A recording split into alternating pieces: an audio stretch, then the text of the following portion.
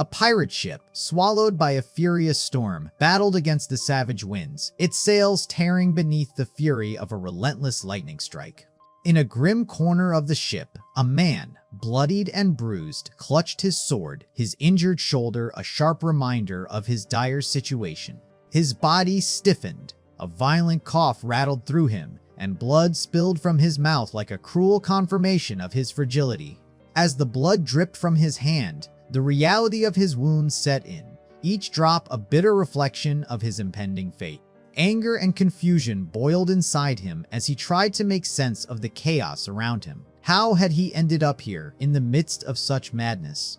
His fingers dug into his shoulder, his mind spiraling as he realized the impossible. The surreal, over-the-top situations of movies and stories had now become his cold, harsh reality.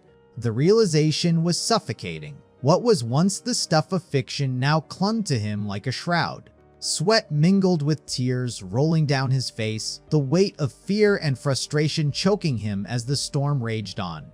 In a fleeting moment of clarity, the question loomed, was this truly how it would end? In a forgotten corner of the world, at the hands of these merciless pirates. One of the pirates, his voice thick with mockery, laughed at the man's trembling form, savoring the power he held over him. The pirate captain, cold and calculating, knocked his arrow, sneering as he taunted the man. Had he already given up? A bitter thought echoed through the man's mind, a reminder of the mundane life he once led, just an ordinary person who reveled in games and distractions. How had this nightmare become his reality? The captain, growing bored, released the arrow, its cruel trajectory aimed straight for the man's heart. The crew followed suit, launching their own arrows, each one finding its mark. Each wound a painful reminder of his helplessness. The force of the arrows knocked the man off his feet, his body crashing to the deck, unable to hold his broken form any longer.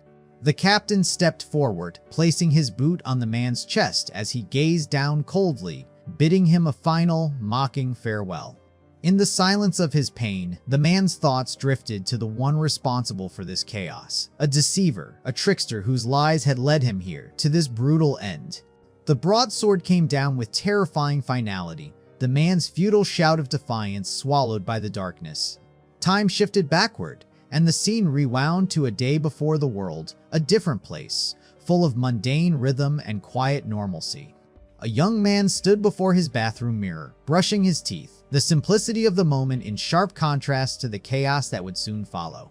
Once done, he moved through the darkness of his home, his mind distant as he entered the room that would soon become his escape. He flicked on the computer, its glow the only light in the room, a portal to the world he could lose himself in. Sitting before the screen, he prepared for what had become his daily ritual, the game awaiting him with its strange comfort. It was another night, just like the last, just like the one before it, a repetitive solace in a life worn thin by routine. He let out a long, tired groan, the weight of his workday sinking in, a sigh that had become part of the rhythm of his existence. The young man's fingers moved with practiced ease, his mind slipping into the familiar rhythm as he started the game. The game, the dark world, a place defined by its bleakness, seemed almost too fitting for someone like him. A world devoid of light or hope, consumed by ceaseless war, decaying churches, monstrous creatures, and the restless dead.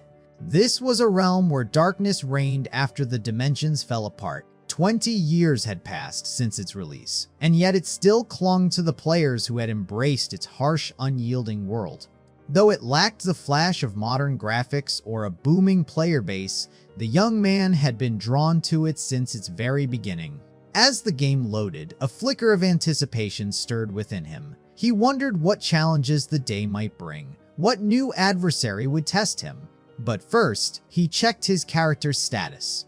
An instinctive act, a way to ground himself in the digital world before the chaos unfolded. The screen blinked to life, pulling him into the unforgiving embrace of the dark world. A grin spread across his face as he saw his avatar.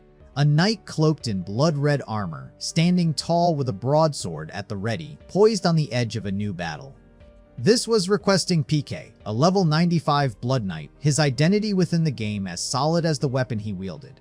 Though he had never fully immersed himself in other aspects of the game, he had achieved the impossible with just this character, clearing the toughest campaigns alone.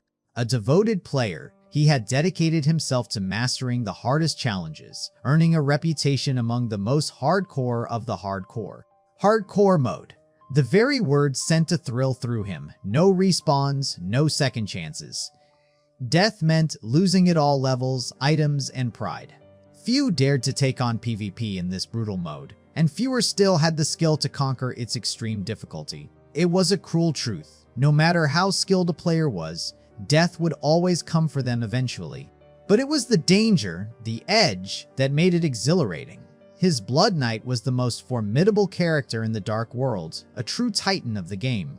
Within his community, he had earned the title Blood Knight Master, a distinction few could claim, with no rival daring to challenge his supremacy. As he sipped his water, a ping interrupted his thoughts. An unexpected message blinked on his screen.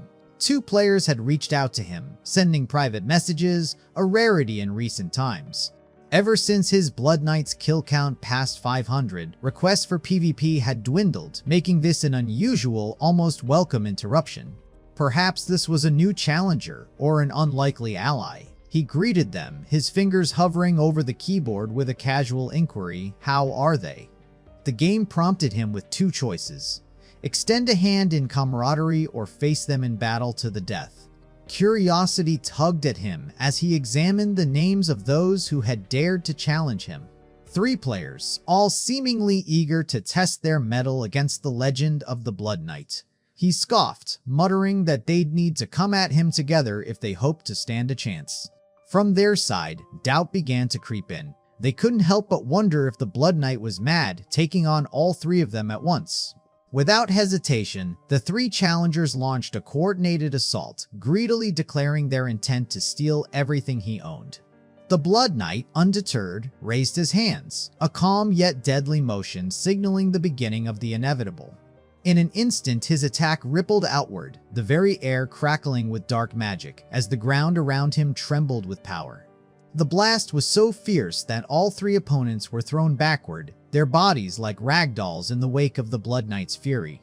A level 80 Soul Shaman, now filled with terror, screamed in disbelief. This was no ordinary player. This was a monster. From the shadows of the night, a blood-red mist swirled to life, snaking around the paladin's neck like a serpent, tightening with brutal precision. Using the mist like a leash, the Blood Knight yanked the paladin forward, bringing him into his grasp with an almost cruel ease. With a single, swift motion, he seized the paladin by the throat, his grip ironclad, his victory imminent. The remaining teammates, paralyzed by fear, watched as their comrade's fate seemed sealed, the air thick with disbelief. Desperation flooded the chat as the paladin's teammates begged him to use his Sword of Light, their voices tinged with panic. But the Blood Knight, his patience wearing thin, snarled that they should stop chatting and start fighting if they had any hope of surviving. With a brutal swing, the Blood Knight obliterated the paladin in one strike, the character's body disintegrating into pixels before his teammates' eyes. The teammates were stunned, unable to comprehend how a level 80 paladin could be reduced to nothing with a single blow, the sheer absurdity of it too much to process. The Blood Knight's gaze shifted, cold and unyielding, toward the remaining 2 challengers. With a growl, he promised that they were next, his voice thick with the certainty of death. The Berserker and Soul Shaman exchanged nervous glances, a silent understanding passing between them. In a flash, they both abandoned the server, leaving the Blood Knight standing in the void, rage simmering just beneath the surface. Alone now, the Blood Knight seethed, his fury a silent storm as the empty server echoed back his isolation. The young man muttered a curse, irritated by the pointless match, another random encounter in a sea of them. His annoyance deepened, how rude they were to leave without so much as a decent item, nothing to show for his time. But then, his attention shifted. 2 more PvP invitations had arrived, and he turned to examine the other one. A flicker of surprise crossed his mind as he saw the name. The invitation was from an account called Trickster29, a name that resonated with a strange familiarity. He couldn't help but feel a twinge of respect. The old man's persistence was undeniable, a testament to his relentless nature. Trickster, once one of the most feared players in the Dark World, had now fallen into a different role. A former legend who now lost everything in his wake, his pride sacrificed with each defeat. A laugh escaped the Blood Knight as he observed Trickster 29 daring to challenge him again, barely 10 days after their last encounter. He admired the man's persistence, though he couldn't help but think that all this repeated confrontation was doing was bruising Trickster's ego. From the depths of the PvP server, a new challenger materialized, a level 93 martial artist, the figure stepping forward with an air of readiness. The Blood Knight raised an eyebrow, surprised by the class change. A martial artist? This was an unexpected twist. But as his gaze sharpened, something caught his attention, a detail that made him pause. It was the level. Trickster 29 was now a level 93. The Blood Knight couldn't grasp how someone could ascend so quickly. 10 days ago, this player had been a mere shadow of what he was now. The gear, too, was unmistakable. A set of armor so rare, so refined, it could only belong to the highest echelons of the game, the will of the Eastern mythological soldiers. In disbelief, the Blood Knight questioned him had Trickster 29 purchased those items? Or perhaps auto-farmed his way to such a ridiculous level in such a short time? But even as the question left his fingers, the Blood Knight knew the answer. No one could climb to level 93 in 10 days, not even with the best items or the most aggressive farming. An odd sense of unease crept through the Blood Knight. Was there some new campaign he hadn't heard of? But then again, given his own success with high-tier items, perhaps it didn't matter. The battle between the Blood Knight and Trickster was explosive magic crackled in the air as their combat shook the very ground. With a smirk, the Blood Knight's blood mist swallowed Trickster whole. The victory was swift, and with it a cruel mockery, the kind only someone who had won so many times could deliver. As the mist dissipated, the Blood Knight reveled in his triumph. He believed he would be rewarded with the coveted Will Set, an item so valuable in hardcore mode that it made every victory worthwhile. The young man, momentarily pleased, felt the tug of anticipation. He thought of the precious loot he would soon claim, eager to open the room and see what he had earned. But before he could even close the game window, a new message flashed. The fight wasn't over. He could choose to shake hands and form an alliance, or continue the fight to the death. Confusion washed over him. How could the game be in fight mode? The battle had already ended. Maybe it was just another glitch, another bug in the chaotic digital landscape of the game he had come to know so well. But then, something strange appeared before him. A young man, blonde and unassuming, materialized in front of the Blood Knight. The sight was jarring. He looked so unreal. How had he appeared there? To his disbelief, the man before him was none other than Trickster 29, the very player he had just defeated. What was more shocking, however, was that this wasn't some new avatar. It was Trickster's original character, the one he had used when the game first launched 2 decades ago. And the level? 100. The same level from the game's inception, an ancient relic in a world that had long moved on. The Blood Knight's heart sank. What kind of player would risk such a rare, valuable character in a single hardcore PvP match? The stakes had just shifted in a way he hadn't anticipated. He demanded to know how Trickster had managed to bypass his closed room, accusing him of cheating. The thought of a hack left a bitter taste in his mouth. He would report it no matter what. Trickster, calm and unfazed, dismissed the accusation, explaining that this wasn't cheating, just a new kind of challenge. He invited the Blood Knight to attack once more. The Blood Knight sneered, a mix of disbelief and anger coloring his words. Trickster 29 was either incredibly bold or unbelievably reckless, throwing down the gauntlet with his real account. The Blood Knight was ready for whatever came next. With a sly grin, Trickster taunted him, questioning whether the Blood Knight was really content with his current kill count of 999. Didn't he want to reach 10,000?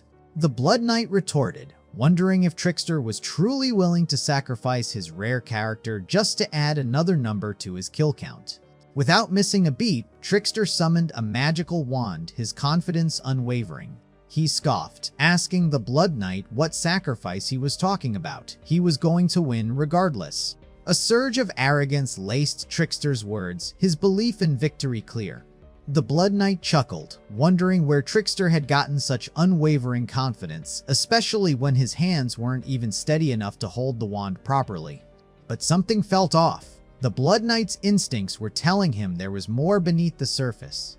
Curiosity gnawed at him. How had Trickster known about his 999 kill count?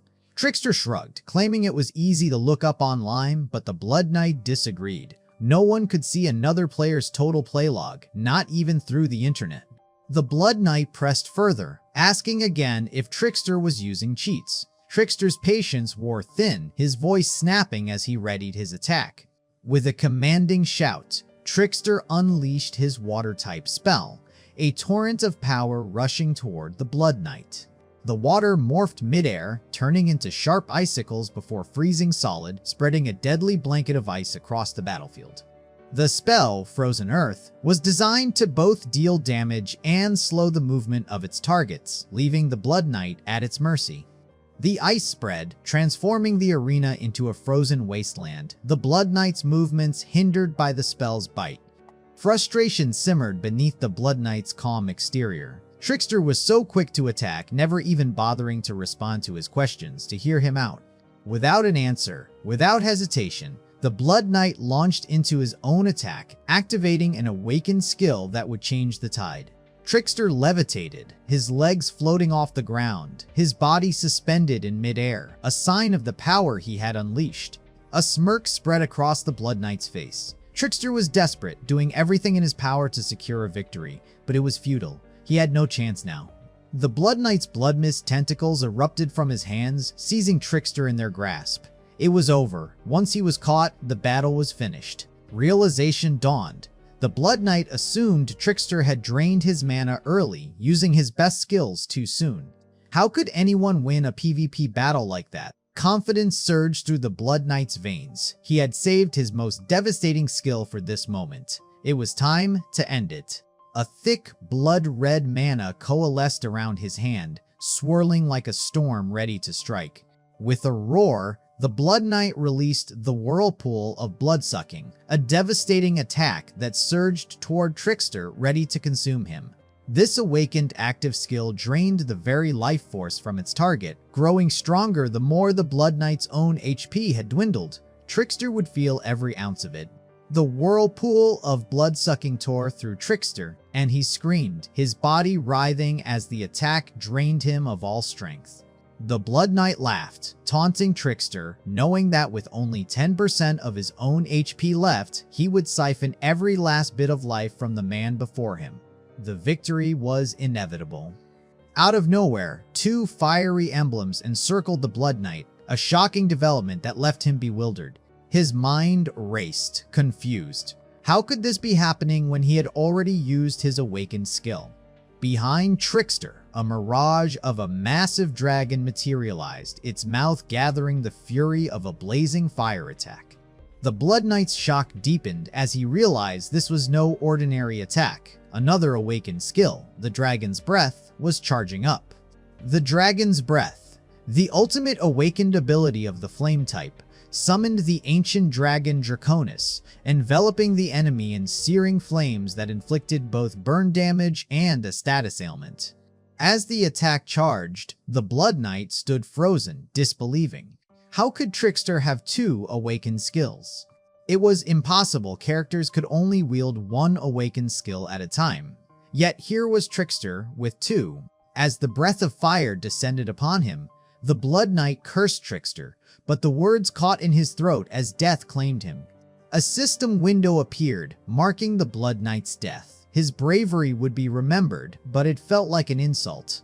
Anger consumed the young man. He shouted in rage, pounding his fists on the table, unable to contain the burning frustration. He cursed Trickster, his mind racing with accusations. How could Trickster have two awakened skills? It was a cheat, an impossible advantage. The young man gripped his keyboard, ready to smash it in fury, but something in him stopped. He set the keyboard back down, still trembling with rage, his mind a whirlwind of disbelief and frustration. The insults kept pouring out, each word laced with venom. He could not let go of the idea that Trickster had cheated his way to victory. In a blur of anger, the young man created a new character, naming it You Cheater Pose, a declaration of his intent to confront Trickster. He stormed into Trickster's private messages, unleashing his fury. He demanded answers. How had Trickster used both awakened skills? Had he exploited some cheat for extra XP? Trickster read the messages, but remained silent, the calmness in his response only fueling the young man's anger. Undeterred, the young man continued to hurl insults, his anger an unrelenting force. Trickster, ever composed, calmly invited the young man to enter the battle room, offering a moment of peace amid the storm. The young man burst into the room, fury in his eyes. He raised his middle finger, demanding to know where Trickster lived in real life, seeking to turn the virtual confrontation into something more personal. Trickster, unfazed, told him to calm down and handed him something in-game, his voice steady. The young man's rage flared again, confused and humiliated by the gesture. A shield and potions. Was this some kind of mockery? He screamed, demanding to know where his demon sword was, his all-resistance shield, his 3-skill helmet. Where were the rewards that were supposed to reflect his victory? Trickster simply apologized, his calm demeanor only increasing the young man's sense of insult. Frustration boiled over. The young man, bewildered, shouted at Trickster, accusing him of cheating even in his age, but Trickster remained unfazed, gently reminding him that he was not using cheats at all. Trickster's response was simple. It was a hidden quest, a mystery that seemed to haunt the game itself. The young man stood frozen, confused. What hidden quest could he possibly be talking about? The game had been live for years. How could there have been something hidden all this time without him knowing? He had spent countless hours unaware of this elusive secret, and now, it seemed, there was something crucial he'd missed. He asked Trickster for answers, desperate to find his own path to power. Trickster remained silent, and in that silence, doubt began to fester. The young man's frustration boiled over. He accused Trickster of hiding the truth, of cheating. Trickster calmly repeated himself. There was no cheating, only a hidden quest. But the young man, consumed by anger, threw his armor and potions to the ground in a fit of rage. Grabbing Trickster by the collar, the young man demanded the truth. He wanted to know how to break the game, how to make his own account powerful like Trickster's. But Trickster warned him he might regret it. The young man shouted, dismissing Trickster's warning. His biggest regret was losing his original Blood Knight account, and now he was just trying to make sense of the shattered remnants of his pride. Trickster finally relented, offering a faint glimmer of hope. An invitation would come before the day ended. The young man, desperate, shouted in confusion. What was Trickster even talking about? Without warning, he was forcibly ejected from the room, left standing there, shouting at the empty space where Trickster once stood. In a daze, he searched for Trickster's name in the game's search bar, only to be met with a chilling notification. No player by that name existed. He typed the name again, each letter deliberate, his heart racing with a mixture of disbelief and frustration.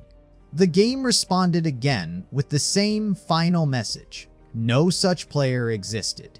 Staring at the screen, confusion gave way to a creeping sense of loss. Where had Trickster gone? Why was he erased from the game as if he never existed? He ran his hands through his hair, wailing in frustration. All his hard work, the time spent leveling his Blood Knight, was gone in an instant. A new character, a new journey. How long would it take to reach that level again? He could hardly bear to think about it. All he wanted now was to escape it all. Then, as if the universe itself had a sense of irony, a voice broke through his thoughts. Someone was calling him uncle. Disoriented, he found himself standing in an amusement park. Why was he here? A little girl's voice snapped him from his thoughts. She was hungry. He remembered then. It was his day off. He had come with Jiwon, but where had she gone? The girl, frowning, chastised him for not responding to anything she'd said. She was hungry, she said again, with no regard for the tension in his chest. Apologizing, he told her he had just gotten distracted. She scoffed, not caring, pointing to a churro stand as she demanded more food. He mocked her for wanting more, calling her a pig for eating so much. She shot back that surely he could buy something for his pretty niece. She was going to wait on the bench, her legs hurt. Sneering, he made his way to the churro stand, thinking how she had become just like his mother, always wanting more. Yet everything around him felt strange, as though he were lost in a dream. And then, as if the world itself had unraveled, Ji-won was gone. Instead, a strange blonde child sat in her place on the bench, looking at him with eyes he didn't recognize. The young man noticed the blonde child, his features unsettlingly familiar. But before he could think further, the child warned him to sit down if he didn't want to be hurt. Dazed, the young man stared at the child, the world around him blurring to white. The child's voice pierced through the chaos, repeating the command, but everything felt out of his control. A man's voice broke the silence, harsh and annoyed, just as a massive hand struck the young man's chest. The impact sent him flying, his body slamming against the side of a deck wall with a sickening force. A grizzled old man, his beard thick with age, barked at him to sit still. He was dizzy, disoriented. He couldn't grasp what was happening. Confused, the young man demanded to know where he was and what was going on, but the old man only urged him to move before he became shark food. Looking down at his hands, trembling uncontrollably, the young man realized the clothes he wore were from a game. How had he gotten here? He had been in his bed just the night before. He had tried to sleep, but the frustration of his loss in the game had kept him awake, a storm of thoughts swirling in his mind. The night before, he had been grinding through the game, clearing the first level before he fell asleep on the ship of Chapter 2. The word ship echoed in his mind, a chilling realization sinking in. He was no longer in the real world. The ocean roared around him, and the ship beneath his feet confirmed it. This was the Dark World game, the very world he'd been immersed in the night before. And there he was, a new character in the game, You Cheater Pose, a name he'd created, but now it felt hollow. He sat in stunned silence, unable to comprehend how his game had become his reality. A crew member, frustrated by his immobility, told him to stop getting in the way. But before the young man could respond, the crew member collapsed, an arrow lodged in his head. The lifeless body fell at his feet, and the young man recoiled in horror, unable to shake the image of death. Around him, chaos erupted as voices shouted orders to fire. The ship was under attack, and he was trapped. His eyes scanned the deck as he saw the pirate captain and his crew climbing aboard. The captain's voice rang out, an order to kill everyone. Panic gripped him. What was he supposed to do now? The only instinct he had was to survive. His gaze darted to the left, spotting a stack of large boxes, his only chance at evading the bloodshed. With little thought, he sprinted toward the boxes, hiding behind them, praying he wouldn't be seen. He heard the shout of one pirate as he pinned down a ship's crew member, a blade flashing as the man pleaded for his life. The pirate struck, killing the crew member swiftly. The young man's mind raced. He realized how unprepared he was for this moment. If only he had picked up a helmet, something to give him an edge. The weight of witnessing real death was heavier than he'd ever imagined. It was nothing like seeing it in the game, nothing like the virtual world where consequences felt distant. He instinctively shrank back, realizing how fragile life truly was in this world. But then his heart skipped. One pirate had already spotted him. The pirate grinned, eyes narrowing as he approached. "What should I do with you?" he mused, and for the first time, the young man truly felt the weight of his situation. The pirate's voice cut through the chaos, announcing the presence of another rat hiding behind the crates. The young man's heart sank, his cover was gone, and his fate was closing in. A flurry of arrows tore through the air, their whistling sound swallowing his breath. One after another, the arrows struck him, their impact driving him to the ground. Pain flared through his body like fire. He hit the deck hard, the force knocking the wind out of him as a raw cry escaped his lips. Laughter erupted among the pirates. The captain mocked the trembling figure before him, a man shivering beneath his own weight, and ordered his end. Lying there, the young man felt the weight of inevitability pressing down. Was this how his life would end, in a world that shouldn't even exist? Just yesterday, he'd been a middle-aged man wasting hours on games, seeking solace in pixels and sound. And now, those same pixels had teeth and blood. The pirate raised his sword, roaring as the blade came down with deadly intent. Instinctively, the young man shielded himself with his hands, waiting for the pain that never came, only the hot splash of blood across his skin. Confusion clouded his mind. He looked up, expecting to see his own wound, but the blood belonged to another. The pirate's head rolled across the deck, severed cleanly, crackling with strange electric energy. The headless corpse collapsed onto him, the weight forcing a groan from his chest as he gasped for air, struggling to comprehend the chaos. Around him, shouts erupted. Pirates yelling warnings, fear creeping into their voices. They were pointing towards something or someone, a mage. Perched atop the mast stood a girl, her wand sparking with wild energy. Lightning danced across her hands as she glared down at the pirates. The captain's voice roared, commanding her capture. The girl only smirked, her disdain sharp as glass, mocking the fools who thought they could reach her. With fearless grace, she leapt from the mast, landing on the deck like a thunderbolt. Her voice rose above the storm as she called forth her spell, a wind that sliced sharper than steel. Blades of air spiraled outward, cutting through the pirates with deadly precision. The captain froze, his eyes wide in disbelief. His shock turned to rage as he screamed at his fallen crew, berating their uselessness. He demanded they shoot, and arrows were loosed once again. But the mage danced through them, her movements fluid, her irritation palpable. Meanwhile, the young man lay wounded and trembling, his body heavy with pain and disbelief. None of this felt real, yet the agony in his flesh told him otherwise. The mage glanced his way and tossed a small red vial toward him, her voice cutting through the noise, commanding him to regain his senses. The potion glowed in his palm, warm and vivid, a fragile hope in the midst of carnage.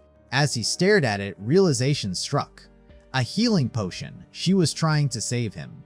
The mage approached, lowering her hood, revealing a face both fierce and human. Her eyes blazed with urgency as she urged him to drink before death could claim him too. Recognition struck him like a jolt of electricity. He knew her face. It was the same face as the elemental mage from the Dark World. The game had crossed over into something else. The pirate goons, sensing an opportunity, yelled in unison that now was the moment to capture and eliminate both of the so-called heroes. With a surge of anger, she unleashed her windblade magic once again, cutting through the pirates with ruthless precision. Her voice, sharp with frustration, demanded they stop being so annoying. The young man, mind spinning, realized the situation in full. He was inside the Dark World game, the potion in his hand, a real healing potion. For the first time, he felt that the boundaries between game and reality had dissolved. Without a second thought, he drank the potion in one quick gulp. The effects were immediate. The pain that had racked his body disappeared as quickly as it had come, leaving him momentarily in stunned silence. She scolded him, her tone sharp, demanding he get to work. The potion wasn't for daydreaming after all. Despite the gratitude he felt for her saving him, there was a bitter edge to his thoughts. She seemed to think her mage powers alone would carry them through this, as if she could do it all herself. As he watched her, he noticed her hands trembled, her stance shaky. She was out of mana. Even though she'd cast fewer than 10 spells, she was already drained. The mask of confidence was slipping. The pirate goons muttered among themselves, debating whether it was finally time to end it all, unsure if the battle had been won. They discussed killing her, confirming that the fight was far from over. The girl, sensing the shift, snapped at him, urging him not to just stand there, do something. He met her demand with a scornful reply, accusing her of seeing him as nothing more than a pawn to shield her. She reacted with surprise and anger. How could he say something like that after she had saved him?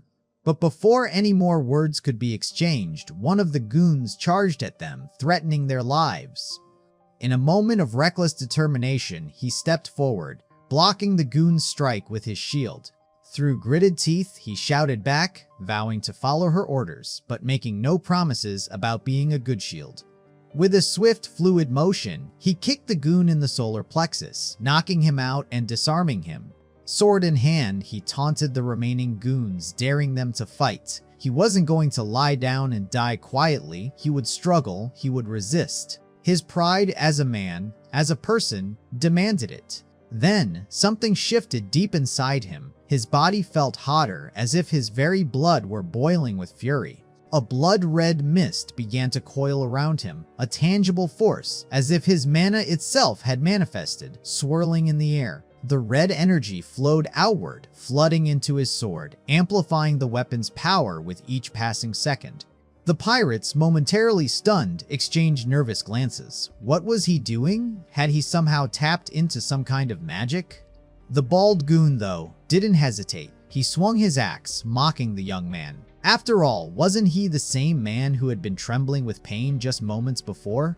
He told the others to finish him off, assured of victory. The young man easily blocked the massive swing of the axe, the wooden shield holding firm against the pirate's strike. A smile stretched across his face, the thrill of boiling blood surging through him. This was the sensation he'd craved, a rush that felt far more alive than anything he'd experienced before. After all, he was a blood knight. With his hand now cloaked in the blood-red mist, he reached out, grabbing hold of the burly goon. The goon screamed, begging for his life, but it was futile. The mist solidified, twisting into the sharp, cruel shape of a blade. In one swift motion, the blood-red mist blade sliced through the goon, cleaving him in two, leaving the crew to witness the brutal display in stunned silence. The shock was palpable. The pirates and the captain stood frozen, unable to comprehend the carnage they had just witnessed. The captain's voice broke the stillness, a mix of disbelief and command, demanding to know who this man was. He ordered his crew to act, to fight, to kill. But before they could move, the young man was already upon them, drenched in the blood-red mana, his sword gleaming as he charged forward. The captain's terror echoed through the air. In an instant, the pirates fell, their bodies cleaved by his blade, the overwhelming rush of power numbing his senses. A burning sensation spread through his veins, like molten blood coursing through his body. It was a dangerous euphoria, a feeling of control, of dominance that overtook him. His mind blurred, slipping further away as the flood of blood magic consumed him. The sense of power was intoxicating. Then, with a primal scream that echoed through the chaos, he lost himself completely, the sound of his fury ripping through the air. The pirates, terrified by the power before them, scattered in all directions. Some leaped into the water, screaming for their lives, their cries fading into the distance. As the red mist began to dissipate, the young man slowly regained himself, the haze lifting as the euphoria drained away. The mage girl's voice broke through the silence, asking if he was okay. But he was silent, too numb to respond, collapsing onto the ground in exhaustion. The girl, alarmed, called out to him again, worried at the sudden change. His body was too heavy to move, his consciousness slipping away as he fell into darkness, the mage girl shouting desperately at him to wake up. The next morning arrived, the clear blue sky offering a stark contrast to the chaos of the night before. The young man wrapped a bandage around his arm, his thoughts clouded with concern. His body, drained by blood loss, was barely holding together. The fight had taken too much out of him. At this rate, he thought, he might really die. Staring up at the sky, he tried to grasp the full weight of the situation. He had barely survived, but something still didn't sit right. Huffled everything. Was this really the Dark World game? It seemed too real, too visceral to be a mere simulation. His gaze shifted to the girl beside him. Even her features mirrored the mage from the game. The discomfort of the situation gnawed at him, yet her stare remained unwavering, asking what he wanted. He hesitated before asking her to tie the bandage on his arm, unable to do it with only one hand. Her refusal stung. She didn't want to touch him, the task too dirty for her. He sighed, accepting his fate. There was nothing left to do now. That's when he heard the clink of glass bottles landing at his feet. The sound snapped him out of his thoughts. It was his item bag, the one he'd forgotten about in the chaos of the night before. Among the contents of the bag, he found another healing potion, its glass glinting in the light as he pulled it out. With a quiet sense of relief, he took the potion and drank it, unconcerned by the elemental mage's watchful gaze, knowing she saw the multiple vials in his possession.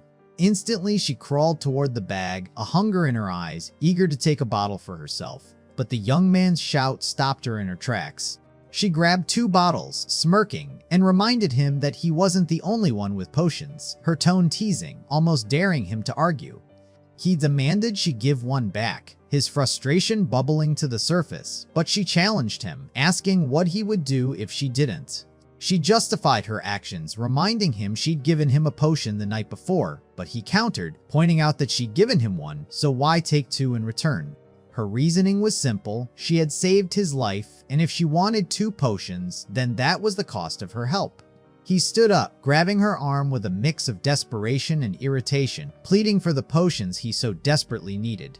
He promised to return 2 later, but she refused to yield. His anger flared, his voice sharp as he demanded the potion back, still trying to hold on to some semblance of civility. But she stood firm, unyielding, challenging him to do something about it. Their argument was cut short by a shout from the captain, who stood above them on the deck, calling their attention. From his vantage point, the captain announced that they had reached port, the sight of the South Harbor port on the horizon clear in the morning light.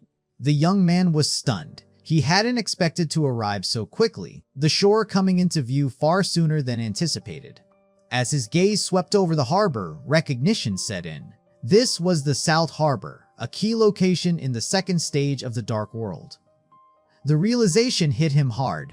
Their ship docked safely, and the captain, sounding both relieved and pragmatic, instructed his crew to disembark in an orderly fashion. As he stepped off the ship, the young man scanned the area, his unease mounting. No naval soldiers, no guards. Was it safe here? He couldn't shake the feeling that something was off.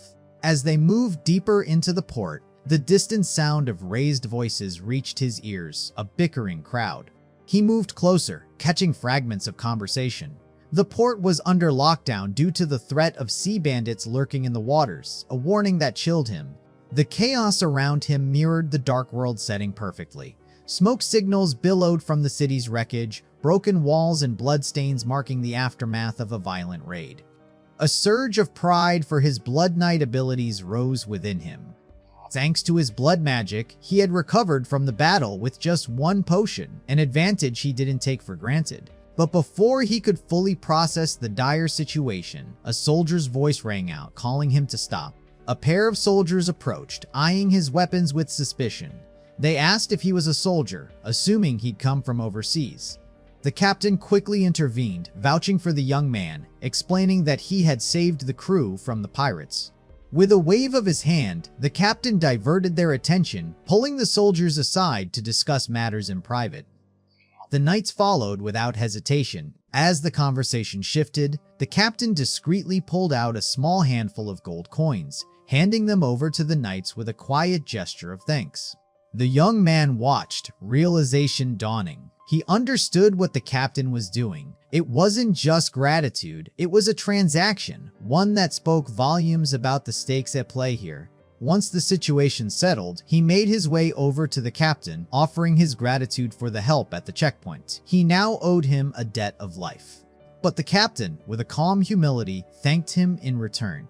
Without his presence, they would have all perished. It was a debt repaid, and the captain bid him farewell, as if their paths were already destined to part. With a final nod, the young man thanked him once more and made his own farewell. The young man recognized the wisdom in the captain's inconspicuousness. His own armor and weapons, too glaring in the public eye, made him stand out like a beacon in the crowd. As his thoughts drifted, the sharp cries of guards rang out, demanding a magic user to stand down. His attention snapped back to reality, and he saw the guards closing in on the elemental mage girl. Surrounded, she attempted to reason with them, explaining that there was a misunderstanding, but the guards weren't listening. She claimed to be a mage from Le Palais Palace, but they mocked her, refusing to believe her without a magic card. She conceded, admitting that she didn't have a card, but she did have a letter of recommendation from her master. She reached for it, hoping to prove her identity. But before she could pull it out, a guard struck her hand, the force of it sharp and unforgiving. Her cry of pain echoed in the air. In a burst of anger, she drew her wand, fury radiating from her as she pointed it at the soldiers, daring them to challenge her. The moment they saw the weapon, the guards went into a frenzy, immediately shouting to each other to be on high alert. One of the guards, with a cool swiftness, drove a long spear into her leg from behind, her scream cutting through the tension like a knife. They tore the spear out, throwing her to the ground like a rag doll, barking orders for the others to subdue her. Crumpled on the ground, her voice cracked with pain as she shouted out, asking if they really had to stab her. Was it really necessary? Another guard, showing no mercy, crushed her wand underfoot, the sound of it snapping as she screamed in helpless disbelief. The brutality escalated as the guards kicked and beat her, shouting at her for daring to pull a weapon. The sound of their boots on her body filled the air. Unable to stand by any longer, the young man rushed forward, his voice hoarse as he begged the guards to stop. The guards hesitated, pausing their assault only when he intervened, his plea for them to stop before she died hanging in the air. They responded with scorn, demanding to know who he was, ordering him to leave. In his mind, the young man felt the seething madness of these guards, but he couldn't ignore the debt he owed her. She had saved him. This time, he would use what little power he had to return the favor regardless of the cost. He bowed deeply to the guards, pleading for understanding. The mage, he explained, was simply naive, unaware of how the world truly worked. He apologized for her, offering an explanation for her actions. From his bag, he pulled out his purse, fumbling with the coins as he offered them to the guards, apologizing for the delay and promising to make things right. 3 gold coins slipped into his hands, each one clinking softly, one for each guard, a quiet gesture of appeasement. The guards, their eyes lighting up at the sight of the gold, quickly understood the unspoken arrangement. He pressed the coins into their hands, continuing his pleasantries, but the guard accepted them with a casual wave, dismissing the need for further flattery. With the transaction complete, the young man excused himself, citing his injuries and the need to rest. He didn't want to keep them waiting any longer, nor did he want to linger in the oppressive tension of the moment. The guards, ever cautious, hesitated, doubting that the mage would forgive so easily. Magic users, after all, were known for holding grudges. He reassured them that she wouldn't seek revenge. She may have acted rashly, but she wasn't foolish enough to hold a grudge. Her pride, however, would take some time to heal. The guards, still wary, asked if they could trust him. His response was smooth, full of charm, as he assured them that everything would be fine. There was no need to worry. With one last warning to keep an eye on the mage, the guards moved on, their departure leaving the young man with a lingering sense of unease. He once again thanked them for their time, feeling the weight of their judgment. His gaze turned back to the mage girl, still collapsed on the ground, unable to rise. Kneeling beside her, he offered his hand, asking if she could get up. Her groans of pain were a harsh reminder of the violence she had endured. Eyes clouded with a mix of rage and despair, she muttered to herself, swearing revenge on those who had wronged her. He helped her to a nearby bench, urging her to rest while he took a portion from her bag, a portion that, in his mind, had always belonged to him anyway. She gritted her teeth, clutching her ponytail with clenched fists, her words seething with fury as she swore to make those guards pay, promising a fate worse than death. In response, he gently tapped her head with his fist, surprising her. The action was soft, but it carried a weight that made her pause. Annoyed, she shot him an irritated look, demanding to know what he was trying to do. His only response was a calm, "Stop acting like an idiot." She snapped back, arguing that she had every right to seek revenge, to claim justice for the pain she had suffered. He didn't stop her from wanting revenge, but he cautioned her. She needed to be careful, to hide her plans and not make a spectacle of herself. She grumbled in response, clearly irritated that he'd overheard her thoughts. He simply offered her the potion again, his tone unbothered. She snatched the potion bottle from his hand, her movement quick and sharp as if taking control of the situation. Instead of drinking the potion, she poured it directly onto her wound, convinced that this would be more effective. His frustration grew as he watched her, wondering how she could still act so superior when her body was in such obvious pain. If she got hurt again, he doubted he'd lift a finger. There was something about her that reminded him of his niece, Ji-won, a connection that stirred up emotions he wasn't prepared to confront. She caught him staring at her, and with an edge to her voice, demanded to know why he kept looking at her so intently. His patience worn thin, he ordered her to listen carefully to what he was about to say, his tone harsh with a quiet threat. He toyed with the idea, speaking coldly, imagining what might happen if he simply handed her over to the guards. An escapee without a magic card, someone who spoke of revenge. What if he claimed he'd been under a spell when he sided with her? He asked, his voice firm. What would happen if he turned her in, revealing her true nature to the guards? The mage froze, the glass bottle slipping from her hand and shattering upon impact. Shock and fear flashed across her face as she looked at him, her voice trembling, asking how he knew. The young man was taken aback by her reaction. He had only meant to warn her, but now he wasn't sure if he had crossed a line.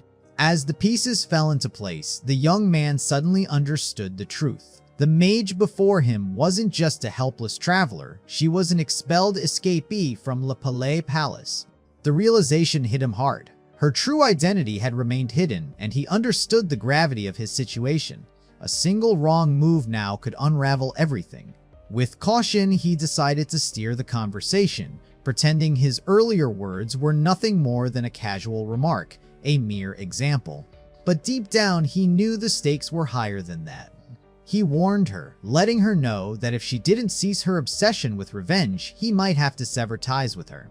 The words felt hollow, but they served as a reminder of the delicate balance he was now walking. She pressed, confused by his warning, demanding to know what he meant by cutting her off. He deflected, offering a vague explanation, but his mind remained sharply focused on the underlying tension between them. Her questions kept coming, and though he tried to redirect her attention, he couldn't ignore the sharpness in her voice. Her irritation was obvious, but so was his concern. She grabbed the bag from his hands, a flash of defiance in her eyes, calling his comment slavish and rejecting his concern. Even as her leg throbbed, she refused to show any weakness. Despite her resistance, he knelt before her, asking for the last potion bottle she kept. She hesitated, claiming she was fine, but still handed it over, her pride clearly at odds with the reality of her pain. He took the bottle, reminding her, though she may not have realized that the potion belonged to him. Her confusion lingered, but he continued, willing to expose the tangled web of their entanglement. Holding the potion, he spoke matter-of-factly, reminding her that he had saved her life, that she owed him far more than a simple bottle of healing. As he opened the bottle, his voice softened, but his smile carried the weight of what he'd done. He had saved her, and now it was time for her to return the favor. He poured the potion onto her wound, asking quietly if she felt indebted to him now. Her silence was deafening, the weight of his actions finally landing in her mind. As the potion worked its magic, healing her wound completely, she simply stared at him, no longer able to hide her conflicted emotions. The last of the potion disappeared into her skin, and for a moment, the world seemed still, the silence between them stretching as both were left to process what had transpired. After the healing was complete, he asked her name. Ellen, she replied, her voice still guarded. She, in turn, asked for his. For a moment, he hesitated. His gamertag, Uchiator pose, didn't feel like a name. It was more of a placeholder, unnatural, out of place in this world. Even his former name, Blood Knight, felt like a mask, an impersonal title that didn't fit the man he was becoming. Without much thought, he simply told her to call him Ajusi, a term of familiarity that carried a weight he hadn't realized.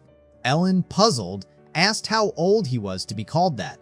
His response was a dismissive gesture, as if the number didn't matter until her quick shift in tone, suggesting another term. In a dimly lit bar, she shared her story with him, calling herself a leftover human. Her words cut deeper than she likely realized, stirring something dark within him. She slammed her glass down in frustration, the sound sharp and bitter, mirroring the anger that was rising within her. Annoyed, she demanded to know what he meant by leftover. His response, a curt command to be quiet, only added to the tension. Both were trapped in a web of frustration, neither willing to back down. His annoyance wasn't just from her words, but from her inability to use magic. Her wand had been broken, a symbol of her failure, and the only spell she could manage, Razor Wind, felt like a cruel joke. The young man couldn't help but be stunned. How could a mage, someone who should wield the very forces of nature, be so limited? She was like a prop, her true potential shackled by her inability. He explained, frustration tinged with pity, that a mage was not just a spellcaster. They were seekers of truth, unraveling the mysteries of the universe itself. Ellen, in his eyes, couldn't even fulfill the basic role of a mage. She was a mage who had forgotten the essence of her craft, like a chef who had lost the ability to cook, a singer without a voice, or a healer who could no longer heal. The young man, frustrated by her inability to fulfill even the most basic expectations of a mage, bluntly called her a defective product, just a leftover human. But even as his words hit her, there was something eerily familiar about her behavior. It wasn't because she resembled Jiwon, no, it was something deeper. 6 months ago, he had raised another mage, one not so unlike her. She had been an elemental mage too, though this one had a different name, IJKL Mage. He recognized her wand instantly, the Westerly Wind Baton, an item he had once coveted in his game, the very thing that had inspired him to create a new mage character. These pieces of information, these eerie coincidences, piled up in his mind. Something was beginning to crystallize. He finally realized it. The girl before him wasn't just any mage. She was Aiko Mage, the very character he had once created in a digital world. Her sharp question snapped him back to the moment. "Why do you keep staring at me?" She didn't seem to notice the weight of what he had just discovered. His surprise lingered in his silence. The reality of seeing his creation, a character he had designed from scratch, now standing before him, breathing and alive, was more unsettling than he expected. Setting aside his thoughts for the moment, he asked her, with genuine curiosity, why she had come to South Harbor. She sighed deeply, as if weighed down by some burden, and replied that she had something she needed to accomplish here. He pressed for details, his curiosity now piqued, but she shut him down, coldly telling him to mind his own business. Yet he persisted. He reminded her that after saving each other's lives, a certain bond had formed, one that, at the very least, should foster some trust between them. But she remained unmoved, dismissing it with a sharp retort. She claimed that the only thing he had done to earn her trust was that one incident, and she still wasn't sure what to make of it. His frustration boiled over. He couldn't let her dismiss their shared experience so easily. It was important, it meant something. How could she not see that? He suggested, in a moment of calm resolve, that he was considering adding her to his party. She reacted sharply, demanding to know who he thought he was, making decisions for both of them. He assured her that nothing would be decided without her input. It would be a joint decision made together. No one would impose their will on the other. He leaned back then, calmly explaining that he was a skilled warrior with extensive knowledge of the world they lived in. Having someone like him on her team would be a wise choice. She reluctantly agreed, though she couldn't help but note, with a touch of mockery, that despite his attitude, he seemed like a good candidate for the team. He bristled at her words, irritated that even now, she couldn't help but be difficult. But then she started complaining about her inability to even manifest the most basic of magical abilities. The wand her teacher had given her was broken, leaving her feeling helpless and incomplete. The young man, despite his irritation, realized that this wand, the Westerly Wind Baton, was more than just an object to her. It was a connection to her teacher and the symbol of her failures. He bluntly agreed with her, telling her she was now an actual leftover human. The words stung, sharper than he intended. But he quickly shifted, offering a more hopeful perspective. She wouldn't stay like this forever. She was still growing, still learning, still evolving. She looked at him, her expression a mix of confusion and pain before mocking him. What could he possibly know about magic? She had studied for over a decade and still couldn't conjure a single flame. He looked away, conceding that, indeed, he knew nothing about magic. His words fell quiet, but there was no denying the weight of her struggle, the depth of the gap between them. By now, Elle's emotions had reached the surface. Tears welled up in her eyes, though she fought to keep them at bay. In an abrupt shift, the young man slammed his hand on the table, his voice rising with certainty. She had potential, he could feel it. She could become an outstanding mage. Her gaze met his, eyes heavy with conflicting emotions, yet she remained silent, the tears still glistening. Eventually, the mage opened up, revealing that her teacher had sent her here on a mission to find someone. Her search had led her to the northern city, where the last traces of this person had been found. The young man's mind began to turn, trying to make sense of her words, wondering who this elusive person could be. The answer came to him suddenly. Sehye, the spell thief. He was likely hiding in the Ravencliffs, a name that echoed in his mind with an unsettling familiarity. He shared his own purpose with her then, his quest to discover the origins of his blood, a journey he had to undertake in order to master blood control. And for that, he needed a party. For a brief moment, he questioned whether he was simply reciting the game's storyline, letting the original plot slip through his thoughts, but he couldn't help it. He asked her again, with a hint of hope in his voice. Did she trust him even a little now?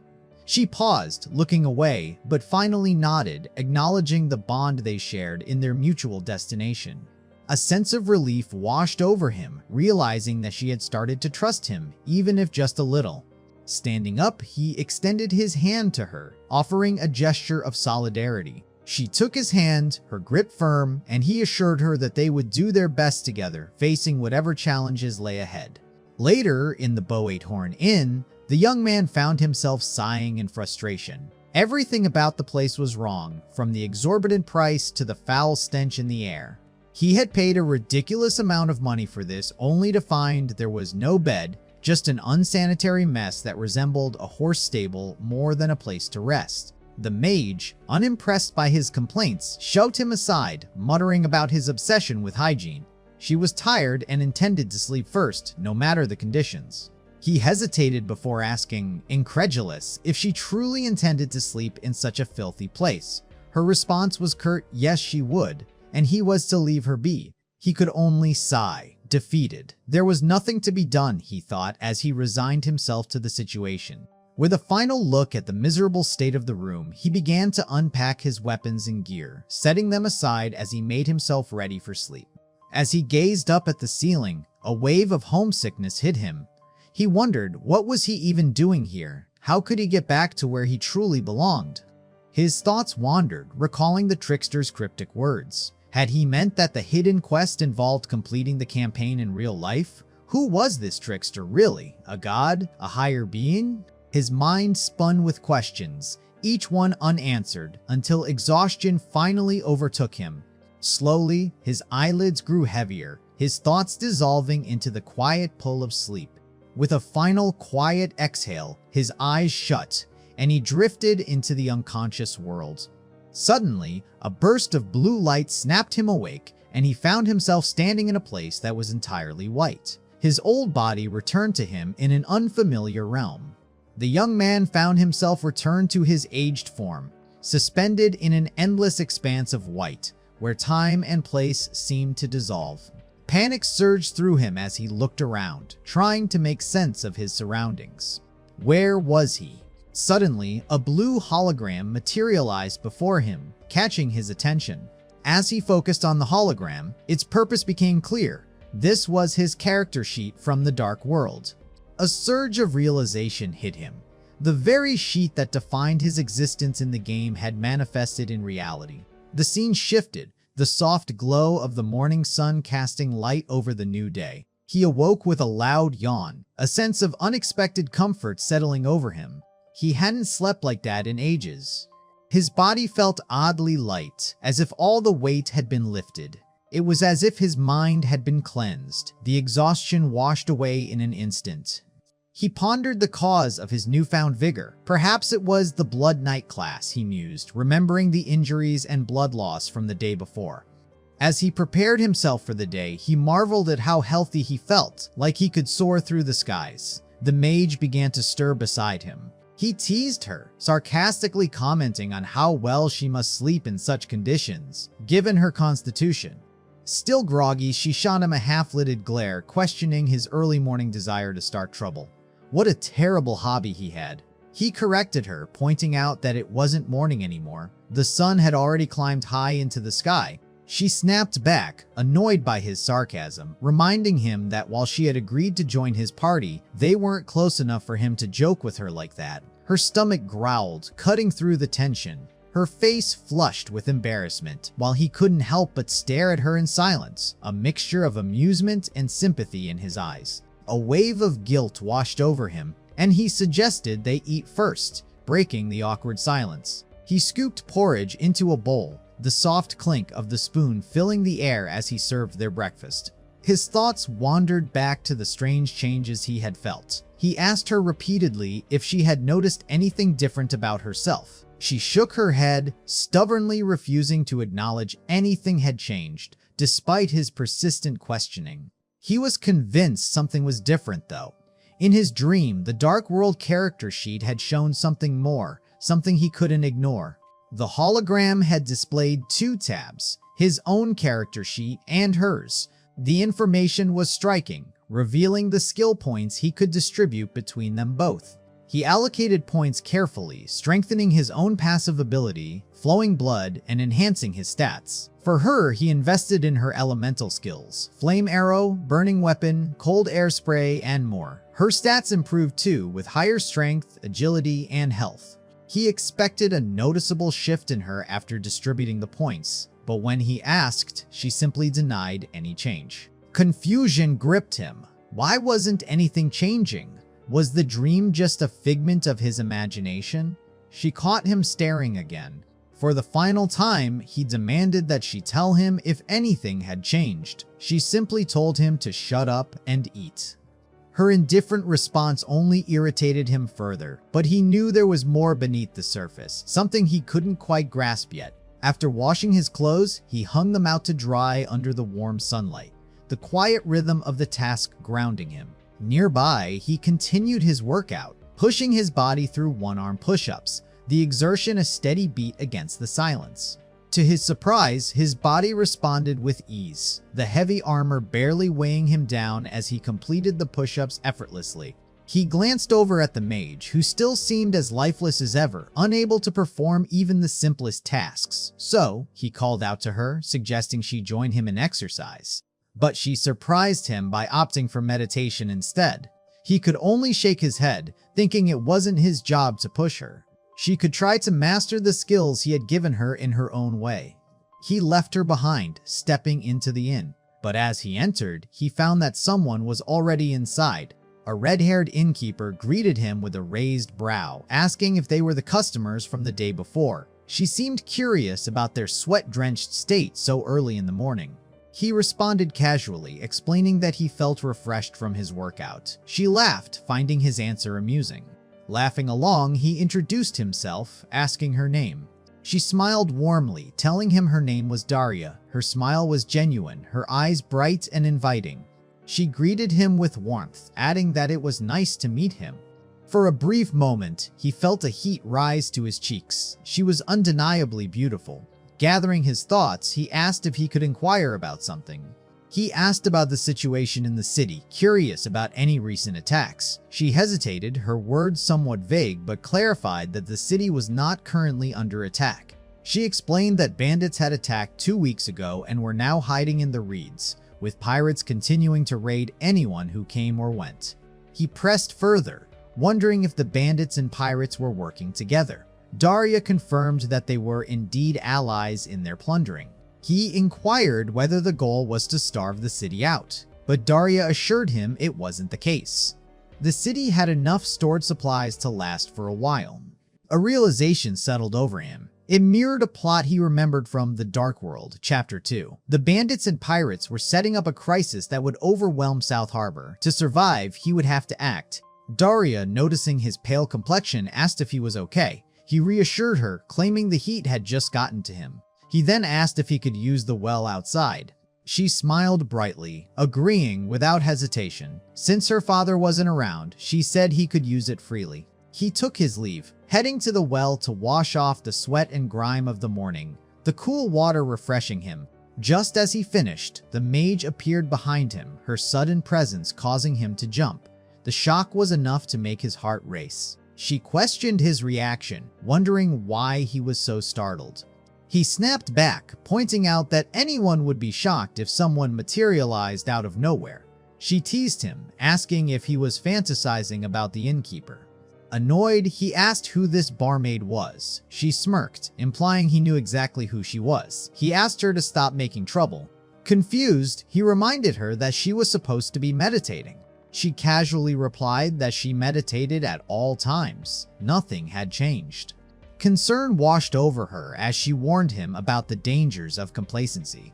She was too young to be this lazy, she said, and if consistent effort alone could lead to improvement, the world would have no non-magic users. He silently agreed, imagining how much she must have meditated in the quiet halls of La Palais Palace, day after day until boredom nearly consumed her. Still, something felt different today. It could be the unfamiliar surroundings, or perhaps her spiritual senses were simply overstimulated by the strange environment. His expression fell, and he turned away, his disappointment hanging heavily in the air. But the moment she caught sight of his body, her reaction was immediate and jarring. She screamed at him, accusing him of being a pervert, and demanded he leave. He was baffled. She had been perfectly fine when she saw his back, so what had changed? Without a word, she grabbed her ponytails and fled, leaving him more confused than ever. He called after her, but his voice was swallowed by the distance. He stood there, still trying to process the situation. His pants were on, so it couldn't have been that. Was it his smell? He walked into the inn, hoping to make sense of what had just happened, and decided to ask the barmaid about something. He inquired if there was a general goods store or a blacksmith nearby, hoping to pick up a few necessary items. When she asked why, he explained that he needed supplies. After a moment's thought, she remembered a shop nearby. She told him that Oreg's general goods store was just down the street, next to the post office, but warned him that the old man who ran it had a rather eccentric personality. He was wary, knowing that the world felt different from the game. But if the store was anything like its virtual counterpart, it would have what he needed. With determination, he walked to Oreg's store, knowing he couldn't afford to waste time. As he opened the door, the sharp scent of herbs overwhelmed him, forcing him to cover his nose. The mage confirmed that the store used magical ingredients. Her instincts had been right. From the corner, an old man in a cloak emerged, eyeing them suspiciously. He asked who they were, his voice a low growl. The young man approached, asking if the old man was Oreg, explaining he had come looking for something specific. Judging by their attire, the old man immediately pegged him as a soldier. With alarming speed, the old man flung open his cloak, revealing 3 explosive orbs strapped to him. He warned them that if anyone made the wrong move, the entire area would be destroyed. His threat hung heavy in the air, the weight of it undeniable. The young man's mind raced as he realized the truth. This man wasn't eccentric. He was dangerously unhinged. The scene shifted abruptly, taking the young man back an hour. He stood outside the mage's door, knocking quietly. When he entered, he simply stated he wanted to talk, his voice softer than usual. The mage looked up at him, clearly startled. Without a word, she withdrew into the corner, wrapping herself in silence. He stood there, observing her from the doorway, an unsettling quiet hanging between them. Realizing the weight of the tension between them, he approached her, offering an apology for his earlier behavior. He admitted his unfamiliarity with the culture of this place, unsure of what had caused her reaction.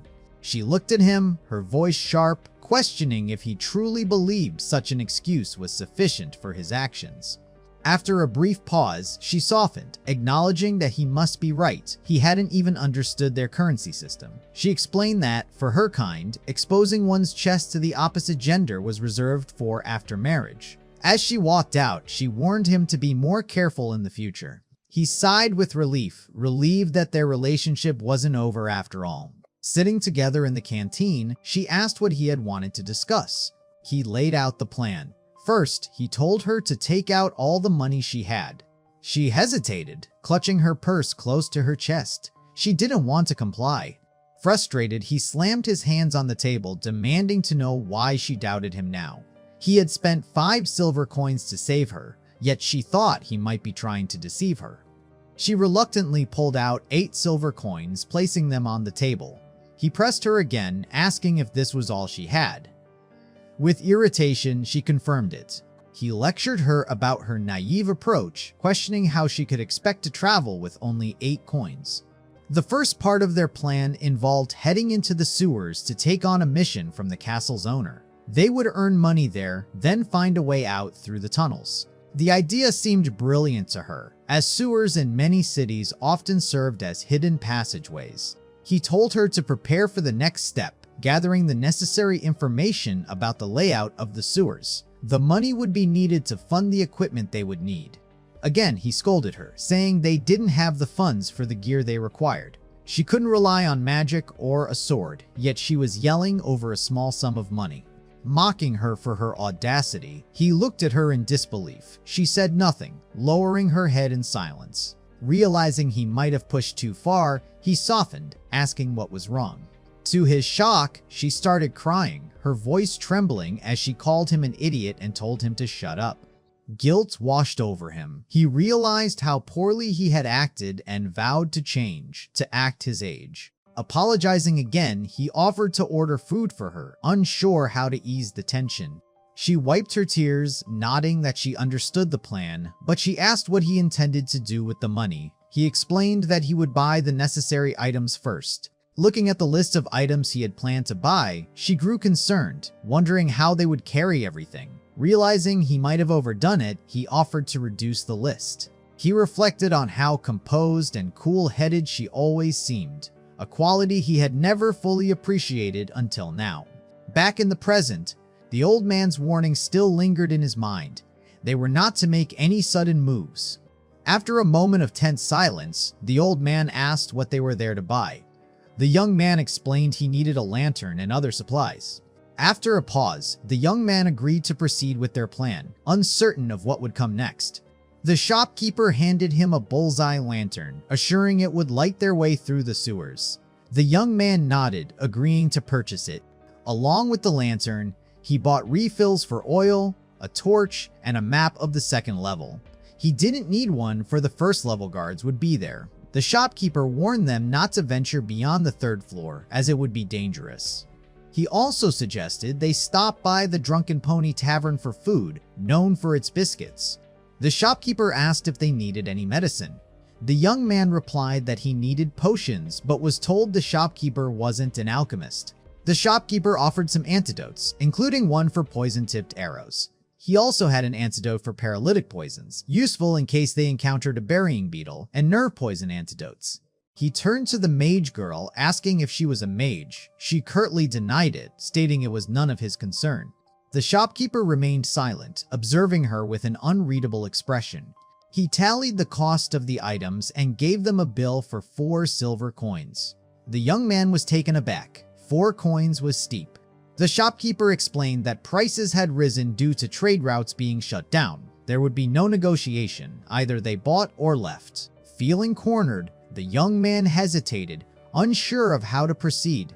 From behind, the mage girl spoke up, urging him to pay. It was their only option. But she added a warning to the shopkeeper. If he was trying to rip them off, she'd burn the whole shop down, for there were plenty of valuable items to loot. Mockingly, the shopkeeper countered that she likely had no idea what an explosion was. Their verbal sparring continued, while the young man tried to defuse the situation. The shopkeeper eyed her robe, realizing it might be magical, and invited her to prove it if she was so confident. Unfazed, she taunted him, daring him to test her if he was afraid. The young man intervened, warning her to watch her tongue. He recalled that Aiko's robe in the game had been at least rare, maybe unique. This must have been why she was so confident in her defiance. The shopkeeper, sensing he was outmatched, silently backed off, ending the argument. Sighing, he reduced the price to 3 silver coins, still higher than the market price, but he claimed it was a fair payment for his service. He lamented how poor his business had been lately. The young man, feeling conflicted, agreed, acknowledging the value of information about a foreign land. The shopkeeper thanked him for understanding, offering one last tidbit: if they found anything of value in the sewers, he would buy it from them for a good price. With their purchases in hand, the pair left the shop.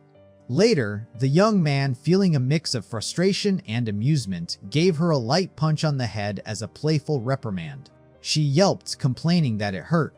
Clutching their newly acquired items, they stepped out of the shop, the weight of possessions mingling with unspoken thoughts. Moments later, a gentle reprimand landed on her head. She flinched and cried out, a mix of surprise and playful indignation marking the fleeting tension between them. Frustration seethed within him as he demanded to know if she understood what real pain felt like. In response, she angrily asked what she had done wrong this time.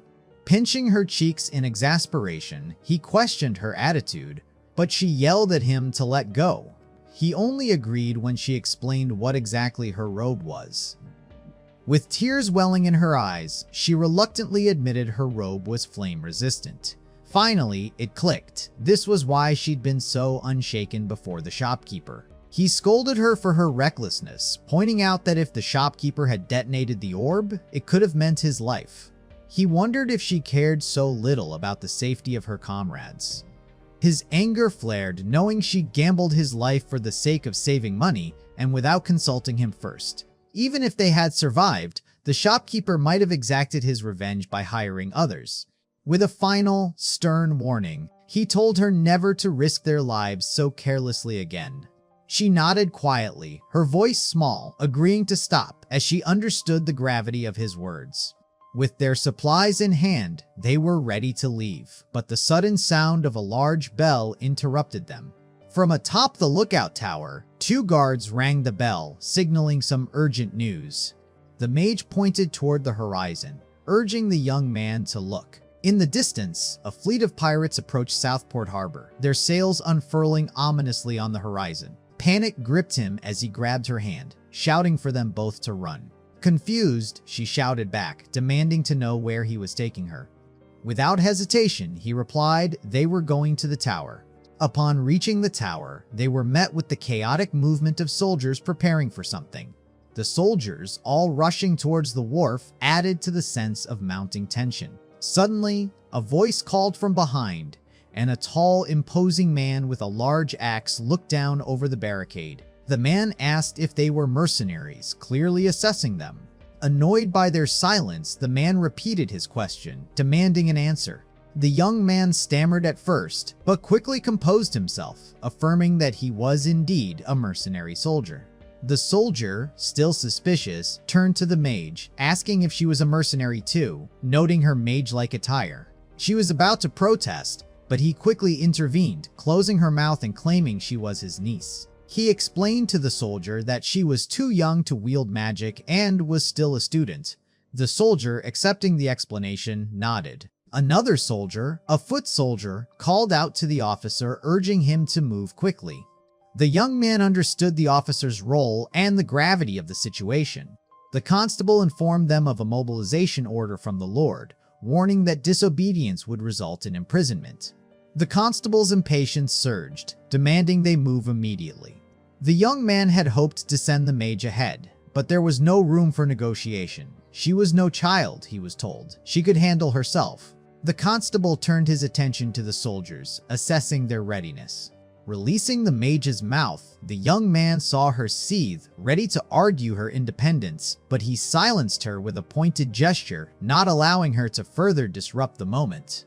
With a heavy breath, he told her that while she may dream of becoming a powerful mage, she was far from it. Her magic was still out of reach, and she needed to face the reality of her limitations. She was still far from the mage she wanted to be, unable to cast a single spell. It was a hard truth to swallow. The constable's voice, now tinged with irritation, cut through the air again. He had no time for delays. His patience was at its end. Frustrated, the young man shoved the bag of supplies into the mage's arms, making it clear that her sole responsibility now was to protect their precious items. The young man made it clear she was to guard the items not just for their value, but because her actions had secured them. Losing them now would be unforgivable. She tried to follow him, but once again he barked at her to hurry toward the tower. She hesitated, standing still for a moment, torn between her own stubbornness and his orders.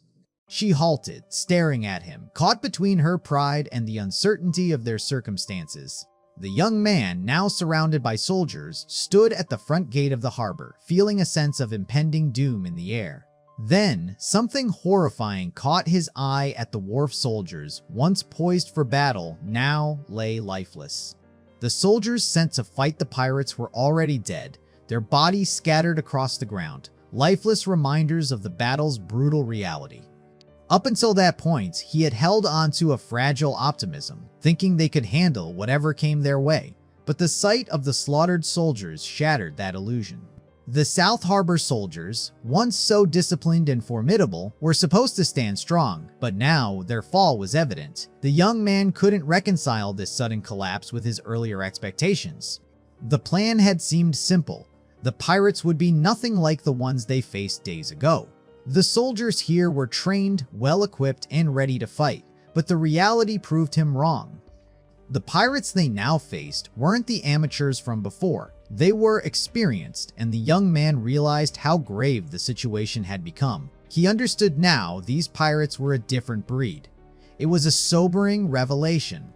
The constable shouted orders, urging the militia forward. The young man's anxiety deepened. He had been placed in the front row, his buckler being counted as his shield. But a buckler was hardly a shield. It could barely cover his shoulder, leaving him vulnerable. His sense of dread intensified. This was not the position he wanted. The first arrows flew, cutting through the air in a chaotic blur as the militia launched their assault. Pirates, too, responded with deadly force, their arrows striking back with ruthless precision. The young man was horrified as he watched the militia wield crossbows, his mind racing with the thought that these weapons could just as easily kill their own. The tension shattered as one of the pirates' crossbows found its mark, killing a militia soldier standing mere feet from the young man. The brutal reality of death crashed into him as he witnessed the life drain from a man right before his eyes. All he could think, as the weight of mortality pressed down on him, was that he might be next. Just as the young man braced for what seemed like certain death, a crossbow bolt slammed into his breastplate, ricocheting off with a sharp, jarring impact. He staggered, coughing violently, a surge of realization hitting him. He had narrowly escaped death. A shielded figure, standing between him and the danger, asked if he was all right, concern in his voice. Still gasping for air, the young man managed to nod. The shielded figure's presence felt almost angelic, as though fate had placed him there. The man chuckled softly, suggesting that the young man must be a skilled swordsman, and asked him to watch his back. The young man nodded, unsure how his abilities had been perceived. He doubted his strength was enough to make the man think he was capable of defending anyone. But beneath his outward agreement, panic gnawed at him. He had never wanted to be here, and now he was expected to fight. His hands shook, heart racing. The monsters on the other side, snarling and bloodthirsty, only added to his despair. He knew there was no way he could stand against them. This was real life, not some game. If this were a game, he might have dared to try. But the weight of reality pressed down on him. He wasn't about to gamble his life. As his mind spiraled into panic, a sharp blow to the back of his head snapped him out of it. A voice, sharp and commanding, asked if he was so terrified that he couldn't even pay attention to his surroundings. Anger bubbled up, and he shouted back in frustration. Her voice cut through his rage, urging him to look ahead, to focus on what mattered. As if on cue, 2 enemy arrows whistled through the air, embedding themselves near his feet. He shouted again, his anger now a storm inside him. Arrows were raining down, and yet she expected him to stay calm, to watch her back. Confusion twisted in his chest, and he shouted back, demanding to understand what she meant. But before she could respond, the constable's voice rang out, ordering the militia to charge forward, breaking the tension with authority. At the constable's command, the lady and her team surged forward, battle cries ringing out as they launched their attack. The young man stood frozen, disbelief flashing across his face. What were they doing? Why were they charging into certain death? But the constable's rage flared, shouting at him to move, to act, calling him a coward as he slapped him across the face. The young man's fury ignited. All the resentment he'd built up from being treated like nothing came rushing forward. With a primal yell, he kicked the constable hard in the chest, knocking him off his feet, the satisfaction of striking back pulsing through him. 2-foot soldiers rushed forward, weapons raised, demanding he surrender. Their eyes burned with anger as they shouted at him. The young man sighed deeply, a sense of relief washing over him. For the first time in what felt like forever, he felt like he washed himself, not an imposter. One of the soldiers lunged at him, spear aimed for his chest, cursing him as he attacked. In one swift, practiced motion, the young man parried the spear with ease, his body acting before his mind could even register the movement. As the foot soldiers closed in, ready to strike, the young man's voice cut through the tension, demanding they halt. He explained, his tone sharp but calm, that his earlier reaction was simply self-defense, a reflex to being struck without warning. The soldiers, on the verge of retorting, were silenced as he pressed forward, declaring his intention to fight. He told them with quiet resolve that he was charging into battle now, and since he hadn't disobeyed orders, he wanted them to witness his actions. The constable, still seething, cursed him as a mercenary, but he couldn't argue with the young man's strength. Instead, he demanded the boy kill 20 pirates to earn their forgiveness. Stunned by the enormity of the task, the young man's surprise was clear, but he knew there was no turning back now. With clarity setting in, he sprinted toward the chaos of the battlefield, telling the constable to honor his word. The young man briefly questioned his own rashness, but as the adrenaline surged through him, he realized throwing that punch might have been the best choice he'd made. Gripping his sword, he made a deliberate cut on his palm, feeling the sting of the wound, but knowing it would fuel his next step. Blood flowed freely, and he wrapped it around his blade, transforming it into a weapon of sheer will, his sword now pulsing with the power of his own lifeblood. In a single fluid motion, he began cutting down the pirates, one by one, the blade of blood carving through them with terrifying precision. The young man's sword cleaved through the pirate leader's body, splitting him in two, a brutal statement of his newfound strength. The shield mercenary, watching the young man, felt a laugh bubble up from within, recognizing the power in the boy's actions. With a grin of satisfaction, the shield mercenary called out, amused by the sight of the young man finally stepping into his power. But the young man was lost in the heat of battle, his blood-infused blade making him feel invincible, the intoxicating pull of power swelling within him. The shield mercenary's gaze shifted, unease creeping into his expression as he noted the boy's unsettling intensity. Even the mercenary leader, usually composed, couldn't suppress a flicker of concern as he saw the boy's blood-red aura growing stronger. The crimson aura around him began to expand, bleeding into the air, making the young man seem almost otherworldly. He smirked to himself, relishing in the power that surged through him, his every movement now fueled by the bloodlust. The mercenary leader dispatched 2 pirates with a single swift motion, his blade cutting through the air with deadly ease. The young man's frustration grew as he watched his kills being stolen by the leader, his grip on his sword tightening in irritation. A massive pirate, wielding a heavy axe, raised it, preparing to strike down the mercenary leader. But before the strike could land, the lady, commanding the group, shouted for them to form up, positioning the shield mercenary at the front. The shield mercenary absorbed the full force of the axe's blow, his shield taking the impact as if it were nothing. With a mighty leap, the mercenary leader soared from the shield, his blade already in motion as he targeted the pirate whose axe was still embedded in the shield. With a swift and forceful kick, she sent his helmet spinning, plunging him into darkness. In a single clean motion, her sword severed his neck, ending his life before he even had a chance to react. Standing atop the fallen pirate, she was a picture of victory, her eyes cold and calculating. The young man, breathless and wide-eyed, watched her, struck by the effortless precision of her kill, understanding at last how it was supposed to be done. But before he could fully process the moment, another pirate charged at him, sword raised, bellowing for his death. With a quick and precise motion, he kicked the sword away and disarmed the pirate, sending him stumbling back.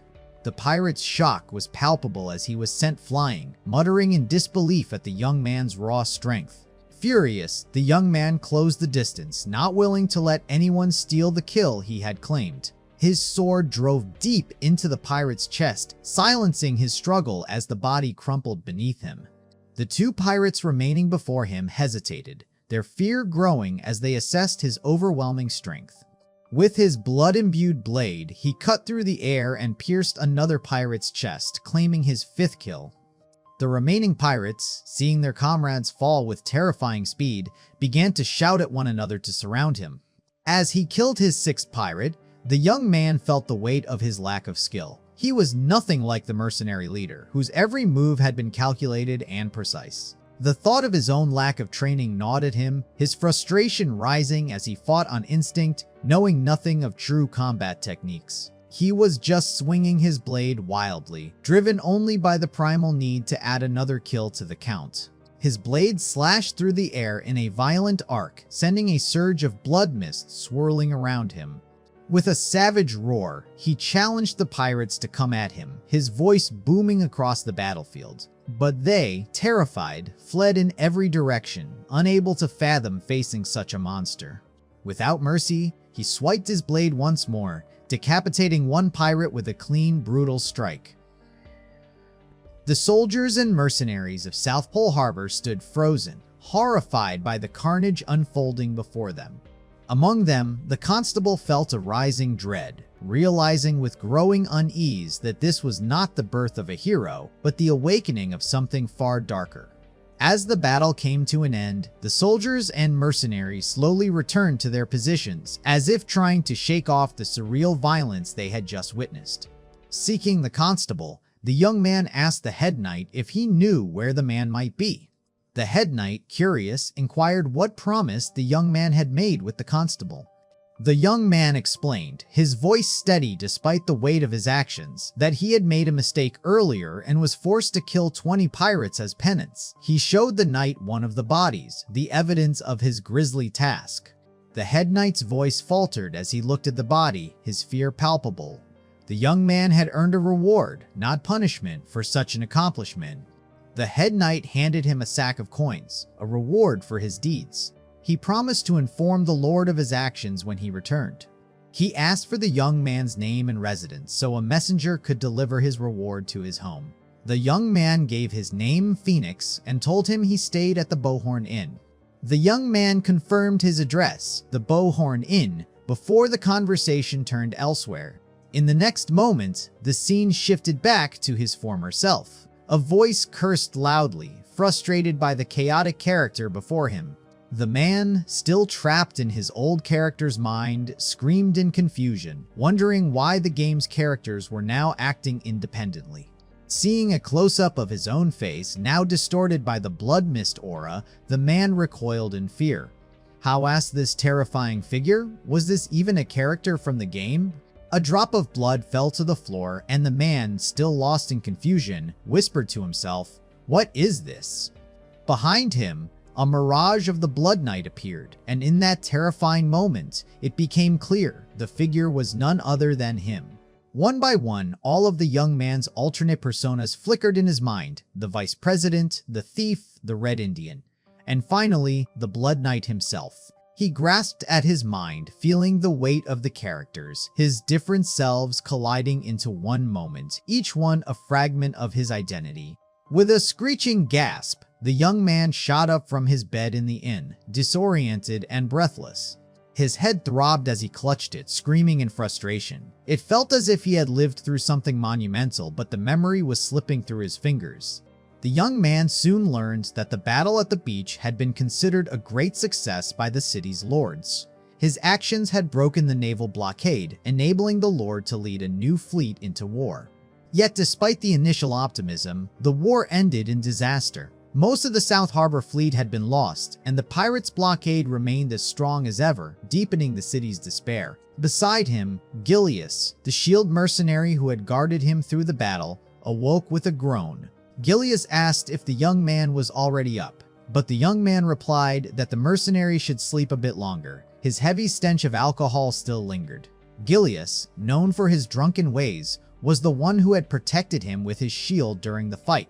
The young man, still curious, asked how Gilius could be so full of life after recovering so quickly from his injuries. Gilius, slightly irritated, muttered something about the young man being rude, but smiled as he wished him a good morning and left for his training. The young man closed the door behind him as he stepped out into the hall, the weight of the night still pressing on him. Just then, the elemental mage wandered into the room, yawning and greeting him with a sleepy good morning. The young man was surprised by how early she had risen. Worried by her weary appearance, he asked if she was all right. She looked exhausted, as though she might collapse at any moment. The mage, though worn, assured him she was fine, though the young man sensed her underlying guilt. She had been meditating for days, feeling as though she had failed to contribute during the battle at the wharf. She explained that her work in the sewers had drained her, but promised she would rest that day. Still, the young man's concern persisted. What if pushing herself too hard would make her sick? The mage, irritated, urged the young man to stop lecturing her and go train, as Grania was nearly ready. He agreed, albeit reluctantly. Yet before heading out to the grounds, the young man turned back, his concern for her lingering. He asked if she was really okay. She snapped back, frustrated, telling him not to underestimate her. With that, he left, convinced that she was fine. On the training grounds, the young man could be heard sparring, his wooden sword clashing against someone else's. As the fight continued, the young man found himself reflecting on how, through his connection with Gilius, the shield mercenary, he had naturally grown closer to the entire mercenary group. Grania, the leader of the group and the one training him, was a seasoned mercenary soldier. It had been 5 days since their first training session, and now the young man, with focused precision, struck at Grania's feet, throwing her off balance. The force of the strike sent her stumbling back, the impact marking a small victory for him. For the first time, he had bested her in their training. Grania, still on the ground, groaned with defeat, her voice laced with disbelief as she questioned whether this was really his first time learning. As he helped her up, the young man praised her teaching skills, admitting that his victory was a testament to how well she had trained him. Her smile betrayed her pride at his compliments. Grania, exhausted, told him they would resume training the following evening. However, the young man decided to take a rest day, choosing to practice on his own instead. Before parting ways, Grania reminded him to pick up something important soon. Confused, he asked what she meant. She explained that he needed to collect his new shield, the one he had requested. The shield had been promised to him as a reward for his efforts in the Battle of the Wharf. Grania wasn't surprised that he was finally able to afford new gear, noting the wealth he'd gained from the battle. As she saw him off, she wished him well. Later, while washing his face by one of the wells, a voice called out to him, breaking his quiet moment. It was the mage, asking if he was going to visit the workshop later. He asked if she wasn't going to meditate. She explained she couldn't focus, and thus wanted to join him. The workshop in South Harbor was a prestigious place, one that even most citizens couldn't access. Mercenaries like him certainly had no business there. Owned by the Lord, it was the heart of South Harbor's military arsenal. Yet, because of his significant role in the battle, he was allowed to have his shield crafted there. The fleet's destruction had left them without the means to export gear, so they had made an exception for him. With a sigh, the young man mused to himself that he must have become some sort of workshop entry ticket for her, sensing there was a deeper reason she wanted to accompany him. The mage didn't answer his unspoken question. Instead, she pleaded again to join him, but he refused, warning her that if she went, the guards would likely cause trouble. With a shy glance at the ground, the mage asked if she could at least buy something small, like a ballista. The young man corrected her, pointing out that a ballista was simply a small crossbow. With a flash of frustration, the mage snapped back, clarifying that a ballista and a crossbow were completely different. She insisted on the ballista, her desire rooted in something deeper than just the weapon itself. The young man, still unsure, asked why, but she remained silent, her reasons hidden beneath the surface. In a voice almost too soft to hear, she confessed her feeling of being like a fifth wheel, someone contributing nothing. She wanted a ballista because it was the only weapon she could use, and this was her way of contributing. The young man was struck by her earnestness, admiring her attempt to find her place, to make herself useful. But with a hint of teasing, he asked if she could even afford such an expensive weapon. He reminded her that he wasn't one for lending or borrowing money, especially not within family. Still, he offered an option. He would lend her the money with interest and collateral. She refused sharply, calling him a fool for even suggesting it. The young man, feeling a mix of concern and uncertainty, nodded, still unsure if he had made the right call. Telling her to wait, he promised to get ready and fetch his gear. But before he could leave, Gilius, ever the unpredictable one, interrupted, announcing he would be joining them as well. Gilius, nonchalant, declared his intentions. He was coming along. The young man hesitated, unsure of how this would change their dynamic, but the mage remained silent, her gaze fixed forward. The three walked together through the bustling town square, the sounds of the market fading behind them as they made their way to the Lord's workshop. Gilius, barely awake, let out a loud yawn and grumbled about his relentless hangover, no cure in sight. He muttered, frustrated, that his shield order felt like a mistake. Despite his strength, he doubted he could handle it if the shield was made according to his specifications. The young man, undeterred, replied that for him, something sturdy was far better than something lightweight. Gilius shrugged, arguing that a shield only needed to block a few arrows. What more was there to it? The young man countered, suggesting that if he was going to spend this much money, wouldn't it be better to get a solid shield that would last? Gilius scoffed, pointing out that they weren't going to fight giants. A lighter shield would be far more practical. The young man, though he didn't fully disagree, knew deep down that the future would demand more fighting creatures far beyond human strength. He couldn't afford to gamble his life on a weak shield. His attention shifted to the mage. He asked if she had any experience with a ballista. She fell silent, offering no response, the question seemingly hanging in the air between them. Frustrated, the young man pressed her, urging her to answer. But she refused, her voice laced with annoyance. Talking about such things was beneath her. He moved closer, whispering, his patience running thin. He asked what her issue was. She snapped back, accusing him of pretending to be innocent. She couldn't trust mercenaries, only thieves in her eyes. He shot back, reminding her that they were mercenaries too, and that she couldn't just ignore it. With a deep sigh, the mage clarified that she was a mage by nature, not a mercenary. Her disdain was palpable. She was above this life, and she didn't want to joke about it. He raised an eyebrow and asked, "What about him then?" The mage grew shy, her words trailing off as she admitted she had stayed with him because of the favor he had shown her.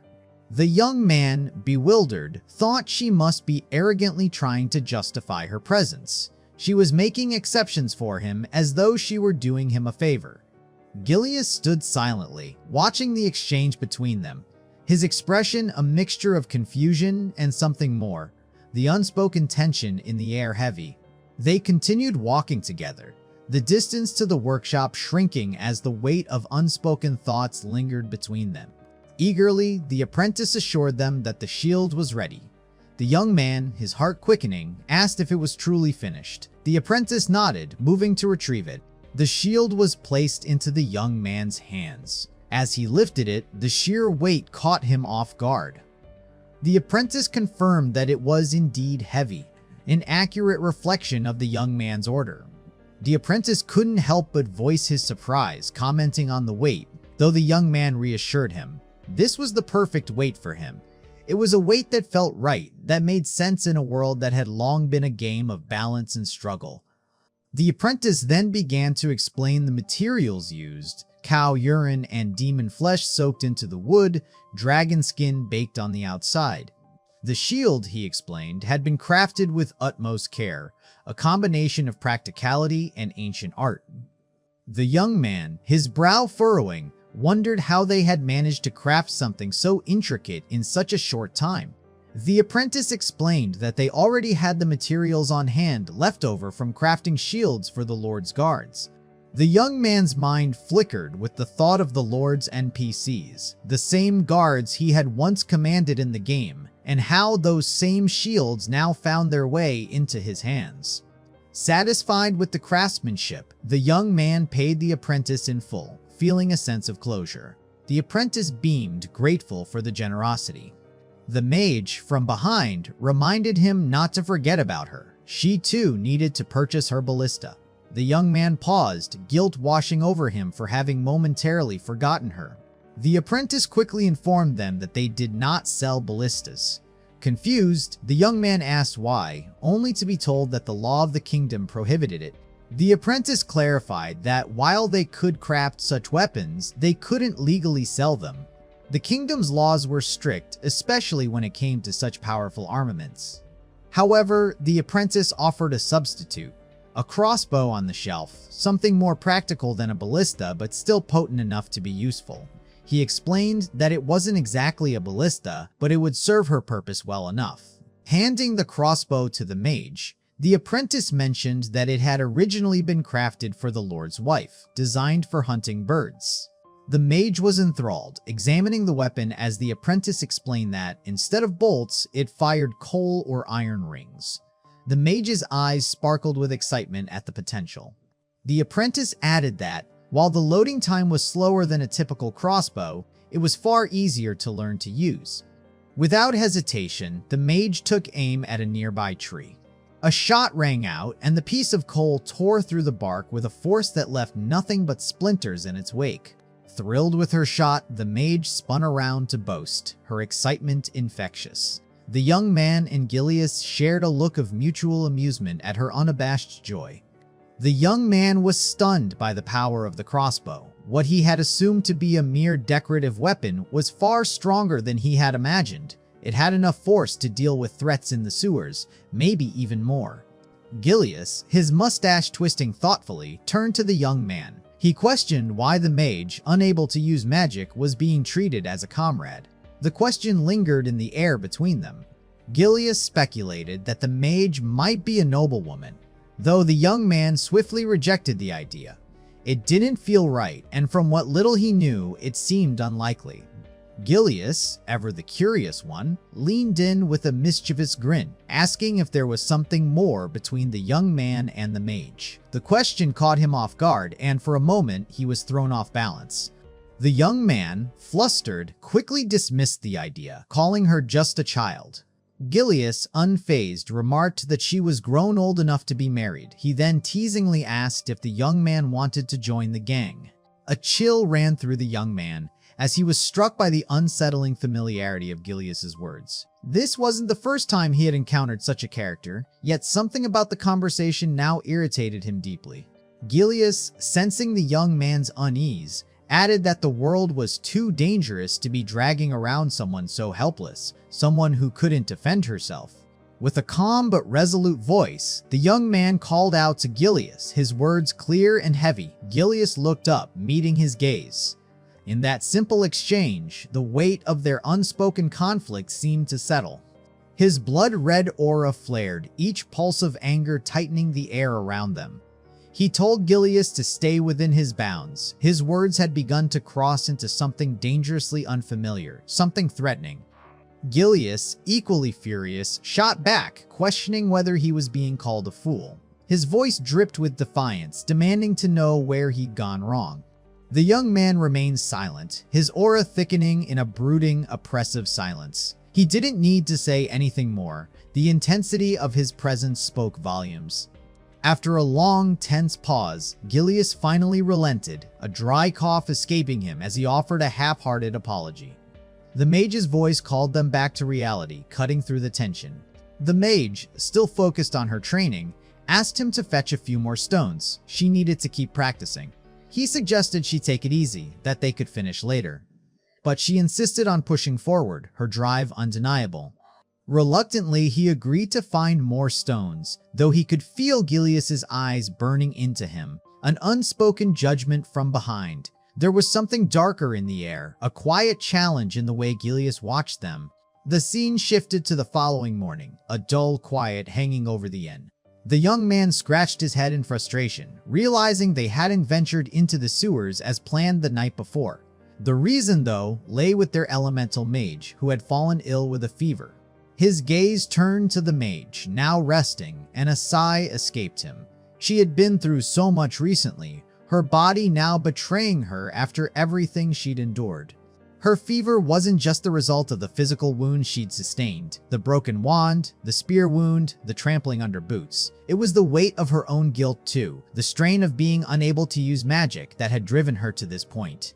He couldn't help but think about her inner torment, the sleepless nights spent in meditation, trying to reconcile her own powerlessness with the expectations weighing down on her. It was all too much, and now her body had finally given out.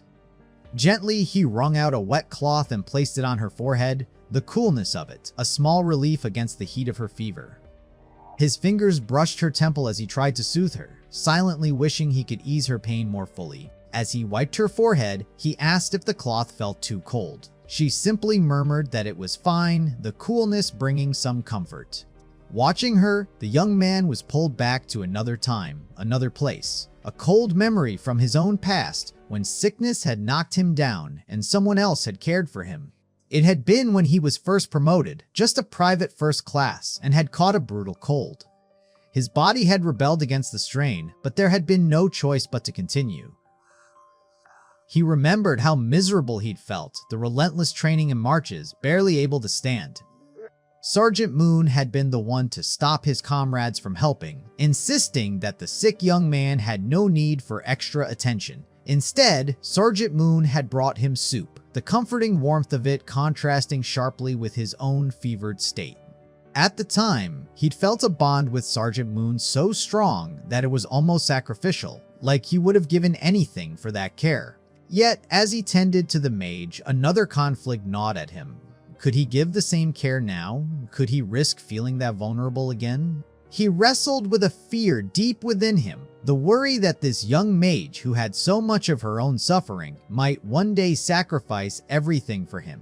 That idea chilled him to the bone. He quickly banished the thought, mentally berating himself for even entertaining it. He was being foolish, imagining things that weren't there. The mage stirred, groggy, and asked what he had been mumbling about. He dismissed it quickly, assuring her it was nothing. He asked if she was hungry, but she shook her head, saying she was fine. She looked up at him weakly, her voice softer than usual as she asked why he was going so far for her. What was it that compelled him to care? His answer came quickly because they were comrades. But she was confused. They had barely known each other for 10 days. How could that be enough to form such a bond? She pulled her hand from his gently, asking if he thought her some kind of noblewoman. She wasn't, and she never would be. Turning away, she added that if he was helping her in the hope of gaining favor with a noble lady, he was mistaken. She had nothing to offer in that regard. The young man felt a flare of irritation, but it was quickly tempered by her words. She was so young, so lost, she had no family, no wealth, no home, and she carried the weight of someone's death on her shoulders. Despite her years of training, the mage remained powerless, unable to summon the magic that should have been her birthright. 10 years of struggle, yet still nothing. Tears welled up in her eyes as she spoke, her voice breaking. She was, as he had once said, nothing more than a discarded human, a failed creation. He could offer no words of comfort, nothing to ease the weight of her sorrow. He simply watched as she turned away, retreating into the quiet of her thoughts, her body succumbing to the exhaustion of the day. The room fell into silence, a thick, oppressive stillness hanging between them. The young man's gaze lingered on her, the depth of his helplessness becoming a tangible presence in the room. A figure in a nun's habit entered, breaking the quiet, a gentle woman with a calm, composed demeanor. She asked after the mage, her concern apparent. The young man didn't recognize her at first, confusion clouding his thoughts. The woman introduced herself as Sister Olga, a cleric of the Grania Mercenary Corps. She explained that she had been unable to find the herbs she needed due to the city's blockade. He assured her it was not a problem, grateful for her presence. However, there was something else he needed, a request he felt guilty asking, but one he had no choice but to make. He asked if she could stay with the mage for a while, tending to her until he returned. Sister Olga, understanding, readily agreed, as it was something she had already planned to do. With a heavy sigh, he strapped his shield to his back and prepared to leave. Sister Olga wished him well on his errand, and he nodded, steeling himself for the road ahead. As he descended the stairs, the barmaid caught his attention, her curiosity about the mage evident in her voice. He reassured her that Sister Olga was looking after her for the moment.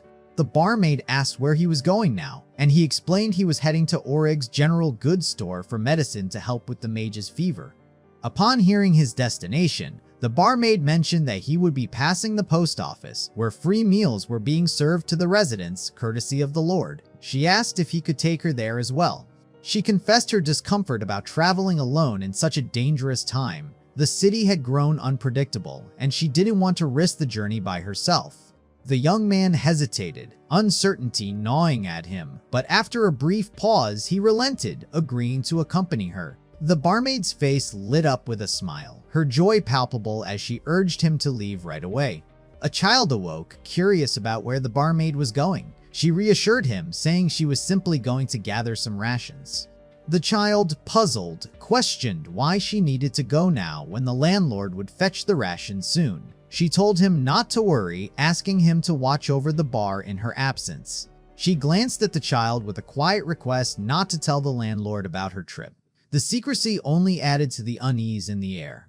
The young man, caught in the confusion, was left to wonder what exactly was going on. The tension felt inexplicable, like something was being hidden just beyond his reach. Finally, unable to hold back his frustration any longer, he shouted out, demanding to know what was happening. His outburst echoed through the inn, a sudden release of pent-up confusion and unease. Together, they arrived at Oreg's general goods store. The young man carried a small portion of the rations, his thoughts still tangled in the strange events of the day. As she noticed the weight of his burden, the barmaid asked if it was too much for him to carry. He refused her offer to help, instead suggesting she speak to Oreg herself, as he felt awkward with the man. With a sigh of annoyance, she recited the list of items Sister Olga had asked for: Priscilla root, Angelica root. If those weren't available, arrowroot would suffice. The young man agreed, his mind elsewhere, still struggling with the weight of his own thoughts. As the barmaid went inside to handle the transaction, the young man stood outside, his mind heavy with frustration. The simple task had spiraled into a series of complications, all because of the mage's earlier outburst. He cursed himself for letting everything spiral so far out of control. What was he even doing anymore?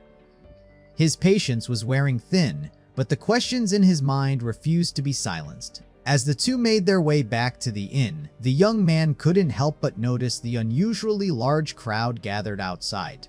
Voices rose from the crowd, filled with angry curses, a mob united in their fury. The barmaid explained that today was the day of a public execution. The young man felt a knot form in his stomach at her words. She spoke of the hanging with an almost casual tone, as if it were no more than a mundane event. He was taken aback, his confusion growing. Why would a hanging be considered a shame? Was this some twisted form of entertainment for the people here? The sense of unease grew. The city felt trapped, stifled by its own isolation. Yet the anger, the bloodlust in the air, it was unsettling. It was as if the very fabric of this world was corrupt, a place where violence and suffering were commonplace, and something about it gnawed at him deep inside. His eyes caught something, movement at the edge of the road. A small scene unfolding that seemed to offer a strange contrast to the dark atmosphere surrounding them. At the corner, 3 children sat on parchment, selling handmade trinkets. Wooden toys, flower bracelets, and small rings, an oasis of innocence amid the chaos. He approached them, curiosity piqued, and asked if they had made all these little things. The eldest child nodded, proudly claiming them as her work. There, among the trinkets, were simple but charming creations. Wooden animals, delicate bracelets, and rings, each one a small gesture of childhood.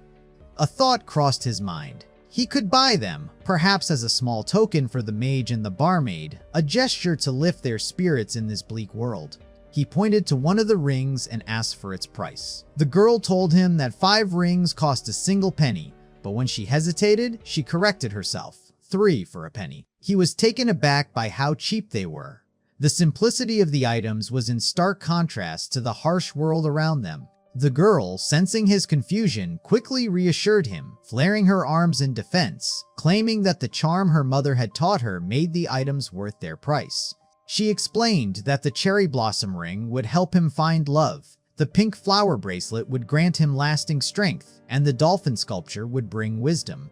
As the commotion from the other side of the street reached his ears, he turned his attention away from the children, telling them to sell him the sculptures for 1 penny, adding another penny for the charm's enhancement. On the other side of the street, he saw a group of men surrounding a young woman, harassing her. She was shouting at them to stop, but they seemed intent on their cruelty. He was again struck by the public disorder, but this time, the boldness of the act made his blood run cold. Such things shouldn't happen in the open, on the very streets. A burly man, blocking the woman's way, taunted her with an obnoxious question, asking about her shampoo while she begged him to let her go. As he drew closer, something about the woman's appearance struck him, a faint familiarity tugging at his mind. It was then that he recognized her, Daria, the barmaid, the woman he had known only by passing.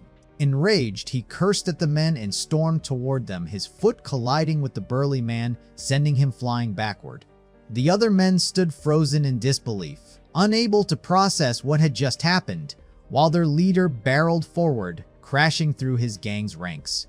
The young man remained where he stood, a blood-red aura seeping from him, a visible manifestation of the fury that burned inside him. The gangsters yelled in shock, questioning what kind of man he was. Without a second thought, the young man lashed out, his fist connecting with the leader's face, the brutal punch a reflection of his own mounting frustration. His fist landed with a brutal chop to the leader's skull, a physical punctuation to the anger coiled inside him. The rest of the gang reacted instinctively, iron and steel rising in trembling hands. He laughed then, a raw, incredulous sound at their decision to escalate, as if the world's absurd cruelty had finally become comic. Blood-red aura leaking like smoke from his skin, he drew his sword slowly, each motion deliberate and heavy with intent. Fear fractured the gang's resolve. Please and retreat replaced swagger as they realized the gravity of what they provoked. He stepped forward without haste, mirroring their choice to arm themselves. The moment had leached all room for negotiation. Mercy hovered like a narrow door, disarm or be cut from it. The offer was not kindness, but rule survival dressed as choice.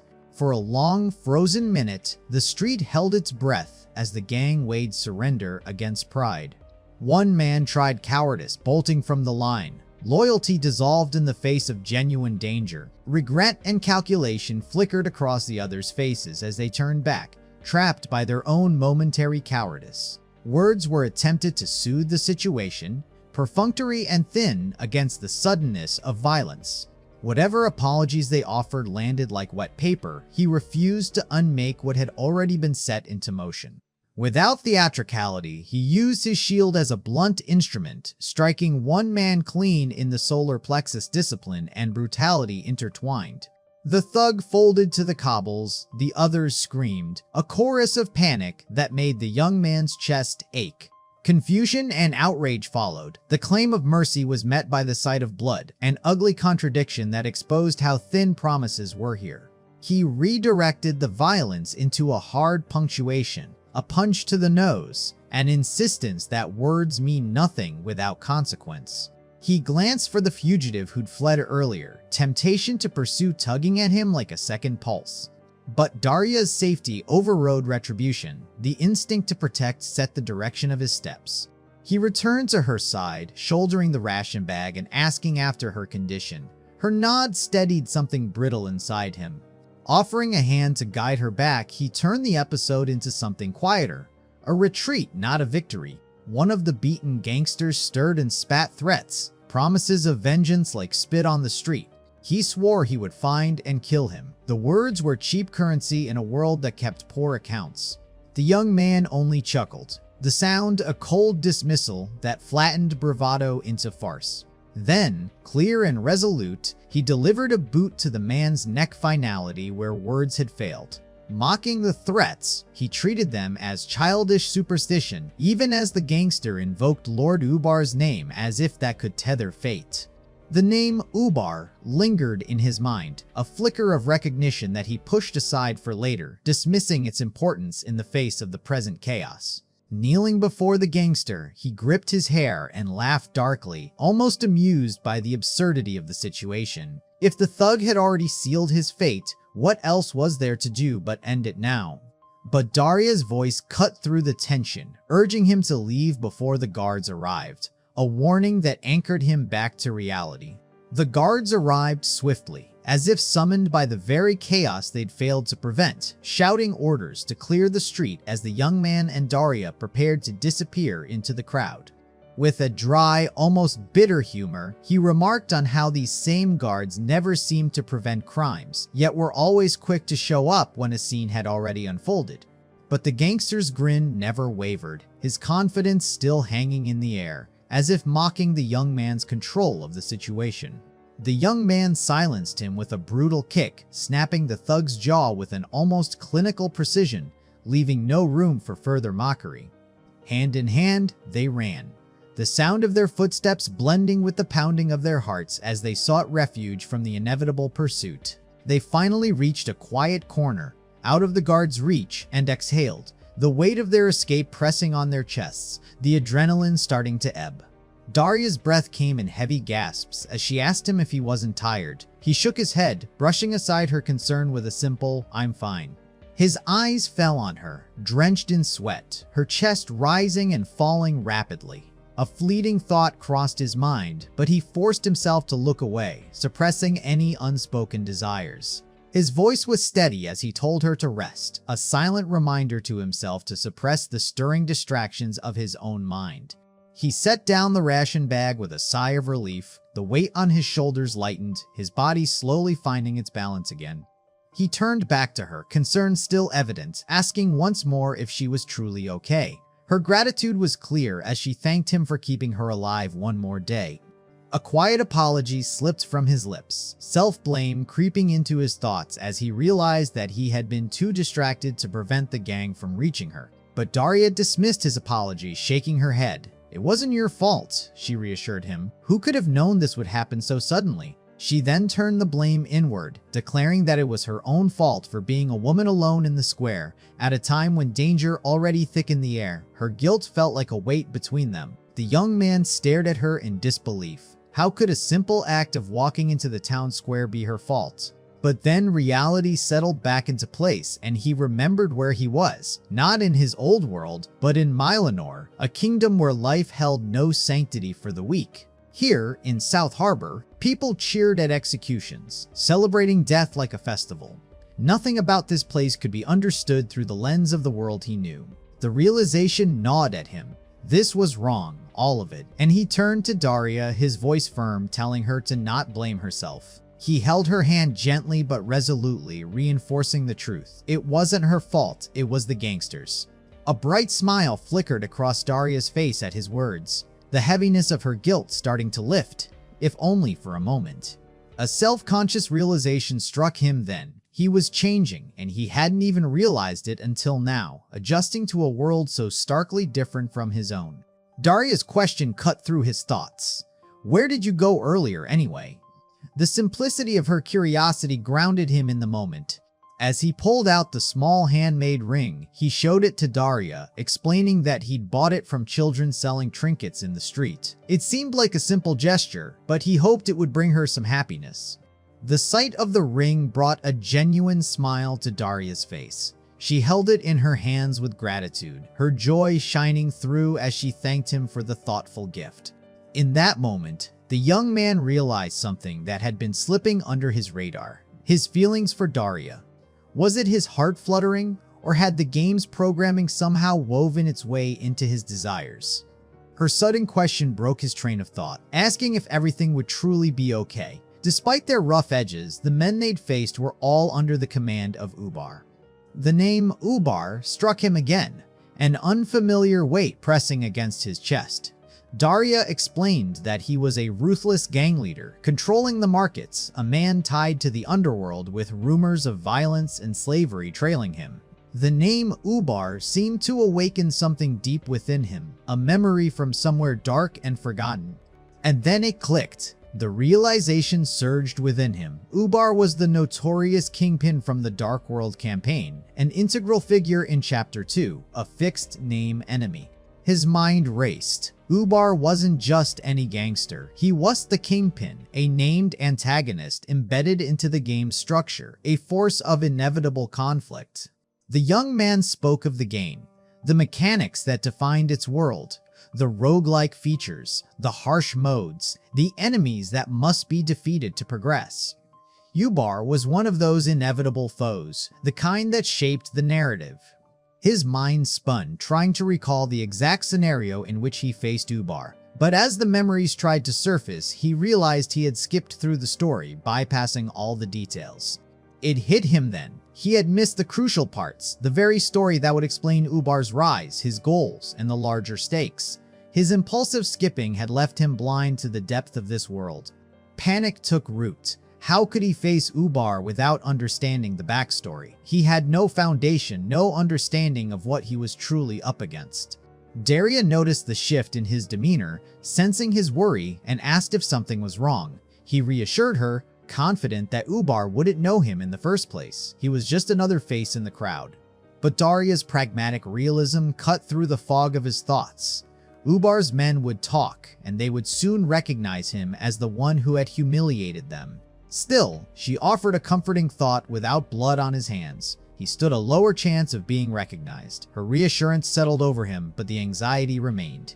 Yet deep down, he knew the true reason for his unease. It wasn't the game anymore. It was the fact that this was reality, a reality where consequences were real, not just programmed events. The thought of Ubar's potential retaliation haunted him. What if the gang came for the inn? What if the story he had skipped would now dictate his every move? What was his place in this world? The weight of urgency set in. If he was to survive, he needed to advance the story, make allies, and learn the truth about this world before Ubar's shadow reached him.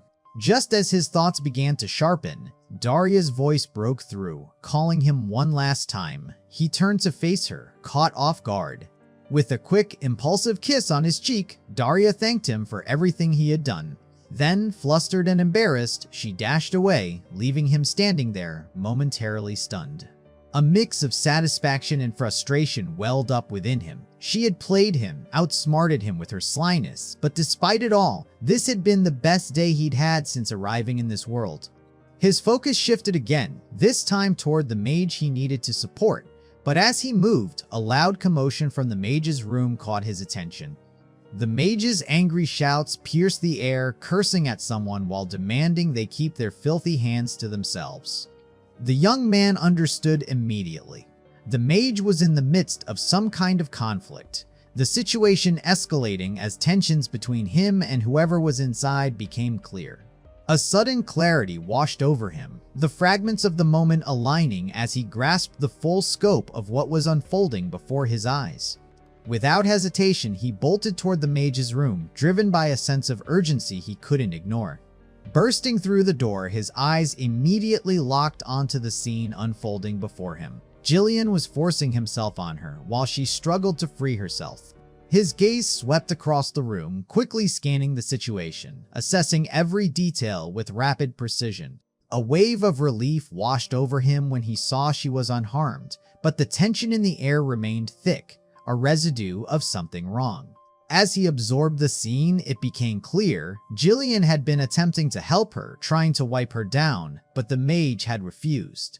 Without a word, he stepped forward, his voice cold and commanding, telling Jillian to leave now. Jillian stammered, trying to justify his actions, claiming he was merely following Sister Olga's orders to help the mage. His patience snapped. Gripping Jillian by the neck, he slammed him against the wall, his fury manifesting in the blood-red aura that began to leak from him. Struggling to catch his breath, Jillian dared to ask why he was reacting this way, what he had done to deserve it.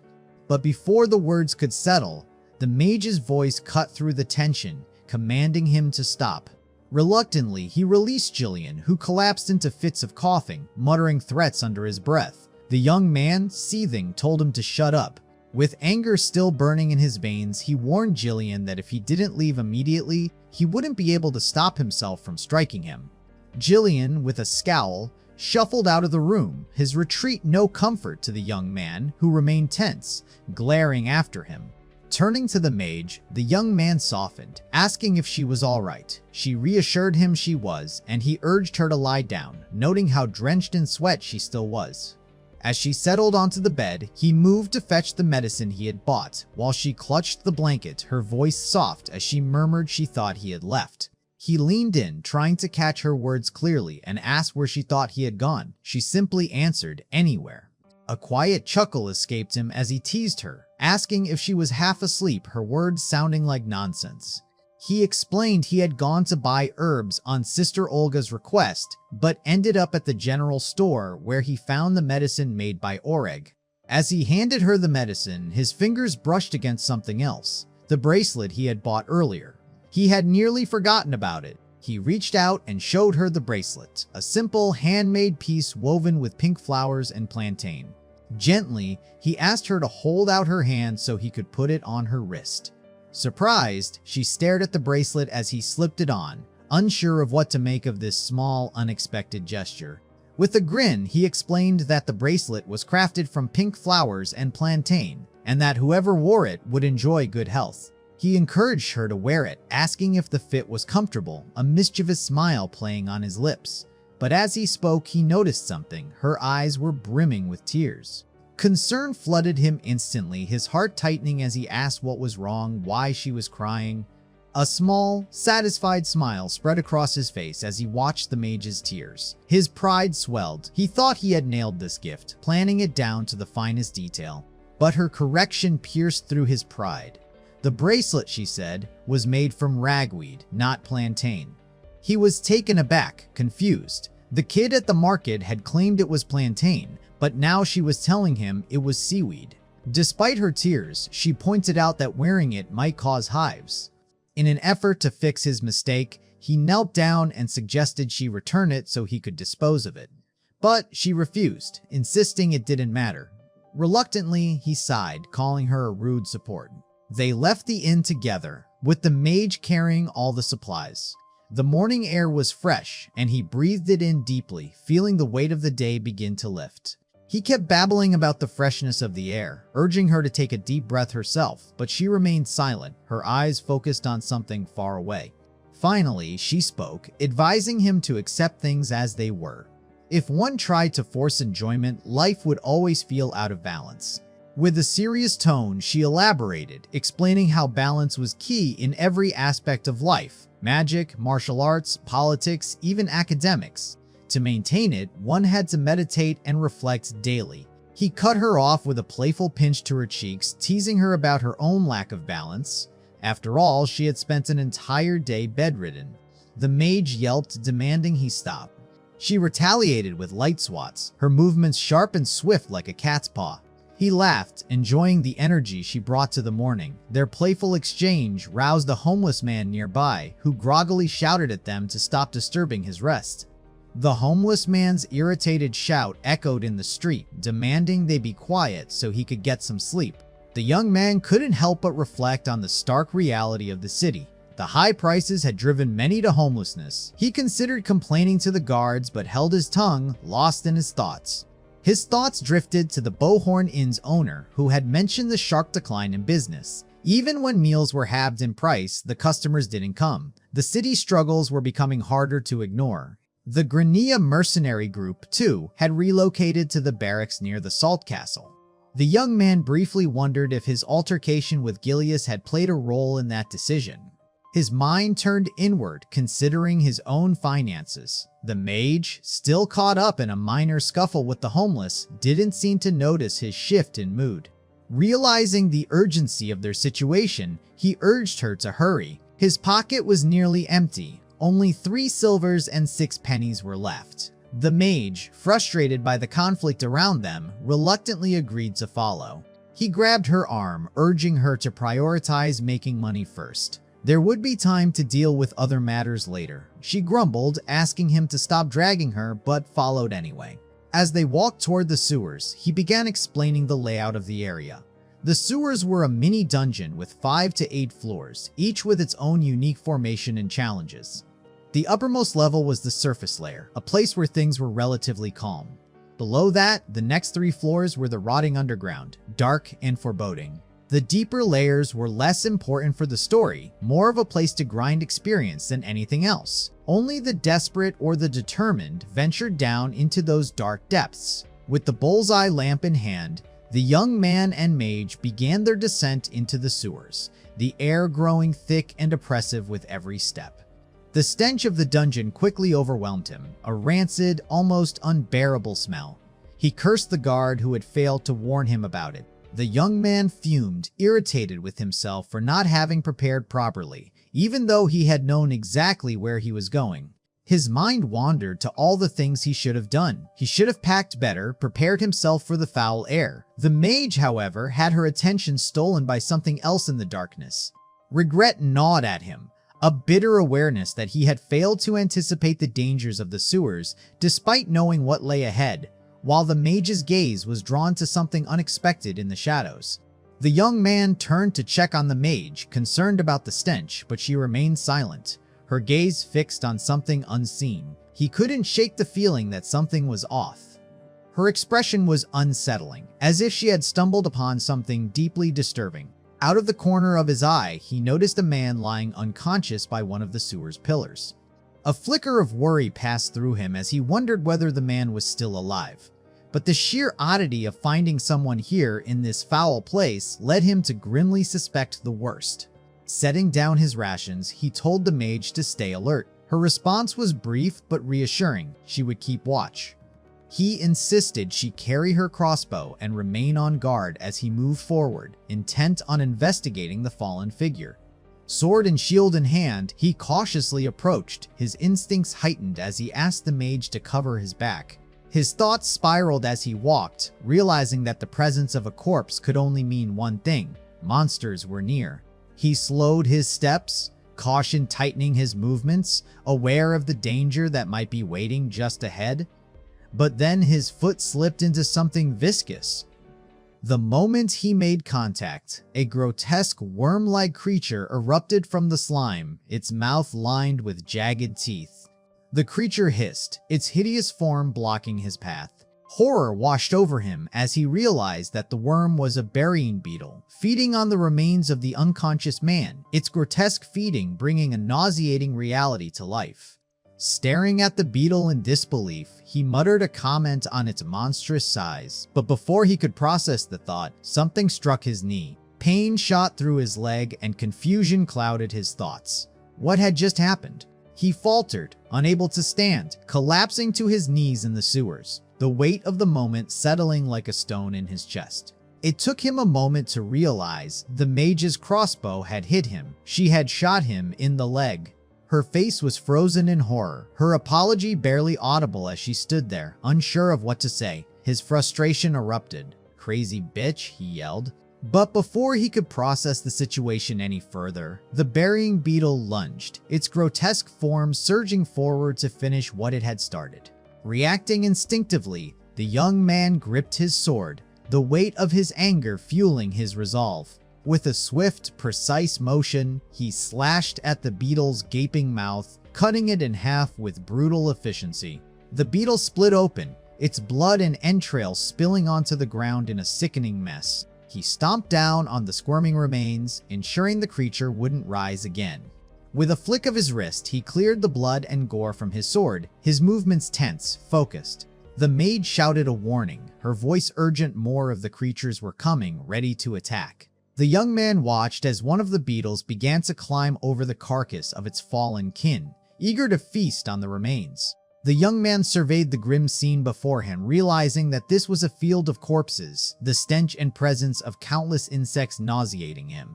Yet, in a moment of bitter self-assurance, he reminded himself that by defeating one of these creatures, he had already surpassed them.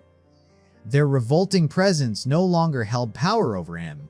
He taunted the bugs, daring them to come at him all at once, certain that he could crush them just as easily as the first one.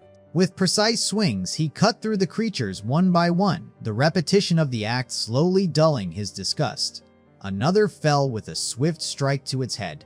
Another succumbed to a clean chop across its neck. One after another, he methodically slaughtered each bug, eradicating the vile infestation.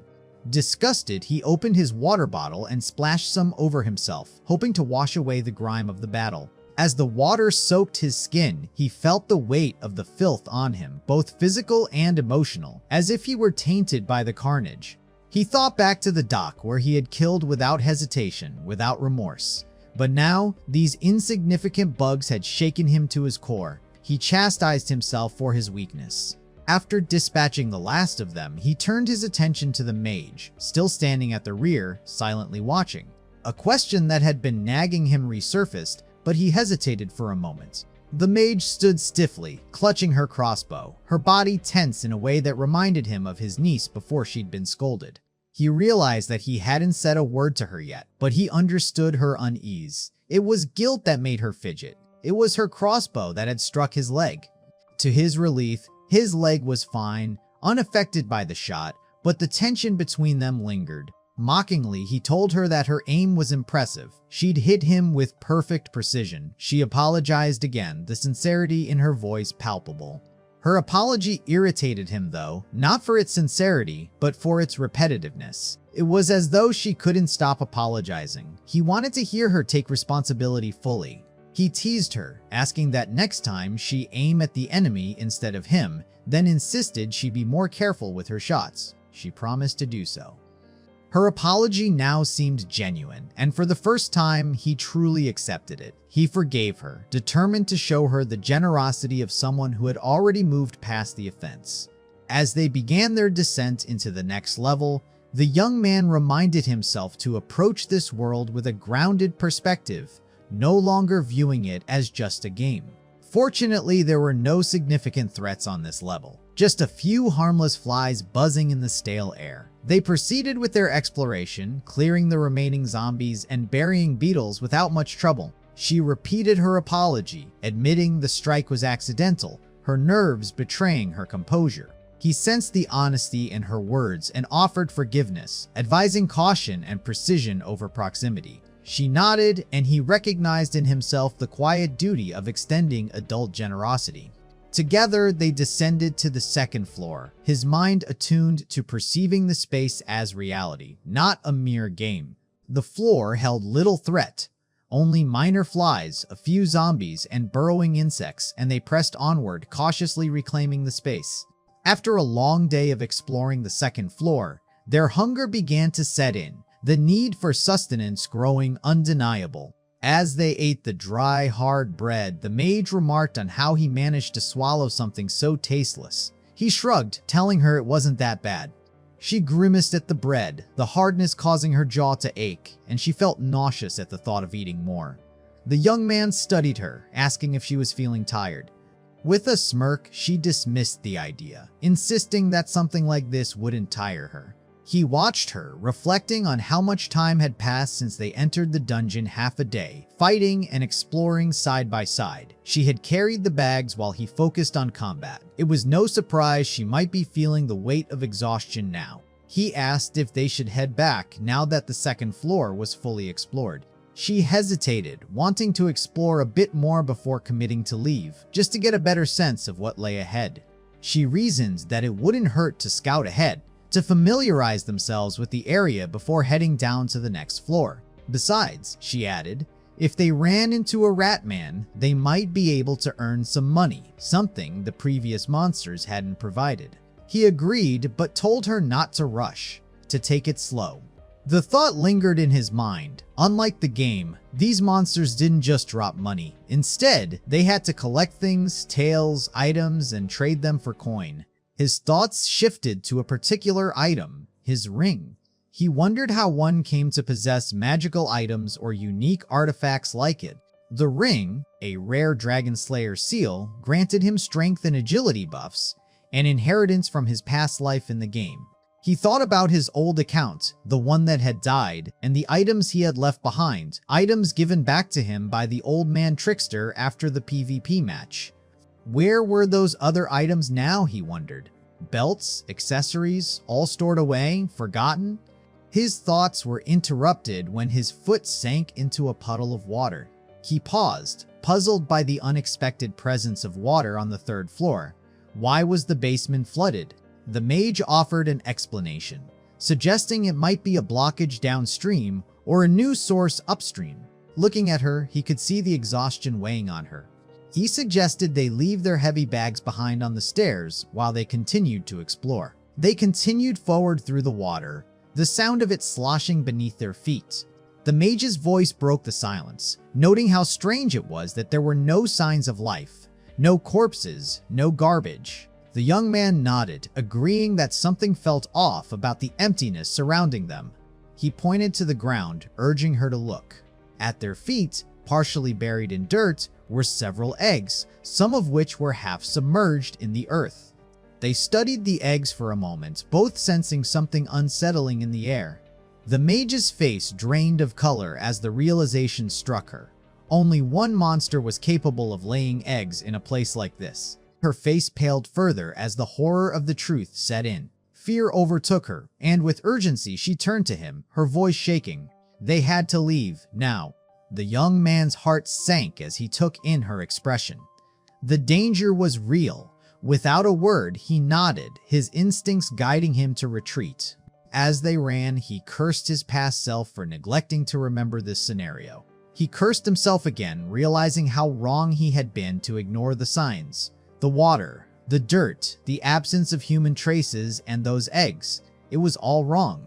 The realization hit him. Something had come up from the depths. Something monstrous. Suddenly, a massive crocodile-like creature surged from the water, its eyes locked on them, its jaws snapping as it gave chase.